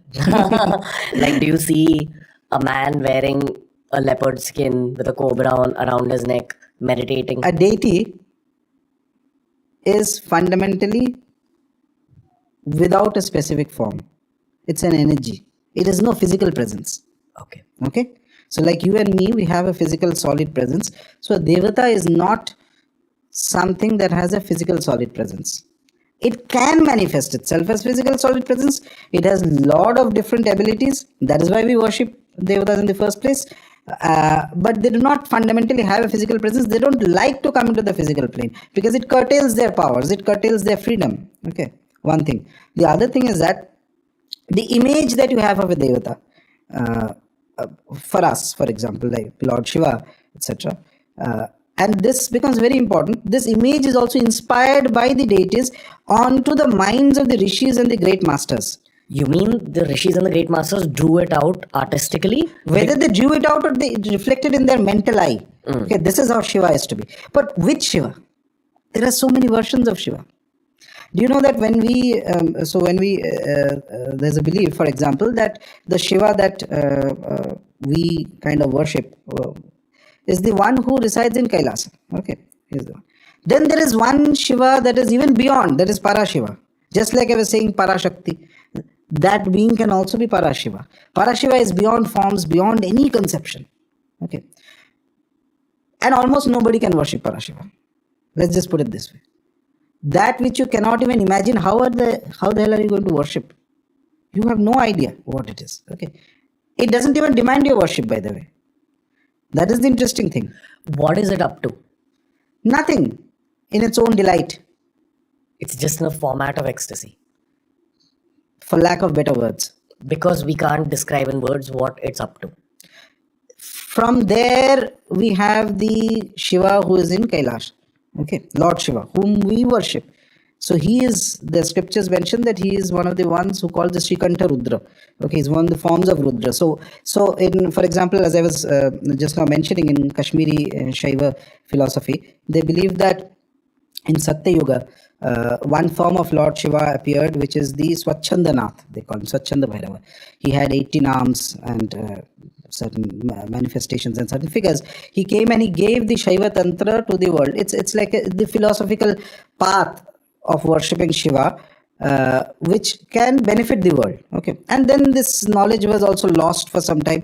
Then again in Kailash, Shrikanta Rudra came. He called Rishi Durvasa one day and he told him that I am giving you this knowledge. You disseminate this knowledge into the world of men so that it benefits them. So from there, multiple lineages of Shiva came out. Okay, so there was 3 primary philosophical manifestations of Shiva came out, which is that one is they call the Shaiva Siddhanta, which is today popular in South India, where it's a dualistic worship. Okay, so dualistic means there is the Devata you worship and you are here. There is always a difference between the two. Okay, so that is dualistic. Then there is the these were given through the agamas. Agamas are shastras, texts which have come. Agama means something that has come earlier. Okay, so 92 agamas were given. Of these, there were Shaiva agamas, there were Rudra agamas. Rudra agamas is how to worship Rudra. So equation with Rudra has to be partially monistic, partially dualistic, which means, it's very interesting, which means that there is a duality. You are not him, but there is some connection also. There is, at one point you are also like him. Okay, this is called as partially dualistic, partially monistic. And then the third set of agamas, which is Bhairava agamas. Shiva in his form as Bhairava, he is monistic. Monistic means eventually you will become the state what is called Bhairavoham. You are Bhairava. Eventually, not on day one, eventually at the highest stage. Let me just say, no one's spoken about this concept of Shiva with so much depth on the show ever. And that's why I was looking forward to this conversation. Okay. Basically 3 forms. No, there are more forms of Shiva. I am just giving the large format of it. Okay. You're also kind of explaining how to evolve yourself as a human to absorb it. You're explaining it from that perspective. And also to tie it back to the previous point from where this came out, this stream of conversation.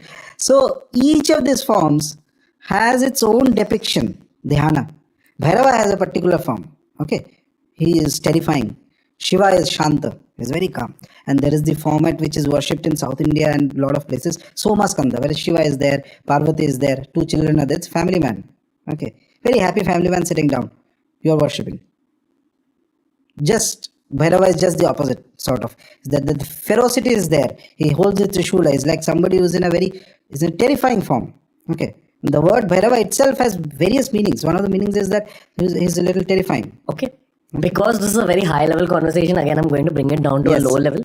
And I've noticed over the course of doing the podcast that the easiest way for people to understand this is personal experience. And I'm shameless. I'll reveal the secrets about my life. Okay. Let's talk about the first time we met. Okay. It was Kal Bhairav Jayanti. Kal Bhairav Jayanti. I didn't know it. We didn't plan it like that. Right. It wasn't just a blockbuster series of podcasts, but it was a major shift in my own spiritual journey. Okay. Apparently, I want to take you to a podcast I did in the Hindi show with Sanjay Jovani. Sanjay B. Jovani was a numerologist. Okay. And he has a habit of, when he's chilling with you, he will notice the number of your office, your address. He will see the Ranveer show and then calculate the number according to numerology and give you a suggestion. So he said that the Ranveer show adds up to number 7, which is a psychic number. But he's like, if you want mega recognition and material success, then change it to something. He gave me a suggestion. And a part of me didn't want that, because I like it being in a bit of a psychic realm, and maybe we do get a lot of viewers, but maybe we're not where we could be in terms of maximum views, and I'm okay for just the 2 million, 2.5 million people to benefit spiritually. So I know that episode wasn't just important for me, or those episodes weren't just important for me, they were important for all the viewers. Correct. You shifted something in at least the culture of TRS, and I'm hoping like you created a small ripple in Indian culture as well. From whatever I've learned from you, this is the will of the deities. Yeah. Right? The deities are acting through you. Yeah. What is happening in the world of the deities? That's one part of the question. Now, to bring it to a lower level, I'm going to talk about how you introduced me to Kal Bhairav. A year before I met you, I'd gone to the Kal Bhairav temple in Banaras where things had shifted for me. And when I met you, you actually introduced me to something called Batuk Bhairav. Yes.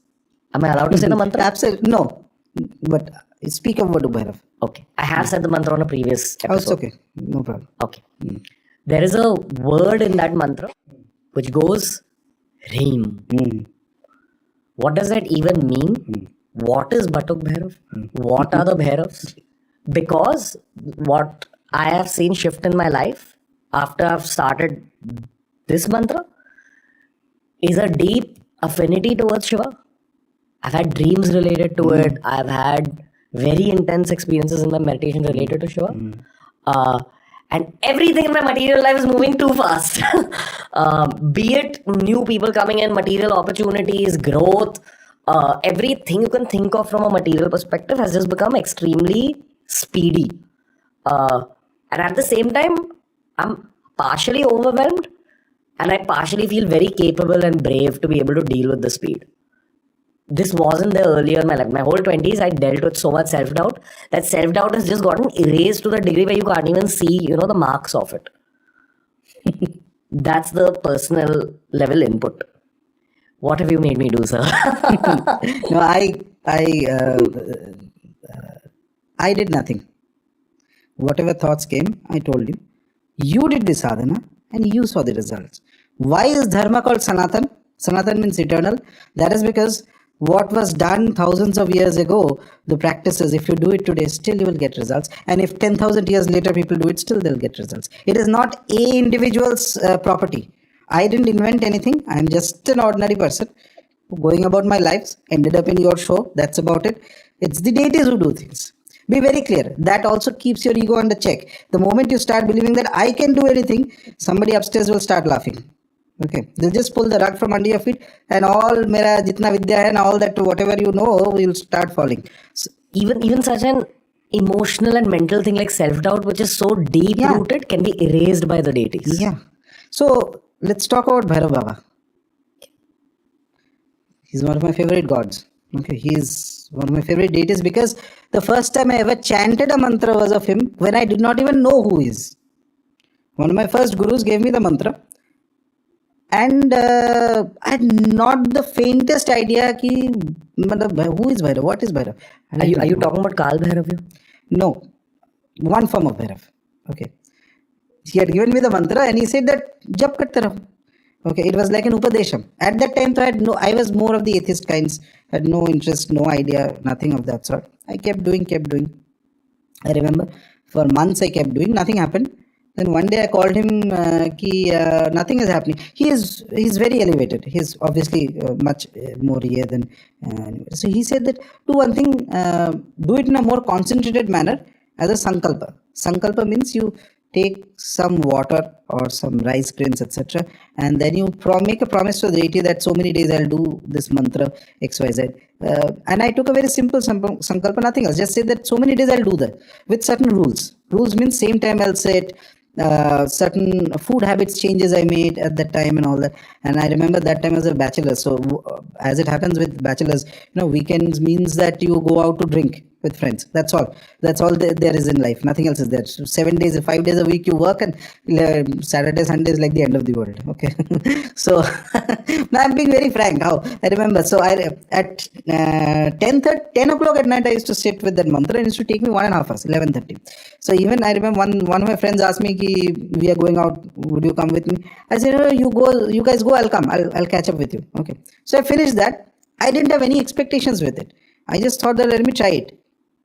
But by the 40th day, and I've spoken of this before also. So 40th day, I remember I was in Bangalore, I was having a cup of coffee, and then then I see 9 cars, one after the other, coming with the name Bhairava. And I was very stunned because I've never seen this before.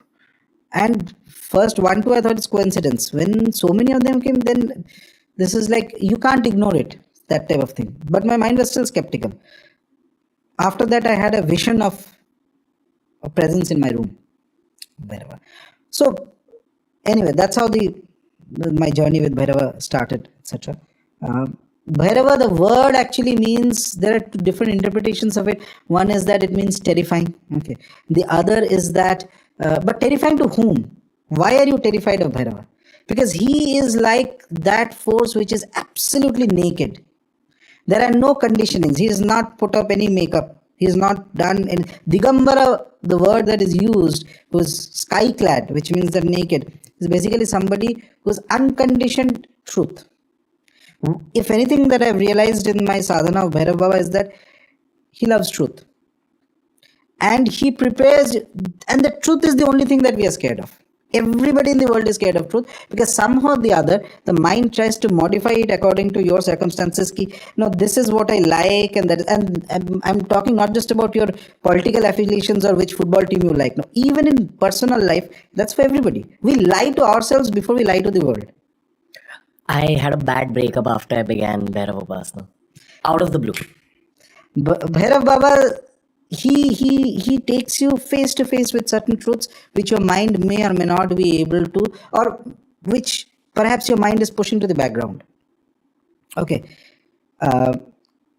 His Vidya, the thing with his Vidya, so a lot of people say that Bhairava is somebody who protects. Yes, he protects, but he makes you fearless. Yes. How do you become fearless? By facing your fears. Nobody in the world can become fearless by running away from fears. He is the one who will say कि it's like the military training कि जो चीज तुम्हें डर लग रहा है, I'll put you right there. Yeah. Felt this. Worst case scenarios happened, and then there wasn't. But फिर after that तो after a point तो दुनिया जाए बाहर में, you don't care. Yeah, you become very emotionally blunted. Yeah. Like, I think I'm a little too emotionally blunted now. Like, where I've almost become, I don't even know what to call it, but I feel a lot of ferociousness in myself now. I don't know how I feel about that, but I'm just flowing with it as a will of. So that creates, these are certain changes that Bhairava can create in an individual. There is a very beautiful writing I was reading a couple of months ago. So some of the great masters, and when we talk of Bhairava, it is important to mention that the maximum amount of Upasana, Paddhatis, writings and Bhairava came from Kashmiri Shaiva masters. They were Bhairava Upasakas. Okay. Fantastic caliber Bhairava Upasakas, a lot of them. And so Bhairava is, one of them defines it very beautifully. When you are scared of the world, when you are scared of Maya, okay, because the world has a Maya and you yourself have a Maya. Maya is your attachment. Okay. Anything that you have attached yourself to is going to cause you some pain. That's the dictum of the world. And not just for you, that happened to the great masters, that happens to you, me, that will happen to people later on also. Whatever you have attached yourself to, that is generated a Maya. The one you love. Anything. Even your phone.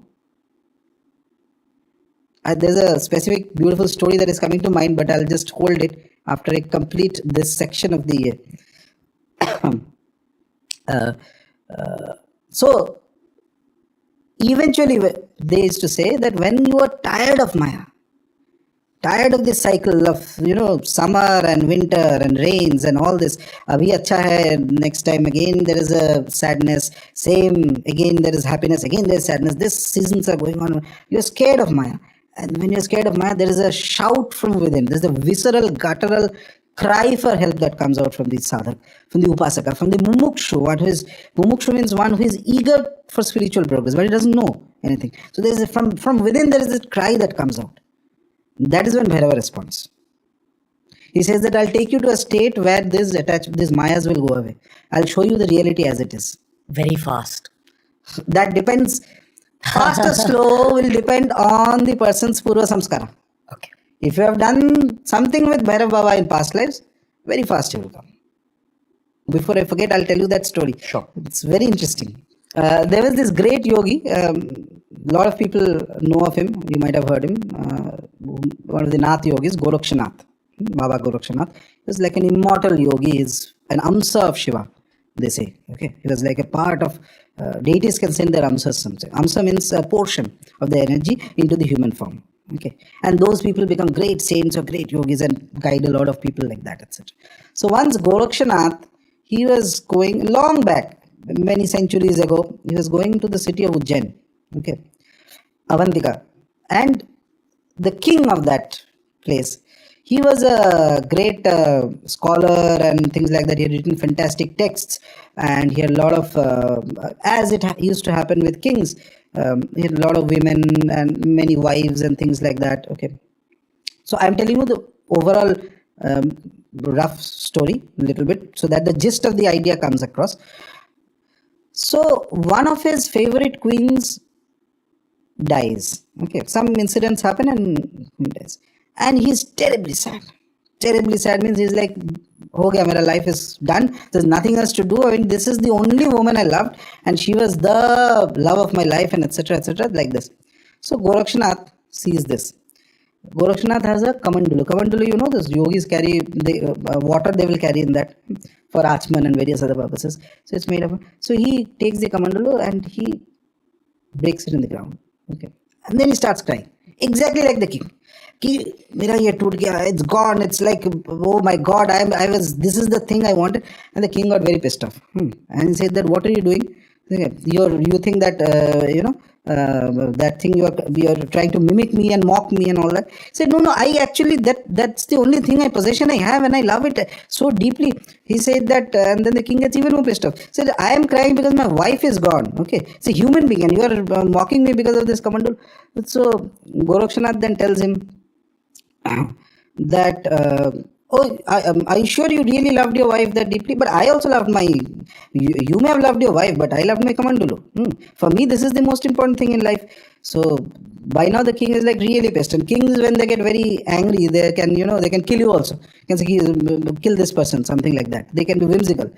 So, but Goraksha tells him that, okay, if you really loved your wife, I'll put you to a test. So Goraksha had many occult abilities. Okay. Yeah. So what he does is that he creates 25 women looking exactly like his wife and tells him that, find out which is your wife. If you can tell me this is my wife of these 25 women, he had the ability to create these things. He was an immortal yogi. He was not an ordinary person. He was among the Navanath, 9 Nath yogis who are immortal sort of. Okay. And the king is like stunned. 25 women exactly same looking, talking, same mannerism of speaking, sitting, talking, etc. And he is like clueless. What is happening? And then suddenly in his mind there is this brainwave, like epiphany that happens. Okay, and he falls at the feet of Goraksha. And he says that, you teach me what is the reality of the world. Okay. And then Goraksha gives him sannyas diksha, and he leaves his kingdom and he becomes a Nath yogi himself. And then he writes beautiful compositions on Vairagya. He becomes a great Nath yogi. Vairagya is detachment. You detach yourself from the material world, you will get bliss of the spiritual world. But almost no one can have both of these together. If you are in the material, you will pass through pleasure and pain, now this, now that, etc. But this story I find very interesting and I find very beautiful because it demonstrates actually for us that you create, by your existence, you create a maya around you through your attachment, and that is normal for all people. But also, your true spiritual growth will start when from deep within you feel that nahi bahut ho gaya hai. There's a cry that will come out. In his case, it happened because of the power of the yogi. From our case, others also for that matter, when there is a deep down, there is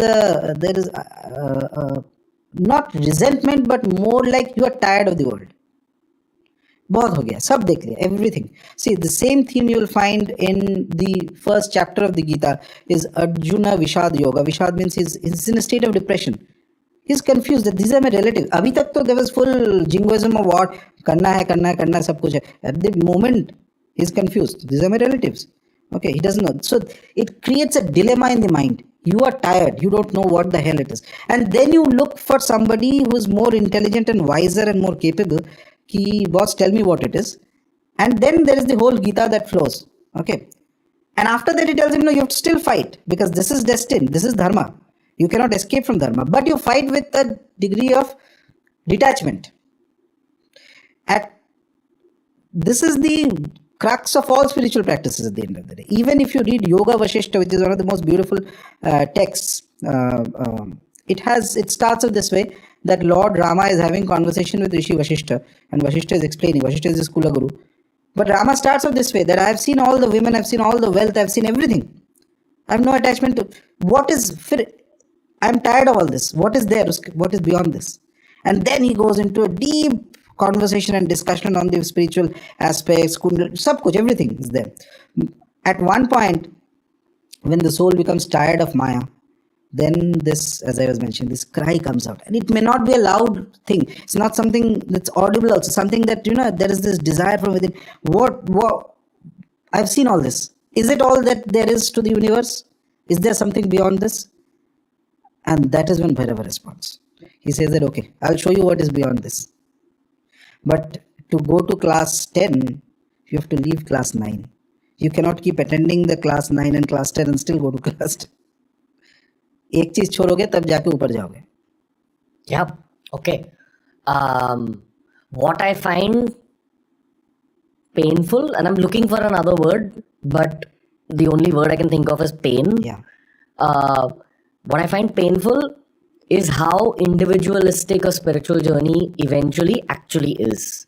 Especially in this society where we're taught about love, we're taught about Shiv Shakti, even spirituality teaches us about love, but at the end of the day, it's all alone and it's your own self-discipline and it's your own lonesome journey that will actually take you to the happiness that you're looking for in love, in material pleasures, in career success. Any happiness that you're actually chasing, or any life goal you're actually chasing, is actually your soul's cry for chasing that individual spiritual journey, which is going to be alone even if you're married.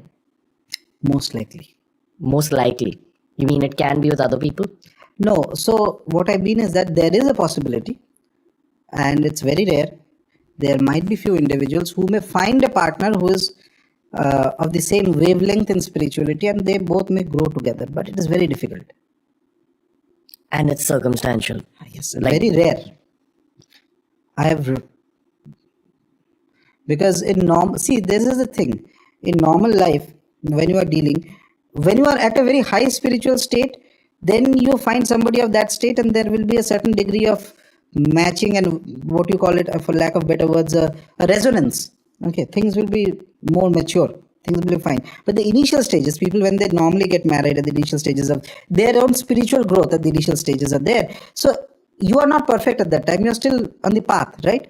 So there is still ego. There is still various other factors that will come in, and that is going to cause disturbance in the equation. So we have this very romantic idea that there is, this perfect partner.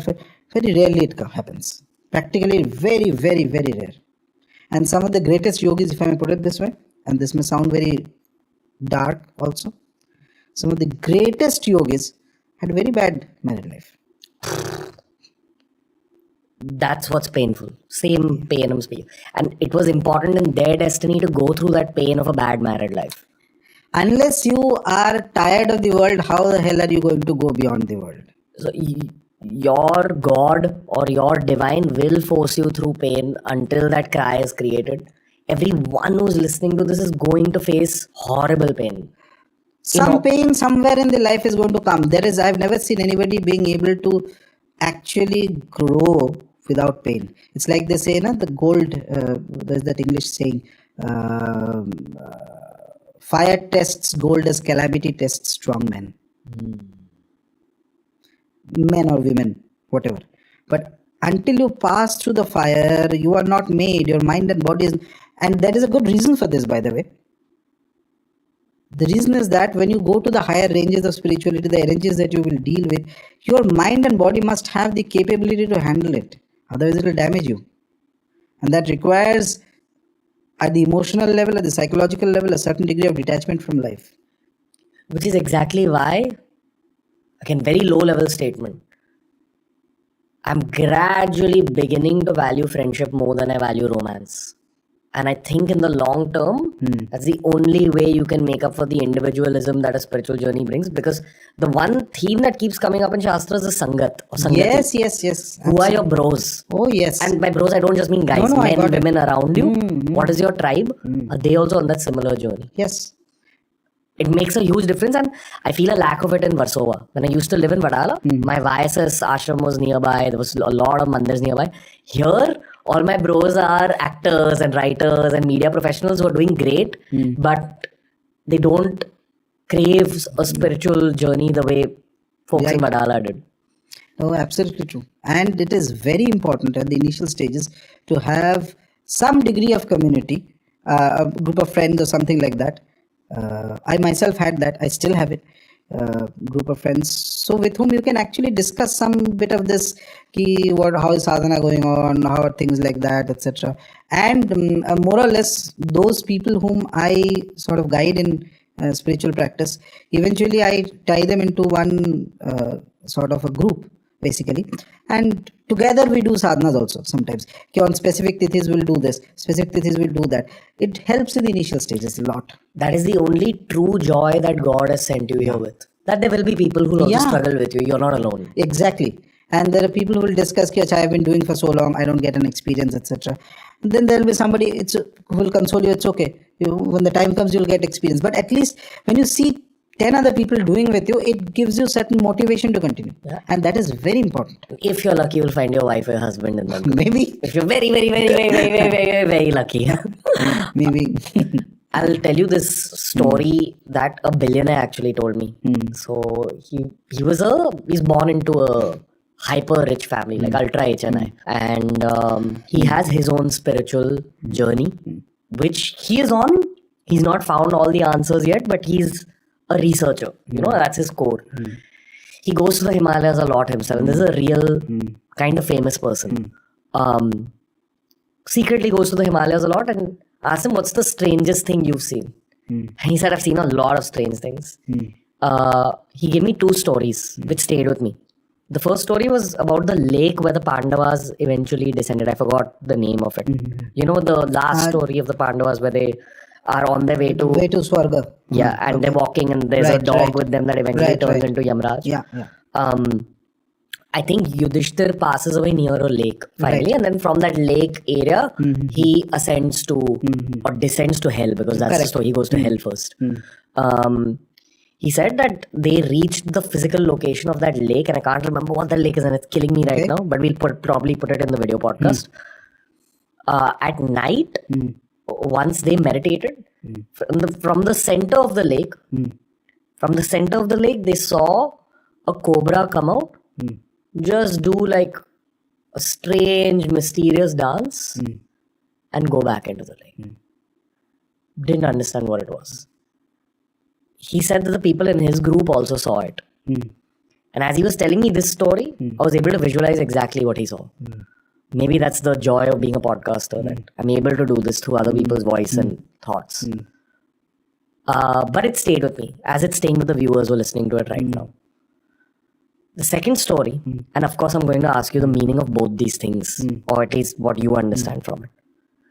The second story was even stranger. It was a slightly darker visual. He said that on one of his treks, which was beyond the lake, they were in a very isolated part of the Himalayas. They were trekking to another spiritual location, which is ahead of this lake. At night, he had woken up to go to the toilet. And it's snow-clad mountains. They're already in the middle of a lot of snow. So he said that basically when he went outside his tent to relieve himself, in the distance, maybe like 2-3 kilometers away, he saw a group of men, maybe 3 or 4 men. I believe he said it's 3 or 4. Walk towards the same spiritual location that they were going to. But he felt like those 3 or 4 men who were on their way looked like they were 10 feet tall. That just made me think about all the mysteries that the Himalayas hold, because I know for a fact that there are many evolved humans and evolved beings that already live in the Himalayas, and many of them are also in physical form, but they are just so isolated from society, and they're just living such secret lives that we don't even know. Correct. I asked him, what do you think those 10 feet tall men were? He said, I don't know, but I've had enough spiritual experiences to differentiate positive energy from negative energy, and this wasn't positive energy. He said that he did feel creeped out. Now I want to ask you about both these incidents.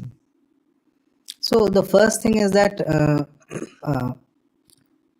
snakes are very, very important and powerful symbolisms, as well as their physical presence, specifically at a certain level of spirituality if you attain. Okay, so it is not a coincidence that Shiva has a snake around his neck, Vishnu lies on a snake.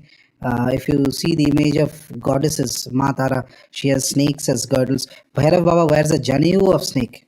Okay, janayu is the sacred thread that Brahmins wear. So he wears a janayu made of snake. Okay, they are, for lack of better words, at not all snakes. So just because you see a physical snake does not necessarily mean that it is okay. Before that, there's another. So love it. So this is what I'm describing to you is something that was told to me by somebody who's one of the most powerful tantropasaks I know of, and it is true. 100%. Whether you believe it or not doesn't make a difference to me. I know it is true. I'm just describing it to you. So he sees somebody who's been bitten by a snake. This gentleman sees somebody who's bitten by a snake, and what he does is that, very interesting, with a certain kind of mantra and a certain herb, he first draws a circle around that individual. With that mantra and that herb, he touches that individual who's been bitten by the snake. Okay? It's a small girl, actually, little girl, a snake, and he does a recitation of certain chants, okay, of Devi. After some time, that girl starts speaking in the voice of an adult man. Okay, and he is not alone, but there are other people around in the room, by the way, when this is happening. Okay, everybody is stunned except him. Everybody is stunned, and then he asks that girl or whatever is inside that girl, and asks him that, why are you here? What have you done? Okay, and that voice tells him that I am one of their ancestors who's in a bad shape, and I bit this girl because there are certain rituals that were not being performed for the ancestors. Okay. Whose ancestor was it? The families to whom the same girl girls. The girl's family. It was one of the girl's ancestors. Yes. Who had taken the form of a snake. Yes. And bitten her. Yes. Okay. And then this gentleman says, okay, we will do whatever has to be done so that your whatever troubles you are in is finally removed, and etc. And then he prescribed certain rituals, and eventually after some time the girl becomes all right. Okay. This may sound like a completely fantastic thing, but I know this is real because there are things I have seen and experienced, and the gentleman was telling me, I know him very well to know that he's capable of all these things. Okay. So snakes are a very peculiar kind of every animal, every entity in the world has its own Shakti. Snakes have a peculiar Shakti which is much more powerful and superlative than just about everything else. Okay. Everything else in terms of whether it's human being, whether it's another animal, whether it's this, that, etc. And among these, what we call snakes, there are two terms that are used in the Sanskrit that is called the Nagas and the Sarpas. Okay, so Nagas are kind of a specific kind of beings which were there, and so you will see that even in the Mahabharata, when Parikshita is bitten by a snake, actually, Takshak. And the 7th day when he hears the Bhagavatam and all that, and then there is a yajna that is done as a revenge to kill all snakes. So basically we see even in the scriptures that there is an engagement of snakes with humans at a level which is not there at this moment. We consider it to be just as a reptile moving around, but they were capable of certain powers and certain abilities at one point. Okay, snakes, what we call, or Nagas, etc. Nagas are those type of snakes specifically which had developed some, let's say for lack of better words, we have some specific occult powers which is much more superlative than just about anybody. In fact, we believe that Patanjali, who gave us the Yoga Sutras, he himself, or Lakshmana is Sheshnag who comes with Vishnu. Okay, so there is cultural memory says that there are snake-like beings or snakes who have exceptional powers. Now these beings get attracted to those who have a serious amount of spiritual energy. Lord Vishnu, he lies on a snake. Shiva, there's a snake around him. Okay, and these gods, devatas, they are so powerful. They have the Bhairav Baba, like he has snakes around in his body. Even the most poisonous snake will be calm in their presence. But if you ever have an encounter with a snake, anyway, because I'm speaking and there are things in the head that there's a filter of what can be spoken of in public and what should not be. So that type of and this isn't just public. This is I know. This is going to stay there. No, I have seen the effect from the last time, so that's why I'm more cautious. Yeah. So anyway, fundamentally this is there. So if you see suddenly that there is a snake, I'm assuming that if this has happened, a snake comes out of the lake, so you can be certain that there is a very strong, there is a being or an entity with a tremendous amount of spiritual power, exceptional amount of power. It's not even, I'm not even talking about saints, something that's beyond saints, something of the realm of gods, something like that. Okay, even a smaller deity also, their snakes will come. In fact, one of the stories I'd heard from one of my gurus, he was with his guru, it's many years ago, and they were doing a ritual of the goddess specifically. And in between his and my guru was then a youngster. Okay, he was younger.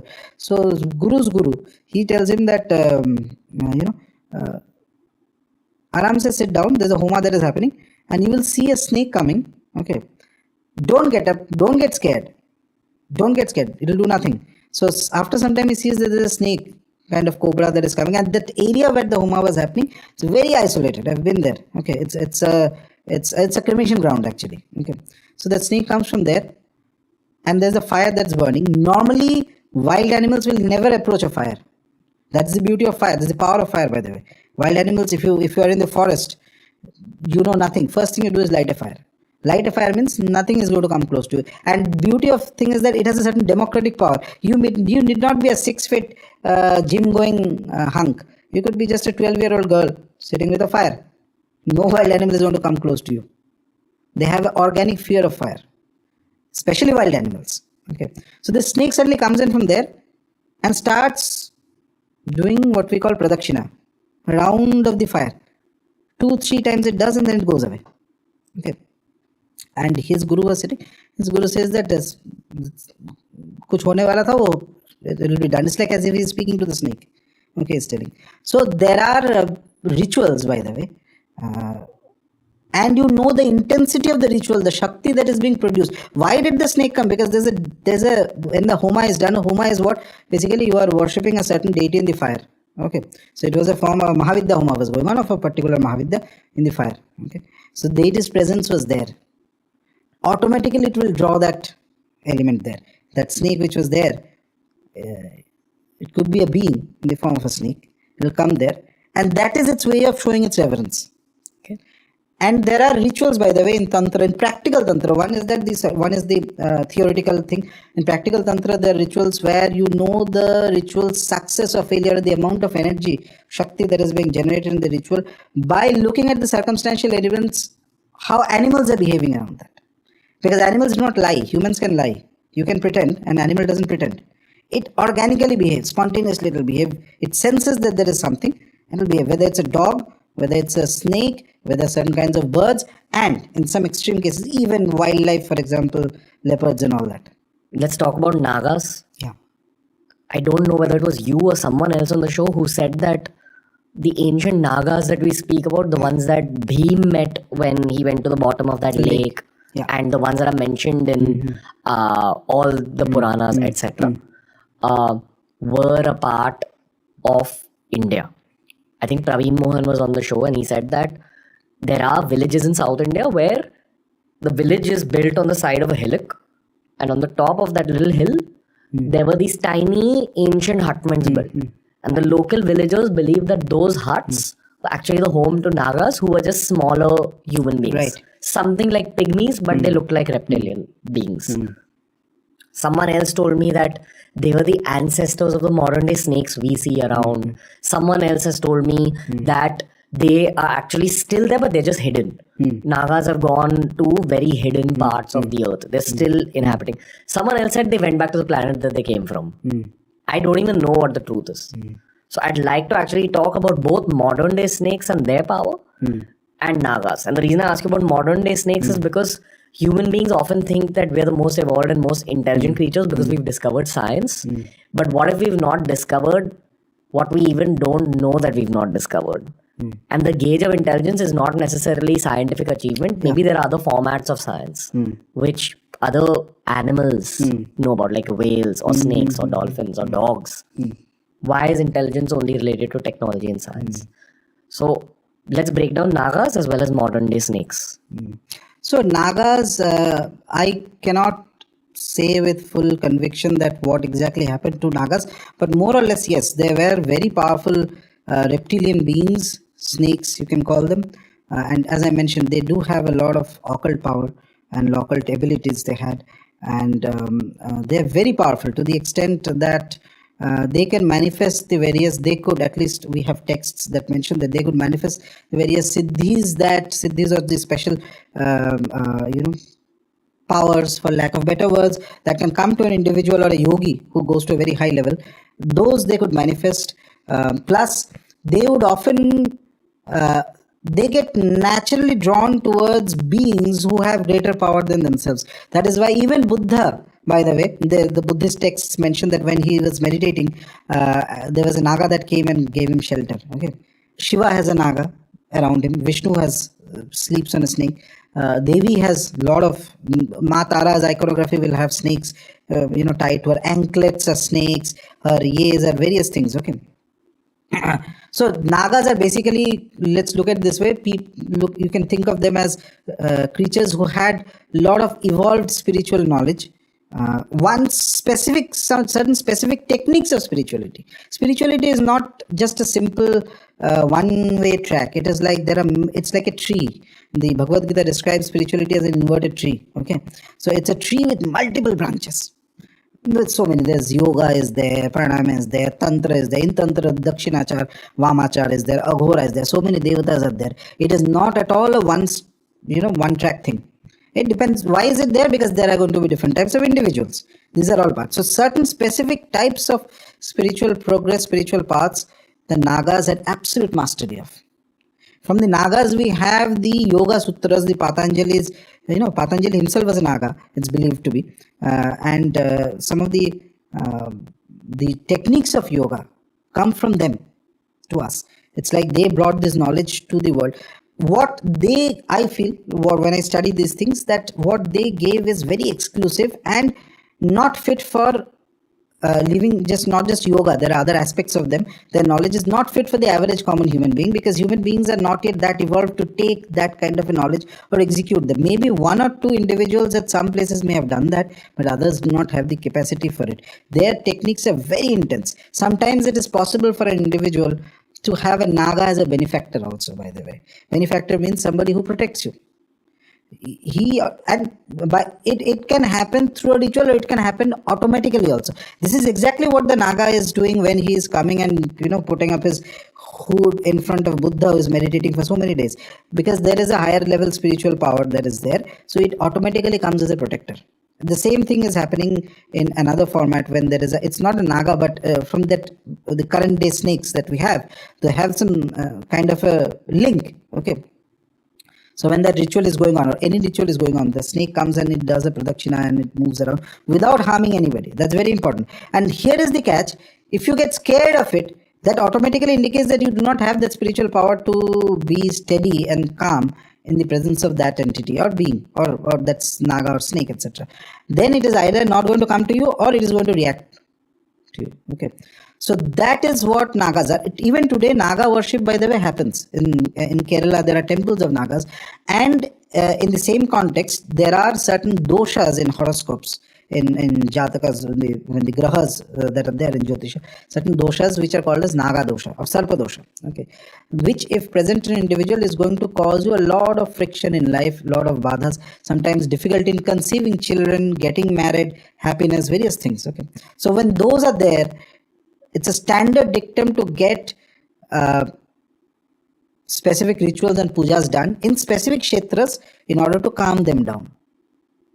So Nagas are, at one point their engagement with our civilization was far deeper. Now whether Nagas went back to their realm, I personally feel, and I'm just speculating because I have no direct knowledge of this, I personally feel that no, there are still Nagas, but they are more hidden in their own domains and they will not appear to you until you have achieved a certain degree of proficiency. There's a interesting anecdote, a story that comes in, and I read it in Sri Aurobindo's writings.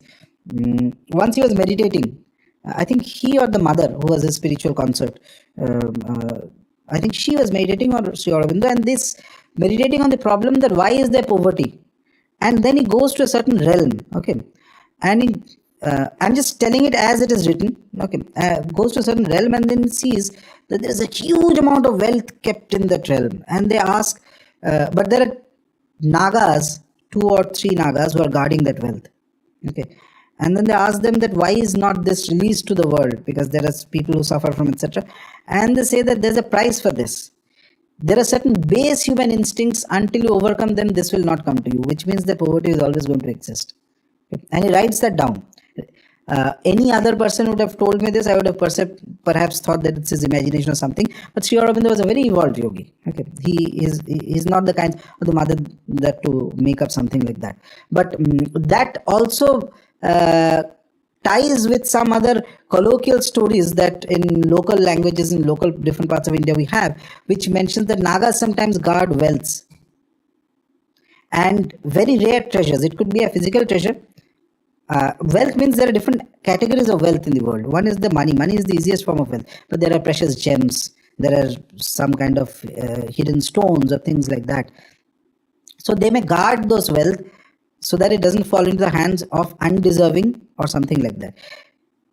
See, snakes have this thing. Snakes, there are 2 types. One is the evolved snakes, and then there are the lower category of snakes which are which are not particularly favored, by the way. For example, we have this, we get from the texts the story that Rishi Kashyapa had 2 wives, Diti and Aditi, and from one the gods were born, devatas were born, and from one the lower beings were born. So one of them had children who were snakes. So one of the things the normal snake has is that snake has jealousy. Jealousy means no. Let's take it as a symbolism. I'm not saying that in a specific that a snake has jealousy. No, the snake symbolizes at the lower realm that clinging to something. Why is that person getting it? मेरे को क्यों नहीं मिल रहा है?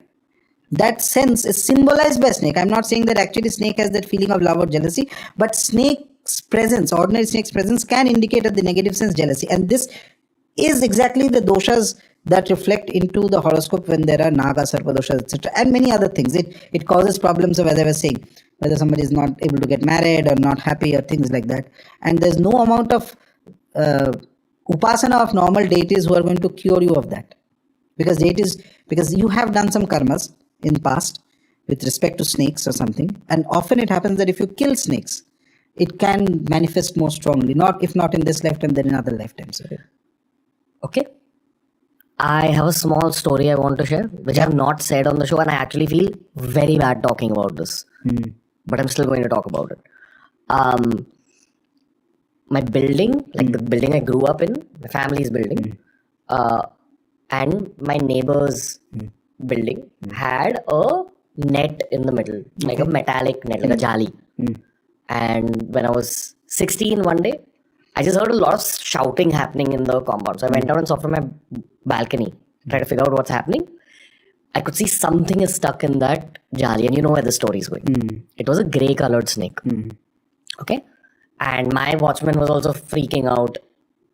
And he was a calm guy usually. You know, he was a gardener. He was very in sync with nature. But I saw him freaking out for the first time. I saw people collecting around these 2 buildings. And this one gentleman came in, caught the snake with a stick, And I was excited, so I went down to see what's happening. But I'm just a 16-year-old observing this. Right. First of all, I felt damn weird that in 16 years I'd never even seen a snake in my life. This is the first snake I saw. I'm curious to see what he's doing with the stick. He kind of wrapped it around the stick, trapped it, poured kerosene and burnt the snake in front of everyone. It's terrible. And I remember how that snake was wincing when it was being burned. And I knew that some dark energy was surrounding everyone who was viewing that snake be burnt, including myself. But I was 16, wasn't even confident enough to have a conversation with a stranger. I didn't know what to do. Do you think me being a part of that snake being burnt had an effect? That will be a minor effect in the sense because you empathize with which is normal with that creature, and but the individual who does it will definitely specifically harming snakes is more or less problematic. If not right, then definitely you'll have to have some strong repercussions. See, this is the interesting thing. We say generally that harming anything is bad, but it depends on what exactly it is. Which means every entity, every being, every living, non-living or animate thing has its own Shakti. The Shakti that a snake has is very different from more or less every other animal. Harming snakes, specifically snakes that have poison, is an invitation for troubles. And if there are certain combinations in the horoscope, they trigger those combinations immediately. After that, life is going to go for a toss. All things that you go will have repercussions in their way. So snakes are sort of, it's not that, see, snakes are very individualistic creatures, by the way. The other thing is that it's not to be something they're not in the sense that they're not friends. A snake is not a dog, by the way. A dog is very friendly, can be very friendly. I'm saying even cats perhaps. Okay, I don't have any with cats, but I'm just saying. And dog being Bhairav Baba's Vahan is even more interesting. But snakes are not your friends. They're like super introverts. It's not like I have a pet snake and it doesn't care about you. Let it be happy in its own way. Okay, that is what is important. Harming snakes has repercussions. I believe that it's not a good thing to do, but I don't think that you have personally should be worried about that because you were not directly involved in causing anything, and there were other people also, and you were just 16. So don't suffer from the guilt of it. Whatever negative feeling you had at that moment, and I can completely understand when you're describing it, take it as it is past. It's not your fault. But what was the symbolism of Maya throwing up that incident to me? Was it for this conversation? I don't know. So these if you have to analyze these, you have to analyze what happened in your life after that. In the next 6 months, 1 year, how did it go, etc. So it's like perhaps a little too late to have this self-analysis at the moment. But more or less, specifically when you evolve more spiritually, you see that everything that you see or you experience or you meet, there are certain indications that will come in your life around whether it was a positive thing or negative thing or etc. Things like that.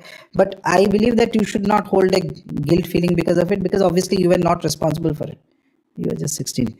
But yeah, it's not a good idea to harm snakes, specifically if the snake is poisonous. Even more reason, don't be too with it. Like a lot of people, it's their mentality, I suppose. They feel that it's very nice to have a snake and display and take photos and all that. Snake doesn't enjoy it. You may be enjoying it, snake is not enjoying it.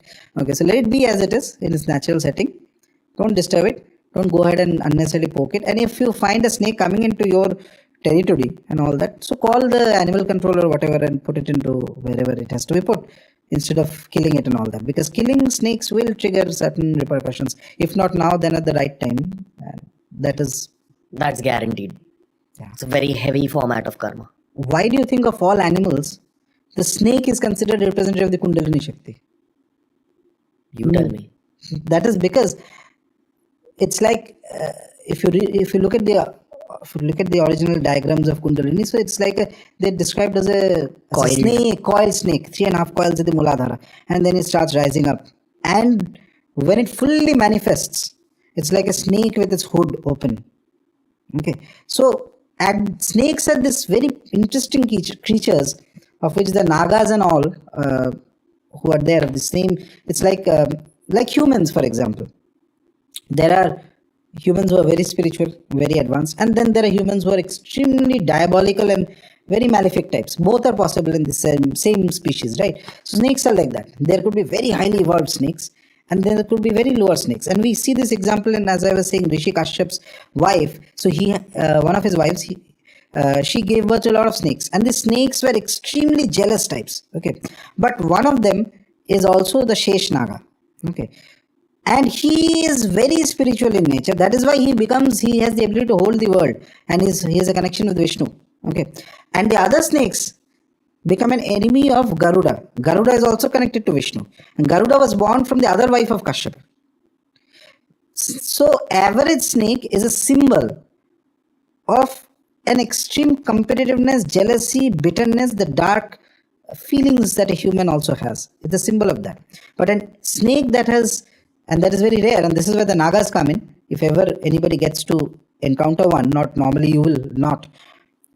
Those are very different. They may even bless an individual. There is a concept of something, and there's today, based on this concept, a lot of fraud also happens. Something known as a Nag money. It's believed. Nag what? Nag money. Money is a jewel. Money. Money means jewel. So it's believed that certain Nagas, when they live up to a long time, they develop a certain kind of jewel in their head. Okay. Now, don't go into analyzing this scientifically. Okay, it's not, leave science aside. This is the realm of occult and things that are not normally by the five senses. Okay, so they have this money, and they can shed that money, that specific gem. If an individual gets hold of that gem, it causes an absolutely like going in a lift. Your life is going to change, every aspect. Whether it's material, whether it's spiritual, whether it's everything, whatever you touch is going to go like rocket speed. This can be found in jungles? No, it's very difficult to find. That's why I say a lot of fraud happens. I know people who have been duped by people claiming that they have found a Nag money and they will ask for crores and all that. And a lot of important people who are aware of this concept keep searching for that. But if at all, if anybody finds it ever, I believe that it's possible to find. Obviously, otherwise, whatever lore or story comes in, there's always an element of truth in that. Okay, and given that it is connected to Naga, so if somebody finds a gem like that, it can cause. But it's not at all easy to find, and most of the people you will find that who are selling these things most of them are just frauds. The snakes we see in the modern day, which you see in cities also occasionally. Yeah. They are also spiritual creatures? No, not all. Not all. See, they're animalistic. They can be normal animalistic. They can be completely normal animalistic. And tying it back to that story which I told you of that individual who, that little girl whose voice changed and all that. He was explaining to me. So there are different types of snakes. There are entities that can take the form of snakes. One of the forms they love taking. Okay, and in that. They can bite somebody or they can do something, and that is always a reason behind it why it is there. So there's a specific kriya or mantra which he was doing. He suspected that it is one of those kind of entities, using which you can figure out that is it a normal animal as a snake, as a reptile as a snake, or it is some of the entities that are behaving like a snake, and then do whatever needs to be done. Okay. So again, these things are very difficult for people to believe until they have a direct experience of it, which is perfectly all right if anybody doesn't want to believe. There's no force in this, but strange things happen. Okay. There's a whole mysterious world that's going on. Yeah. As we speak in the background, which is why I want to take you back to that other Himalayan story. Okay. For the sake of TRS clips, I'm going to repeat the story very quickly. Yeah. A very spiritually oriented friend of mine goes deep hiking in the Himalayas, beyond where most people choose to go hiking. He's going towards a particular kind of spiritual location which is very, very, very remote, very inaccessible. It takes days to trek up there.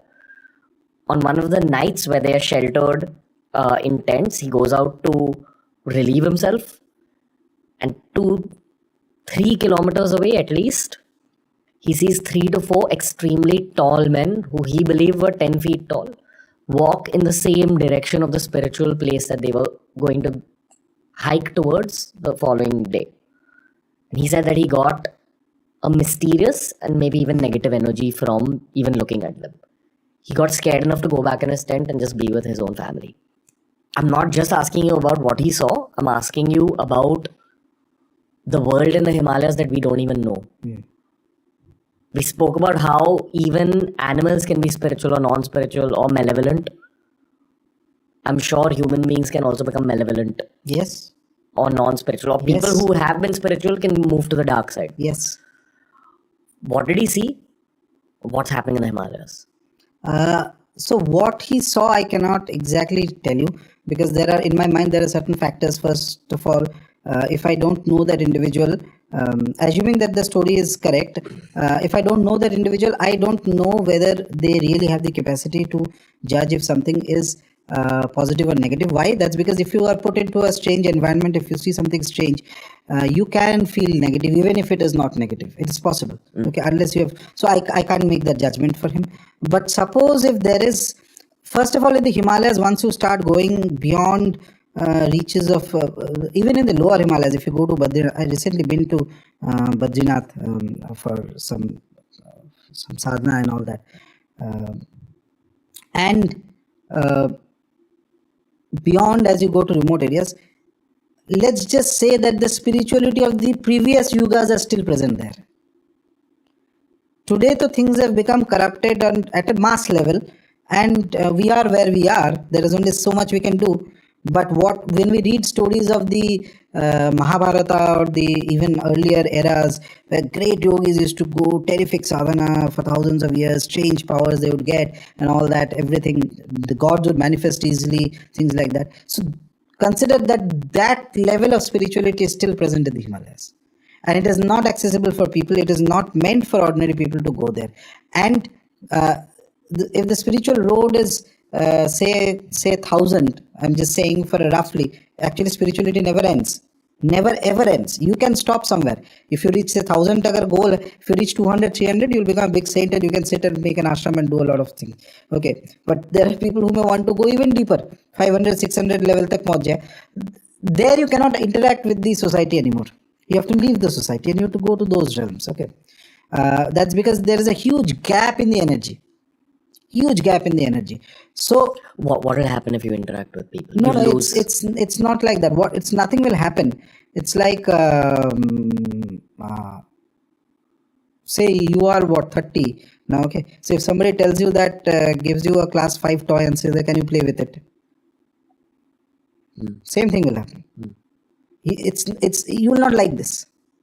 That's about it. They've understood Maya. Maya, this is beyond Maya. See, even taking in a tangent, in the Kashmiri Shaiva system, they have 36 tattvas. Okay, there is a particular tattva means there are different stages of realities. Let's just look at it that way, for lack of better words. So there is a particular tattva. Beyond that, Maya also ends. But after that also there are depth of spirituality. It doesn't end there. Depth and depth and depth. Why do you think Adi Shakti or Parabhairav cannot be imagined? It is beyond your imagination. So that means between that beyond imagination level and between the last realm of Maya, there are still layers. What are the difficulties there for the journeyman? There. At that level, what's the challenge? That level things function very differently. It is not like us. The Maya and all that is left behind long back. Okay, you have transcended there. You follow. Actually, there is something known as the yogis, Nath yogis, and all used to believe the word called Adesh. Adesh is command. A lot of people use it today, just like that. Ki Adesh mil raha, Adesh mil. That's all mostly show and all that. But actually, there are certain chakras which are, people speak of the 6 chakras, right? No, there are more chakras than that. Let me just put it this way. And there are chakras which are not even opened in you. Yes, 6 is functional. Because you are functioning in this world, you have this 5, 6 chakras that are going on. That is good or bad, it is functional. So you are feeling, today you are feeling a lot of pain because there is some amount of some emotional trauma that has gone through, etc. That is because one of your chakras is damaged. So it is feeling the pain there. Your Muladhara starts functioning, you acquire a lot of wealth, property, etc. automatically comes in. Swadhisthana starts functioning, you suddenly have a plethora of relationships that are going on. Your Manipura starts functioning, you suddenly have a commanding, whatever capability. Any leader must have a strong Manipura chakra, otherwise you cannot function as a leader. People will not listen to you. So like this, all these 6 are the traditional normal happening in everybody, good or bad.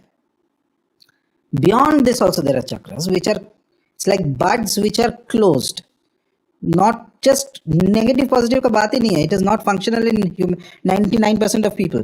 Through the power of Kundalini and Shakti, through the Upasana Devatas, if somebody reaches that realm, it's very rare, you can pass Shakti through those chakras and they will start activating. And once they activate, there is one specific chakra, then you will start getting an Adesh, which is a command. Command from whom? That is when you are at the realm where you attain a divine Guru.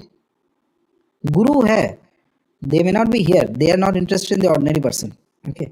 Those are like, they will then through that, they will give you an instruction ki ye karna hai, aise karna, waise karna. So in the higher realms, in the highest of realms, the conception of time changes completely. So that's why you see in the Puranas, some rishi is doing, Vishwamitra is doing tapasya of Gayatri Mantra for 1000 years.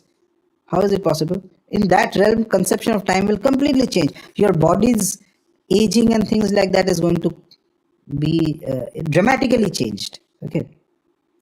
I am talking of a realm which is beyond even the normal conception of nirvana. Let me put it this way. And this is going to shock many average understanding of people. We think that nirvana is the end.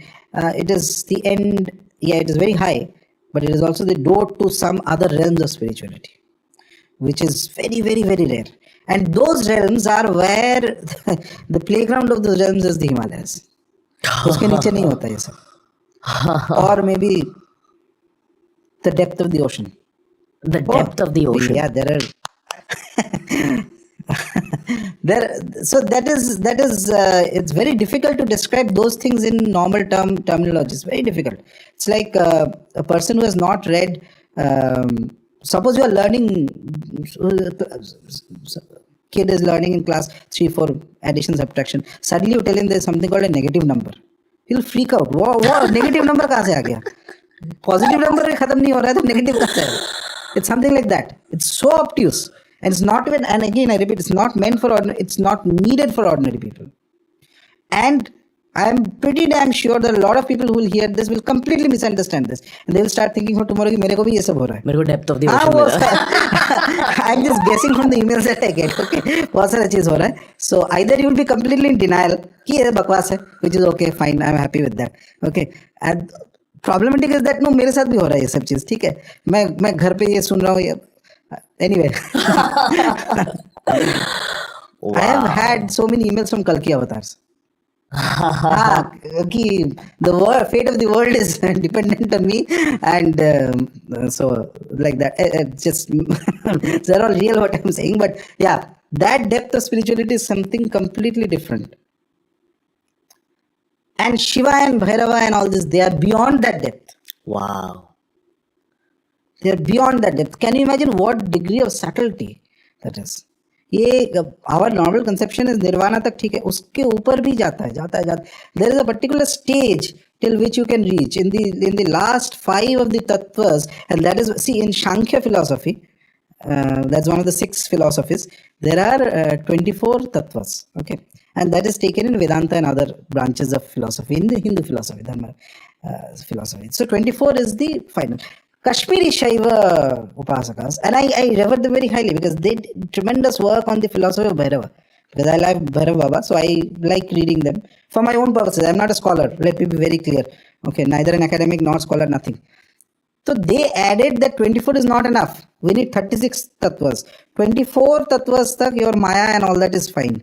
Nirvana aa gaya. Uske baad how do you determine? What happens there? See, you have a glass of water, and there is water in the ocean. Scientifically, both of them are H2O. Okay, a little bit composition में थोड़ा इधर-उधर होगा, but more or less H2O है. So water. So are these two same? Same, but not same. An ocean can hold an ecosystem. It can cause a, I don't know, tsunami, tornado, whatever it is. Take an ocean, ships fly in it. There are fishes, this, that. So many depths, no, hardly people know. What is the difference? The difference is Shakti. And at the higher realms and higher realms, it is the difference in Shakti that makes all the difference eventually. And there is a particular, after this 24 tattvas, there's a realm, Shuddha Vidya it is called, the pure realm, where there are mantras, all these 7 crore mantras that Shiva gave out to the world, and told them that you help people. Those who serve the mantra, when you are chanting a mantra, you are doing seva to the mantra. You're charging it also. Look at it this way, you're doing seva to the mantra, like you do seva to a guru. And it is going to guide you. There is a Shakti inherent in the mantra. The Shakti of the mantra, when we sit and do Nyasa, Shakti of the mantra is in the leg. Leg means movement. It is going to cause some movement in your life, whether you like it or not. And this is done by the authority of Shiva. He has charged these mantras of all deities and given it to the world. In that realm, whoever follows the rules and does japa of the mantra, he is doing seva to the mantra. And the mantra in turn will give him something. It will guide his path. That becomes like a guru. Why does a guru is very important in the physical realm? Most people need a physical guru because most people, which is fine completely. But at a very high level, you can have a non-physical entity as a guru. Only the thing is that, and this question comes to me often, that why can't we have a devata as a guru? Few people can have, but most people cannot have. Why?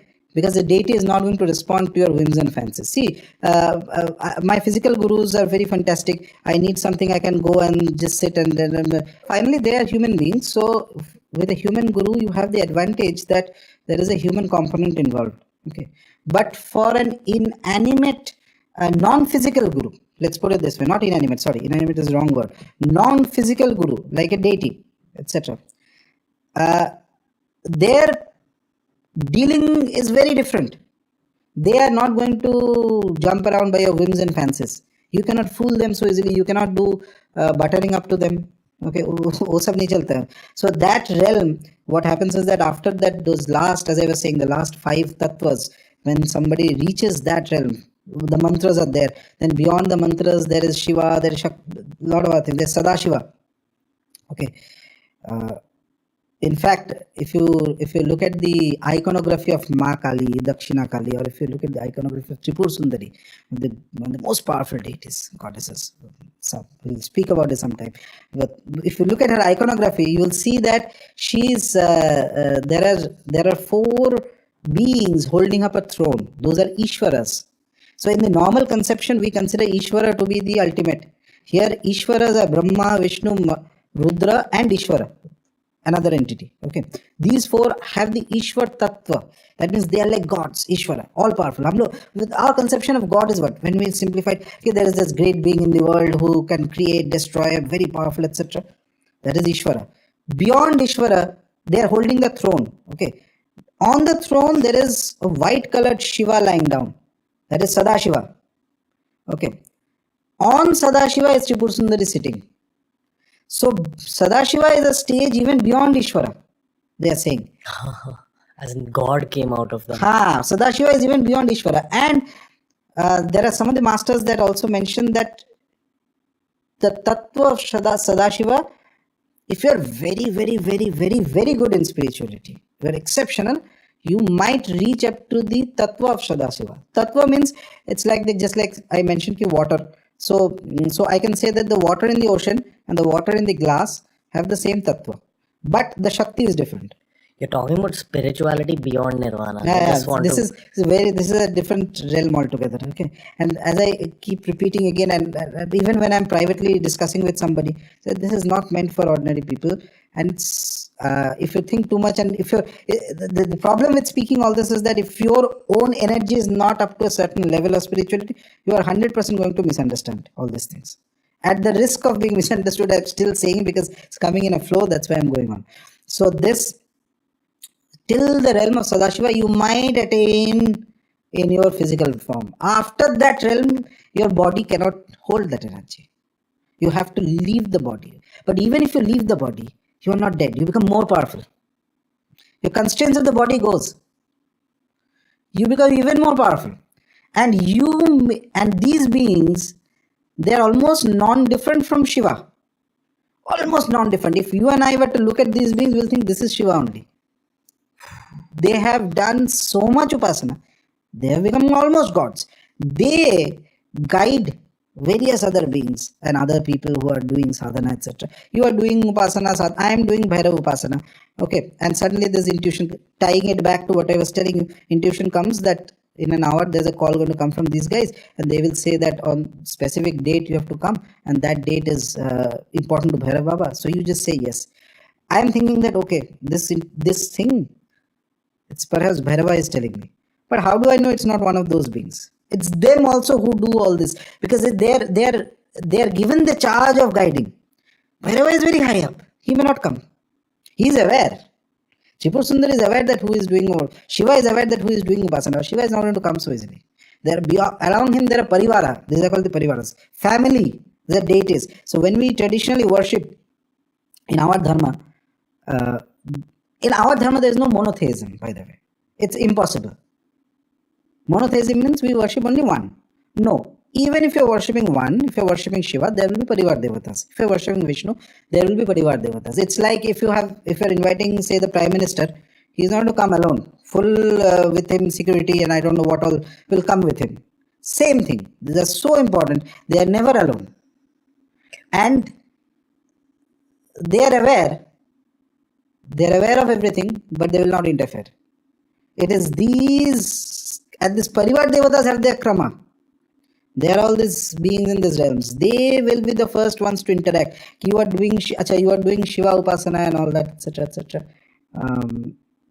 After a stage, initial stages, nobody bothers. Katte raho. ठीक है, बहुत लंबा रास्ता है. But suppose you are able to build up a certain degree of energy, they will be the first to come and see what does this guy want actually. चाहता क्या है? And do people want things other than just spiritual growth? Lot of people are deep. The heart is the most peculiar thing in the human being. It has all sorts of desires. So never listen to what a person says. Never listen to, I'm just saying, that's the truth, by the way. So to judge a person, observe what he is doing. That will give you that what is the secret motivation in the heart. Sometimes people are motivated by desires which they are consciously not aware of. Ask them, why do you want to do sadhana? No, I want to reach spirituality, this, that. Some tote ki tarah rata hua, some statements they will put. Okay. And I can sense that his energy is nowhere close to that. That mumukshuta, that thing is not there in him. Give him some sadhana, after some days, ye nahi ho raha, wo nahi ho raha, because that energy is not there. So the heart is maybe somewhere else. Very often, in fact, speaking of this, I think in the Gita, I don't remember the chapter exactly. So Lord Krishna mentions this to Arjuna.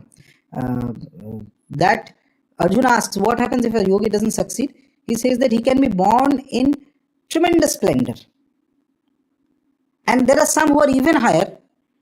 They may be born in a family of yogis, where he can continue that same practice from childhood. But why does somebody get born in splendor? To distract them from... Nah, because deep down the desire was that I want something fantastic. मैं इतना गरीब हूँ, मैं इतना साधना कर रहा हूँ, कुछ तो होना चाहिए. भगवान बोलता है okay, alright, next level make you are a billionaire, you are this that, जो भी है, etcetera. And then you stop your practice and next life, after that again back to where you were. Because you realize there's nothing in the material. No. You may not realize also, no, material has its own charm. Once you enter there are so many people I see, I will not name them, famous people, and I see and I completely feel that ye banda jo hai, isne in past life he has done practices, and because of those practices he's getting all this benefits, and material has its own pull. Maya is very strong, and you don't do any other practice now. Kuch nahi karte ho. Normal, you are running after, you're making money or whatever you're doing, etc., etc. Fantastic, very good. Enjoy this life. Next life you'll be back to where you were before. Wapas aa gaya.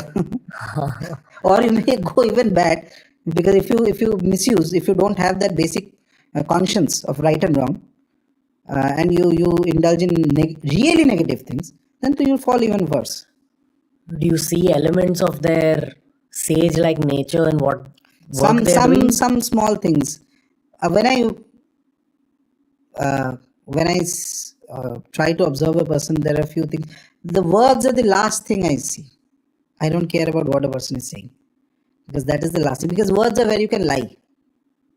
Okay, Everybody can say many good things, but observe small things. You'll see if you practice eventually. First is the structure. From the structure you can get some understanding. From the physical body. Physical body. Really? Absolutely. Ramakrishna Paramahamsa was perhaps the greatest Kali Upasaka of the last 200 years. We Bengalis call him Thakur. Whenever a person would come to him for spirituality, he would judge for taking initiation or something like that for guidance. He would judge them very minutely. So one of the judgments you'd do is that you'd look at the physical structure of the person, weigh his hands. The weight of the hand from here to here will tell you what type, if at all you can be spiritual, and what is the right path for you. See, I told you spirituality is a huge tree. If you go in the wrong path also, it will not work. Right path. If you're meant to be highly spiritual, your body will have lakshanas in it. Lakshanas means signs in it. Not for ordinary people to understand, but jisko samajhna hai wo samajh jayega. Because your body should be able to sustain that energy. Otherwise, you are not born in that body. If you are meant to enjoy material things, you will be enjoying in a body that is fit for material things. Nature is very beautiful. This orchestra, once you start understanding, it's amazing. You will be, at a natural sense of gratitude will come towards nature, who is Mahamaya, who is Adi Shakti, who is everything. For me, who is Ma Kamakhya. I have spoken so much without taking her name. Ma Kamakhya. She's all. It's a beautiful play. It's a beautiful play. And you feel natural sense of gratitude. And this is bhakti, ahetuka bhakti. Causeless. You don't want anything. It's just, what have you done? Okay. Amazing. Do you want to talk about the depths of the ocean? Now, depths of the ocean. So there is a certain realm where Mahasiddhas come. Mahasiddhas means they are considered that those are people who have gone beyond the conception of nirvana, normal idea of nirvana, as I was saying, the higher realms. So they can very, very high stages of sadhana. You mean they've probably lived out human lifetimes, done their spiritual practices, gone beyond nirvana, gone beyond even possibly that spiritual goal in the astral world, whatever happens beyond moksha and nirvana, and then come back to this realm? There are two ways of looking at it, by the way. So traditionally the term moksha means, the word moksha has undergone changes in its meaning over last 2000, 3000 years. Okay. So more or less what we consider moksha today is that it is an extinction of your life. So you are out of the system. It's like a video game. Chal raha hai. Moksha means ab bahut ho gaya. Main abhi computer band karke ja raha hu. Okay. But you cannot run away so easily because there's maya and there is karma and there's various things, and you are suffering also. You are playing the game and you are losing, but you can't run away from the game. That's what life is, sort of, for most people. Okay, moksha is that somehow or the other you find a way to end the game, switch it off, and get out of the seat and go out and enjoy nature and whatever else. Ye moksha. Basically, you're out of the system. So how do you do that? In nirvana, what we consider as nirvana, it is possible to extinguish oneself completely. Finish ho gaya, you're out of the system. That is what happens for 90% of the people who attain nirvana. Not even 90, let's put it 98. 2% are possible who may attain to the same experience of nirvana, but may not extinguish themselves from the system. They are not out of the system. So nirvana nirvana by itself means that it's like a finish, end, khatam. In fact, very interestingly, the Gita doesn't use the word nirvana, it uses Brahma nirvana. A lot of scholarly things are there, we'll sidetrack it, but we're just saying, it's an interesting observation. I think 6 times or 7 times it comes, it uses the word Brahma nirvana. The word nirvana became very popular with Buddhism, extremely popular. So there is because in Buddhism, generally accepted idea, Buddhism is also very complicated. I'm not talking about the general idea. The general idea is that there is a nirvana, and because everything is shunya, at the end there is no atma, anatma and all that, etc. is there, nirvana. The finish of this story gets over. But you can enter into the state of nirvana and yet not finish yourself. By the way, nirvana cannot be attained so long as you have a normal ego. We function from the ego. Nirvana cannot come until you finish the ego. That's to certain. Ego has to be completed. But suppose your ego is finished you enter into the state of nirvana, and some other ego is entered into you of something very higher. So what happens? Ego is the root of an individual, is the fulcrum of an average individual. You are an individual because you have an ego. And ego doesn't mean the arrogance or the pride which we normally call in the English term. No, ego means something, it's like the asmita, your sense of I-ness. Who are you? You are going on the road, somebody says Ranveer, I am going on the road, somebody says Rajashri, automatically my head will turn. This is your ego, because you are attached to your name, you are attached to your family, you are attached to your identity, you are attached to your father, mother, girlfriend, wife, husband, जो भी है पूरा ये पूरा माया का fulcrum is ego. And it is good, it is not always bad. Without the ego, you will be dysfunctional. You will either end up, if you don't have spiritual depth, and suddenly your ego goes away, you will end up straight into a mental hospital. You will not be able to handle the world at all. Individualization has been created by nature, so you become functional in a way. But the spiritual goal is you transcend the ego. Okay, because this ego also individualizes you. You cannot so easily connect to the higher realms. So when somebody is entered into the state of nirvana, the ego will not be there. And that is why once the ego is not there, as I said, if you don't have spiritual depth, you end up in a sort of mental wreck and all that. Suppose you enter into an extinction. Nirvana is extinction. खत्म हो गया सब कुछ. Okay, ego is also done. सब खत्म हो गया. तो उसके बाद 98% of the people don't have any business with the world. You are out. You don't have to take birth also. Finish. But the 2%, in that case, the ego your human ego is gone. There may be an identity of a deity or something higher that can enter into you. In that case, you are not going to go away, and that is going to happen only if nature has a plan for you. तुमसे कुछ करवाना चाहता है nature, because nature is higher than everybody. Okay, nature is higher than everybody, and then you go into these realms. By that time, your normal maya and all that is finished. So you're in an astral body when you're at the depths Not of even the astral. It is very complicated to explain. It's beyond. See, there are generally speaking, there are three realms in which we function. Okay, one is the physical body realm. Okay, the other is the vital realm. Vital is where you have the emotions and all this. Whole emotional package is vital. Your power is vital. Fear is vital. Lack of your courage is vital. Beauty is vital. Everything is vital.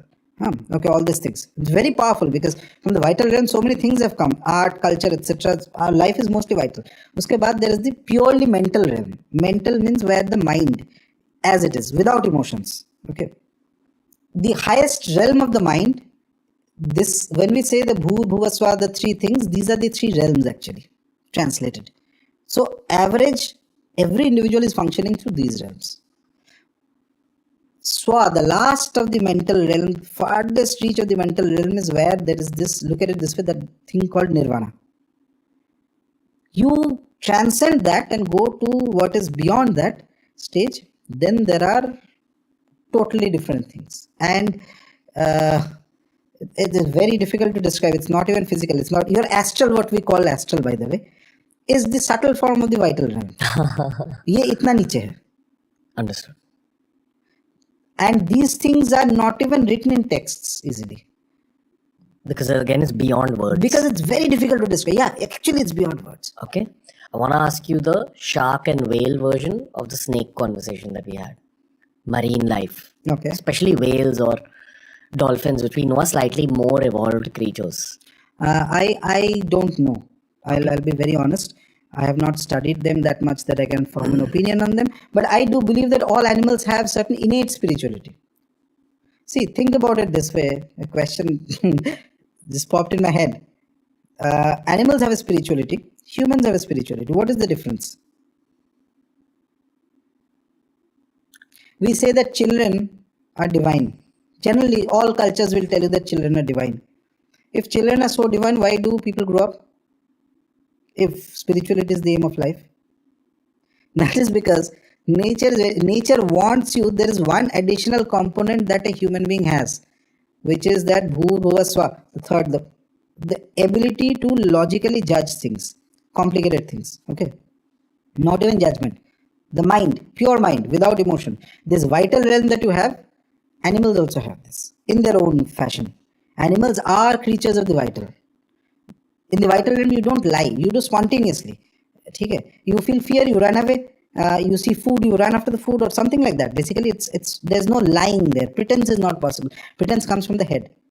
From the mind. From the mind. And they run based on instinct. Instinct. Exactly. You put it this way. Nice. This is exactly what I was trying to do. But nature wants your mind to also be spiritualized. And that is where the catch is. That becomes very difficult. If you can spiritualize your mind, in my opinion, it creates a fascinating thing. That is why human beings are the most evolved creatures, because that is why we grow up also, by the way. Otherwise, if spirituality is the end, children do not have a developed mind. The mind is also where the Maya comes in. Mind tricks you, or the mind develops into technology or whatever you call it. All these things can be developed. And the mind has the ability to develop a spiritual component also. And people who develop that, the very high caliber yogis. So there is a lot of things here, but more or less that is what. So all animals have certain degree of spiritual instinct. I believe some animals have it more than some others. Snakes are one of them. Which are the other ones? There are some. Dogs are some.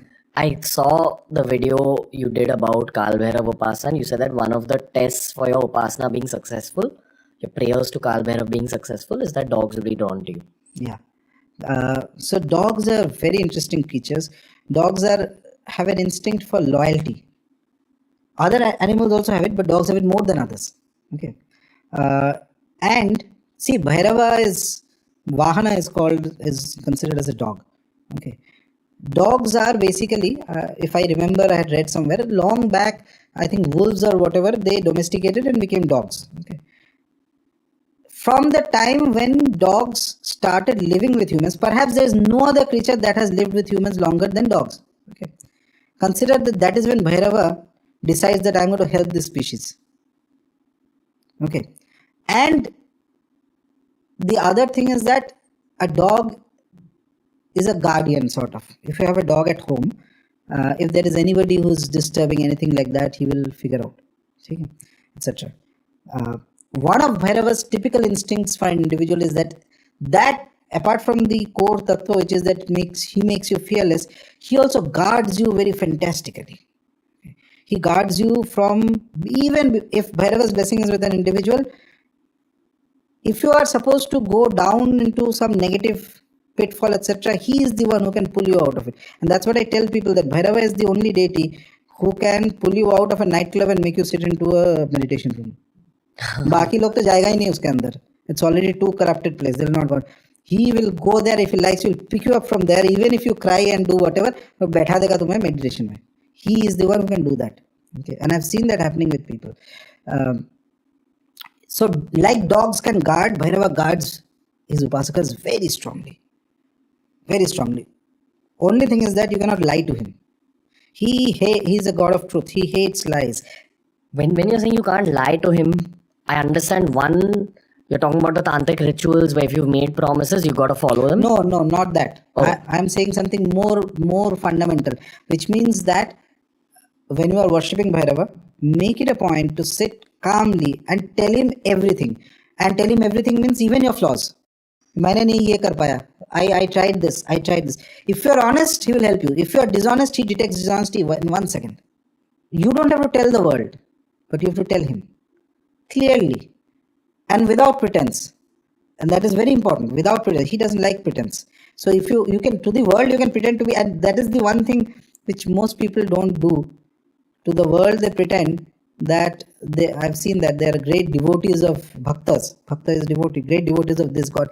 इतना मैं भजन कर रहा हूँ, ये कर रहा हूँ, वो कर रहा हूँ, फोटो डाल के सब कुछ चल रहा है. And when they come in front of the deity, they pretend that they are great sadhaks. ठीक है, sadhak means one who is doing lot of practices and yoga कर रहा है, ये कर रहा है. Equation should be completely different. To the world, you become a sadhak. To the world, you do a sadhak. When you are sitting in front of your devata, you are just a devotee. And like a devotee, you speak to him. Not just ask, you tell him that this is what is going on. I'm not able to deal with it. I don't know what to do. These are my flaws. These are my weaknesses. I'm incapable beyond this. Help me out. Tell him, speak. And then one day the response will also start coming. Honesty. is very important in Bhairava Upasana. And I personally, in this context, I have guided a lot of people into basic Bhairava sadhana in my life. Not complicated, basic ones. Including me. But go on. This is a lot of Bhairava sadhana. I believe that in the coming years and decades, it's very good to do Bhairava Upasana. A lot of the problems that we face as a country, as a civilization, is also due to the neglect of Bhairava Upasana at a certain level. See, Bhairava is the guardian of spaces. He is known as Kshetrapala. One of his names is. Kshetra means an area. He guards that area. Exactly like a dog is going to guard you if you have a friendship with a dog. Our country is a divine Kshetra. Whole country. So what have we actually seen? We have seen a partition, a very bloody partition of our land. What used to be at one point, part of it is gone, etc. So basically your borders have been rearranged. The Kshetra has been disturbed. A Kshetra can be disturbed when the Lord who guards the Kshetra has not been invoked properly. Not been pleased? Not been invoked and pleased, and whatever way you look at it. So that's my way of looking at it. And even today, all the borders have problems, whether it's the Punjab side border or Kashmir or whatever, etc., have problems, etc. And this lack of Bhairava Upasana, by the way, started not just now, many centuries ago when there are various invasions happened and knowledge systems were lost. So today the conception of Bhairava for average people is that, oh, koi gaon ka kuch devata hai, ye hai, wo hai, etc., some dark energy. Nothing of that sort. He is the most spiritual one. If you allow Baba to rule your life, he's going to make you completely spiritual. Okay, and he will make you fearless, and he will take you beyond your own deficiencies and things like that. And I've seen he responds very fast, by the way. Coming to the speed talking, there are for the sake of completeness of Bhairav Tattva. So it's believed that there are Rudra Yamal Tantra mentions that there are 64 Bhairavas. Okay. And of these 64, 8 of them are very important. Ashta Bhairava. You want to just name them? Yeah. Asitanga Bhairava, Rudu Bhairava, Chanda Bhairava, Krodha Bhairava, Unmatta Bhairava, Kapala Bhairava, Bhishana Bhairava, Samhara Bhairava. No Kal Bhairava, Batuk Bhairava? इसके भी ऊपर rail ठीक है. So as I said, we are never one. With one there are many always. They are all Bhairavas, but each Bhairava himself divides himself into so many to do various functions. Okay, and these Ashtabhairavas have their own domains. By the way, Kashi has Ashtabhairava temples. I think Almora has Ashtabhairava. I had been to the Ashtabhairava temple last month in Almora, visited there for certain sadhanas. Beyond the 8 Bhairavas, they are also guardians of certain directions and certain particular kinds of things. Okay, so for example, Asitanga Bhairava, if somebody gets the blessing of that, he will have exceptional knowledge. Multiple fields, exceptional knowledge. He'll stand out, his knowledge will stand out. Then there is, so Samhara Bhairava, for example, if there is a problem with respect to spirits or something negative, then he can be invoked, he will relieve that problem, etc. So beyond Ashtabhairava, there is Kala Bhairava. Above. Kala Bhairava is basically, we find the story of Kala Bhairava from the Shiva Purana. How does he emerge? First, through Shiva's anger. So there is, the story is there that Brahmaji and Vishnu, they are having a conversation, and this story appears in multiple Puranas with slight changes. More or less the gist of it is that they are having a conversation who is greater. Okay, then Shiva appears and Brahma says that, oh, you are to my, you are younger than me and all that, because Brahma is the creator of everything, etc. That means automatically I am more powerful, and some disparaging statements he makes on Shiva. Shiva gets angry, and from his anger, Kal Bhairava comes out. Kal Bhairava uses the nail, I think, left hand little finger nail, and he cuts off Brahma's one head. Okay. Moment it does that, Brahma comes back to his senses. He says, no, you are Ishvara. Mera aukat nahi hai. And that head of Brahma sticks in his hand. Achha, very interestingly, when the section of Kala Bhairava comes in actually, the Shiva Purana says that there is no difference between Shiva and Bhairava. It is the Maya of Shiva that makes you see that these two are different. So Bhairava is not a Shiva Gana. He is Shiva only. Only different look. For practical purposes, you may look at it this way, that Shiva is the calm one. When he becomes Aghora, when he becomes Rudra, when he becomes more aggressive, then he becomes Bhairava. Which for an average human being would mean like a more hustler version. Sort of. Like a more active. More active. And also there is a difference, another difference, which is not there in the Shastra. No, it's there. I mean, it's not spelled out in that way. Another thing is that Bhairava is more closer to our realm. Shiva is more transcendental. Okay. He is closer. That is why when you call Bhairava, he will respond faster. If certain parameters are set in an individual. Okay. So that judgment has to be made by either a mentor or a guru or something. Basically. He will come much faster. Achha. Then what Bhairava does is that skull of Brahma sticks to his hand. So that is the first instance of Brahma Hatya. Brahma Hatya means killing of a Brahmin, which is considered to be a great sin. Okay, a genuine Brahmin in olden days, they used to do a lot of sadhana. It's like killing a sadhak who is doing a lot of spiritual practice. If you kill a spiritual man, genuinely spiritual man, there is a huge amount of negative karma that is going to come. That is what is Brahma Hatya. When you are killed in those days specifically, when people of the Brahmin Varna were deeply engaged in practices and all those things. So nothing related to the modern day caste system. Let's not go into the controversial area there, but just to explain this, basically he kills Brahma, and that is Brahma is himself a Brahmin, by the way. Okay? He gives the Vedas, so that is known as Brahma Hatya. Killing of a Brahmin is a very great sin, and that skull sticks to his hand. Okay, very interestingly, the text calls it the Brahmanda Khappar. So what is it actually? Brahma is the creator of the universe, and here is a god who has cut off the head of the creator and holds it in his hand. Okay, Brahma Kapal. It's like as if he is holding the skull of the universe in his hand.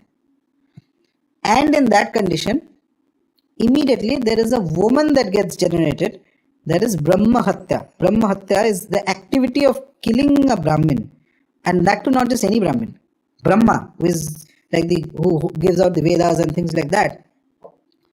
That sin takes a human form and becomes a woman known as Brahma Hatya, and he stands behind Kal Bhairava. Okay. Shiva then tells Kal Bhairava that you do one thing. You demonstrate to the world that if a spiritual man a Brahmin is killed, okay, how do I do penance for that? Okay. So he goes with that skull in hand.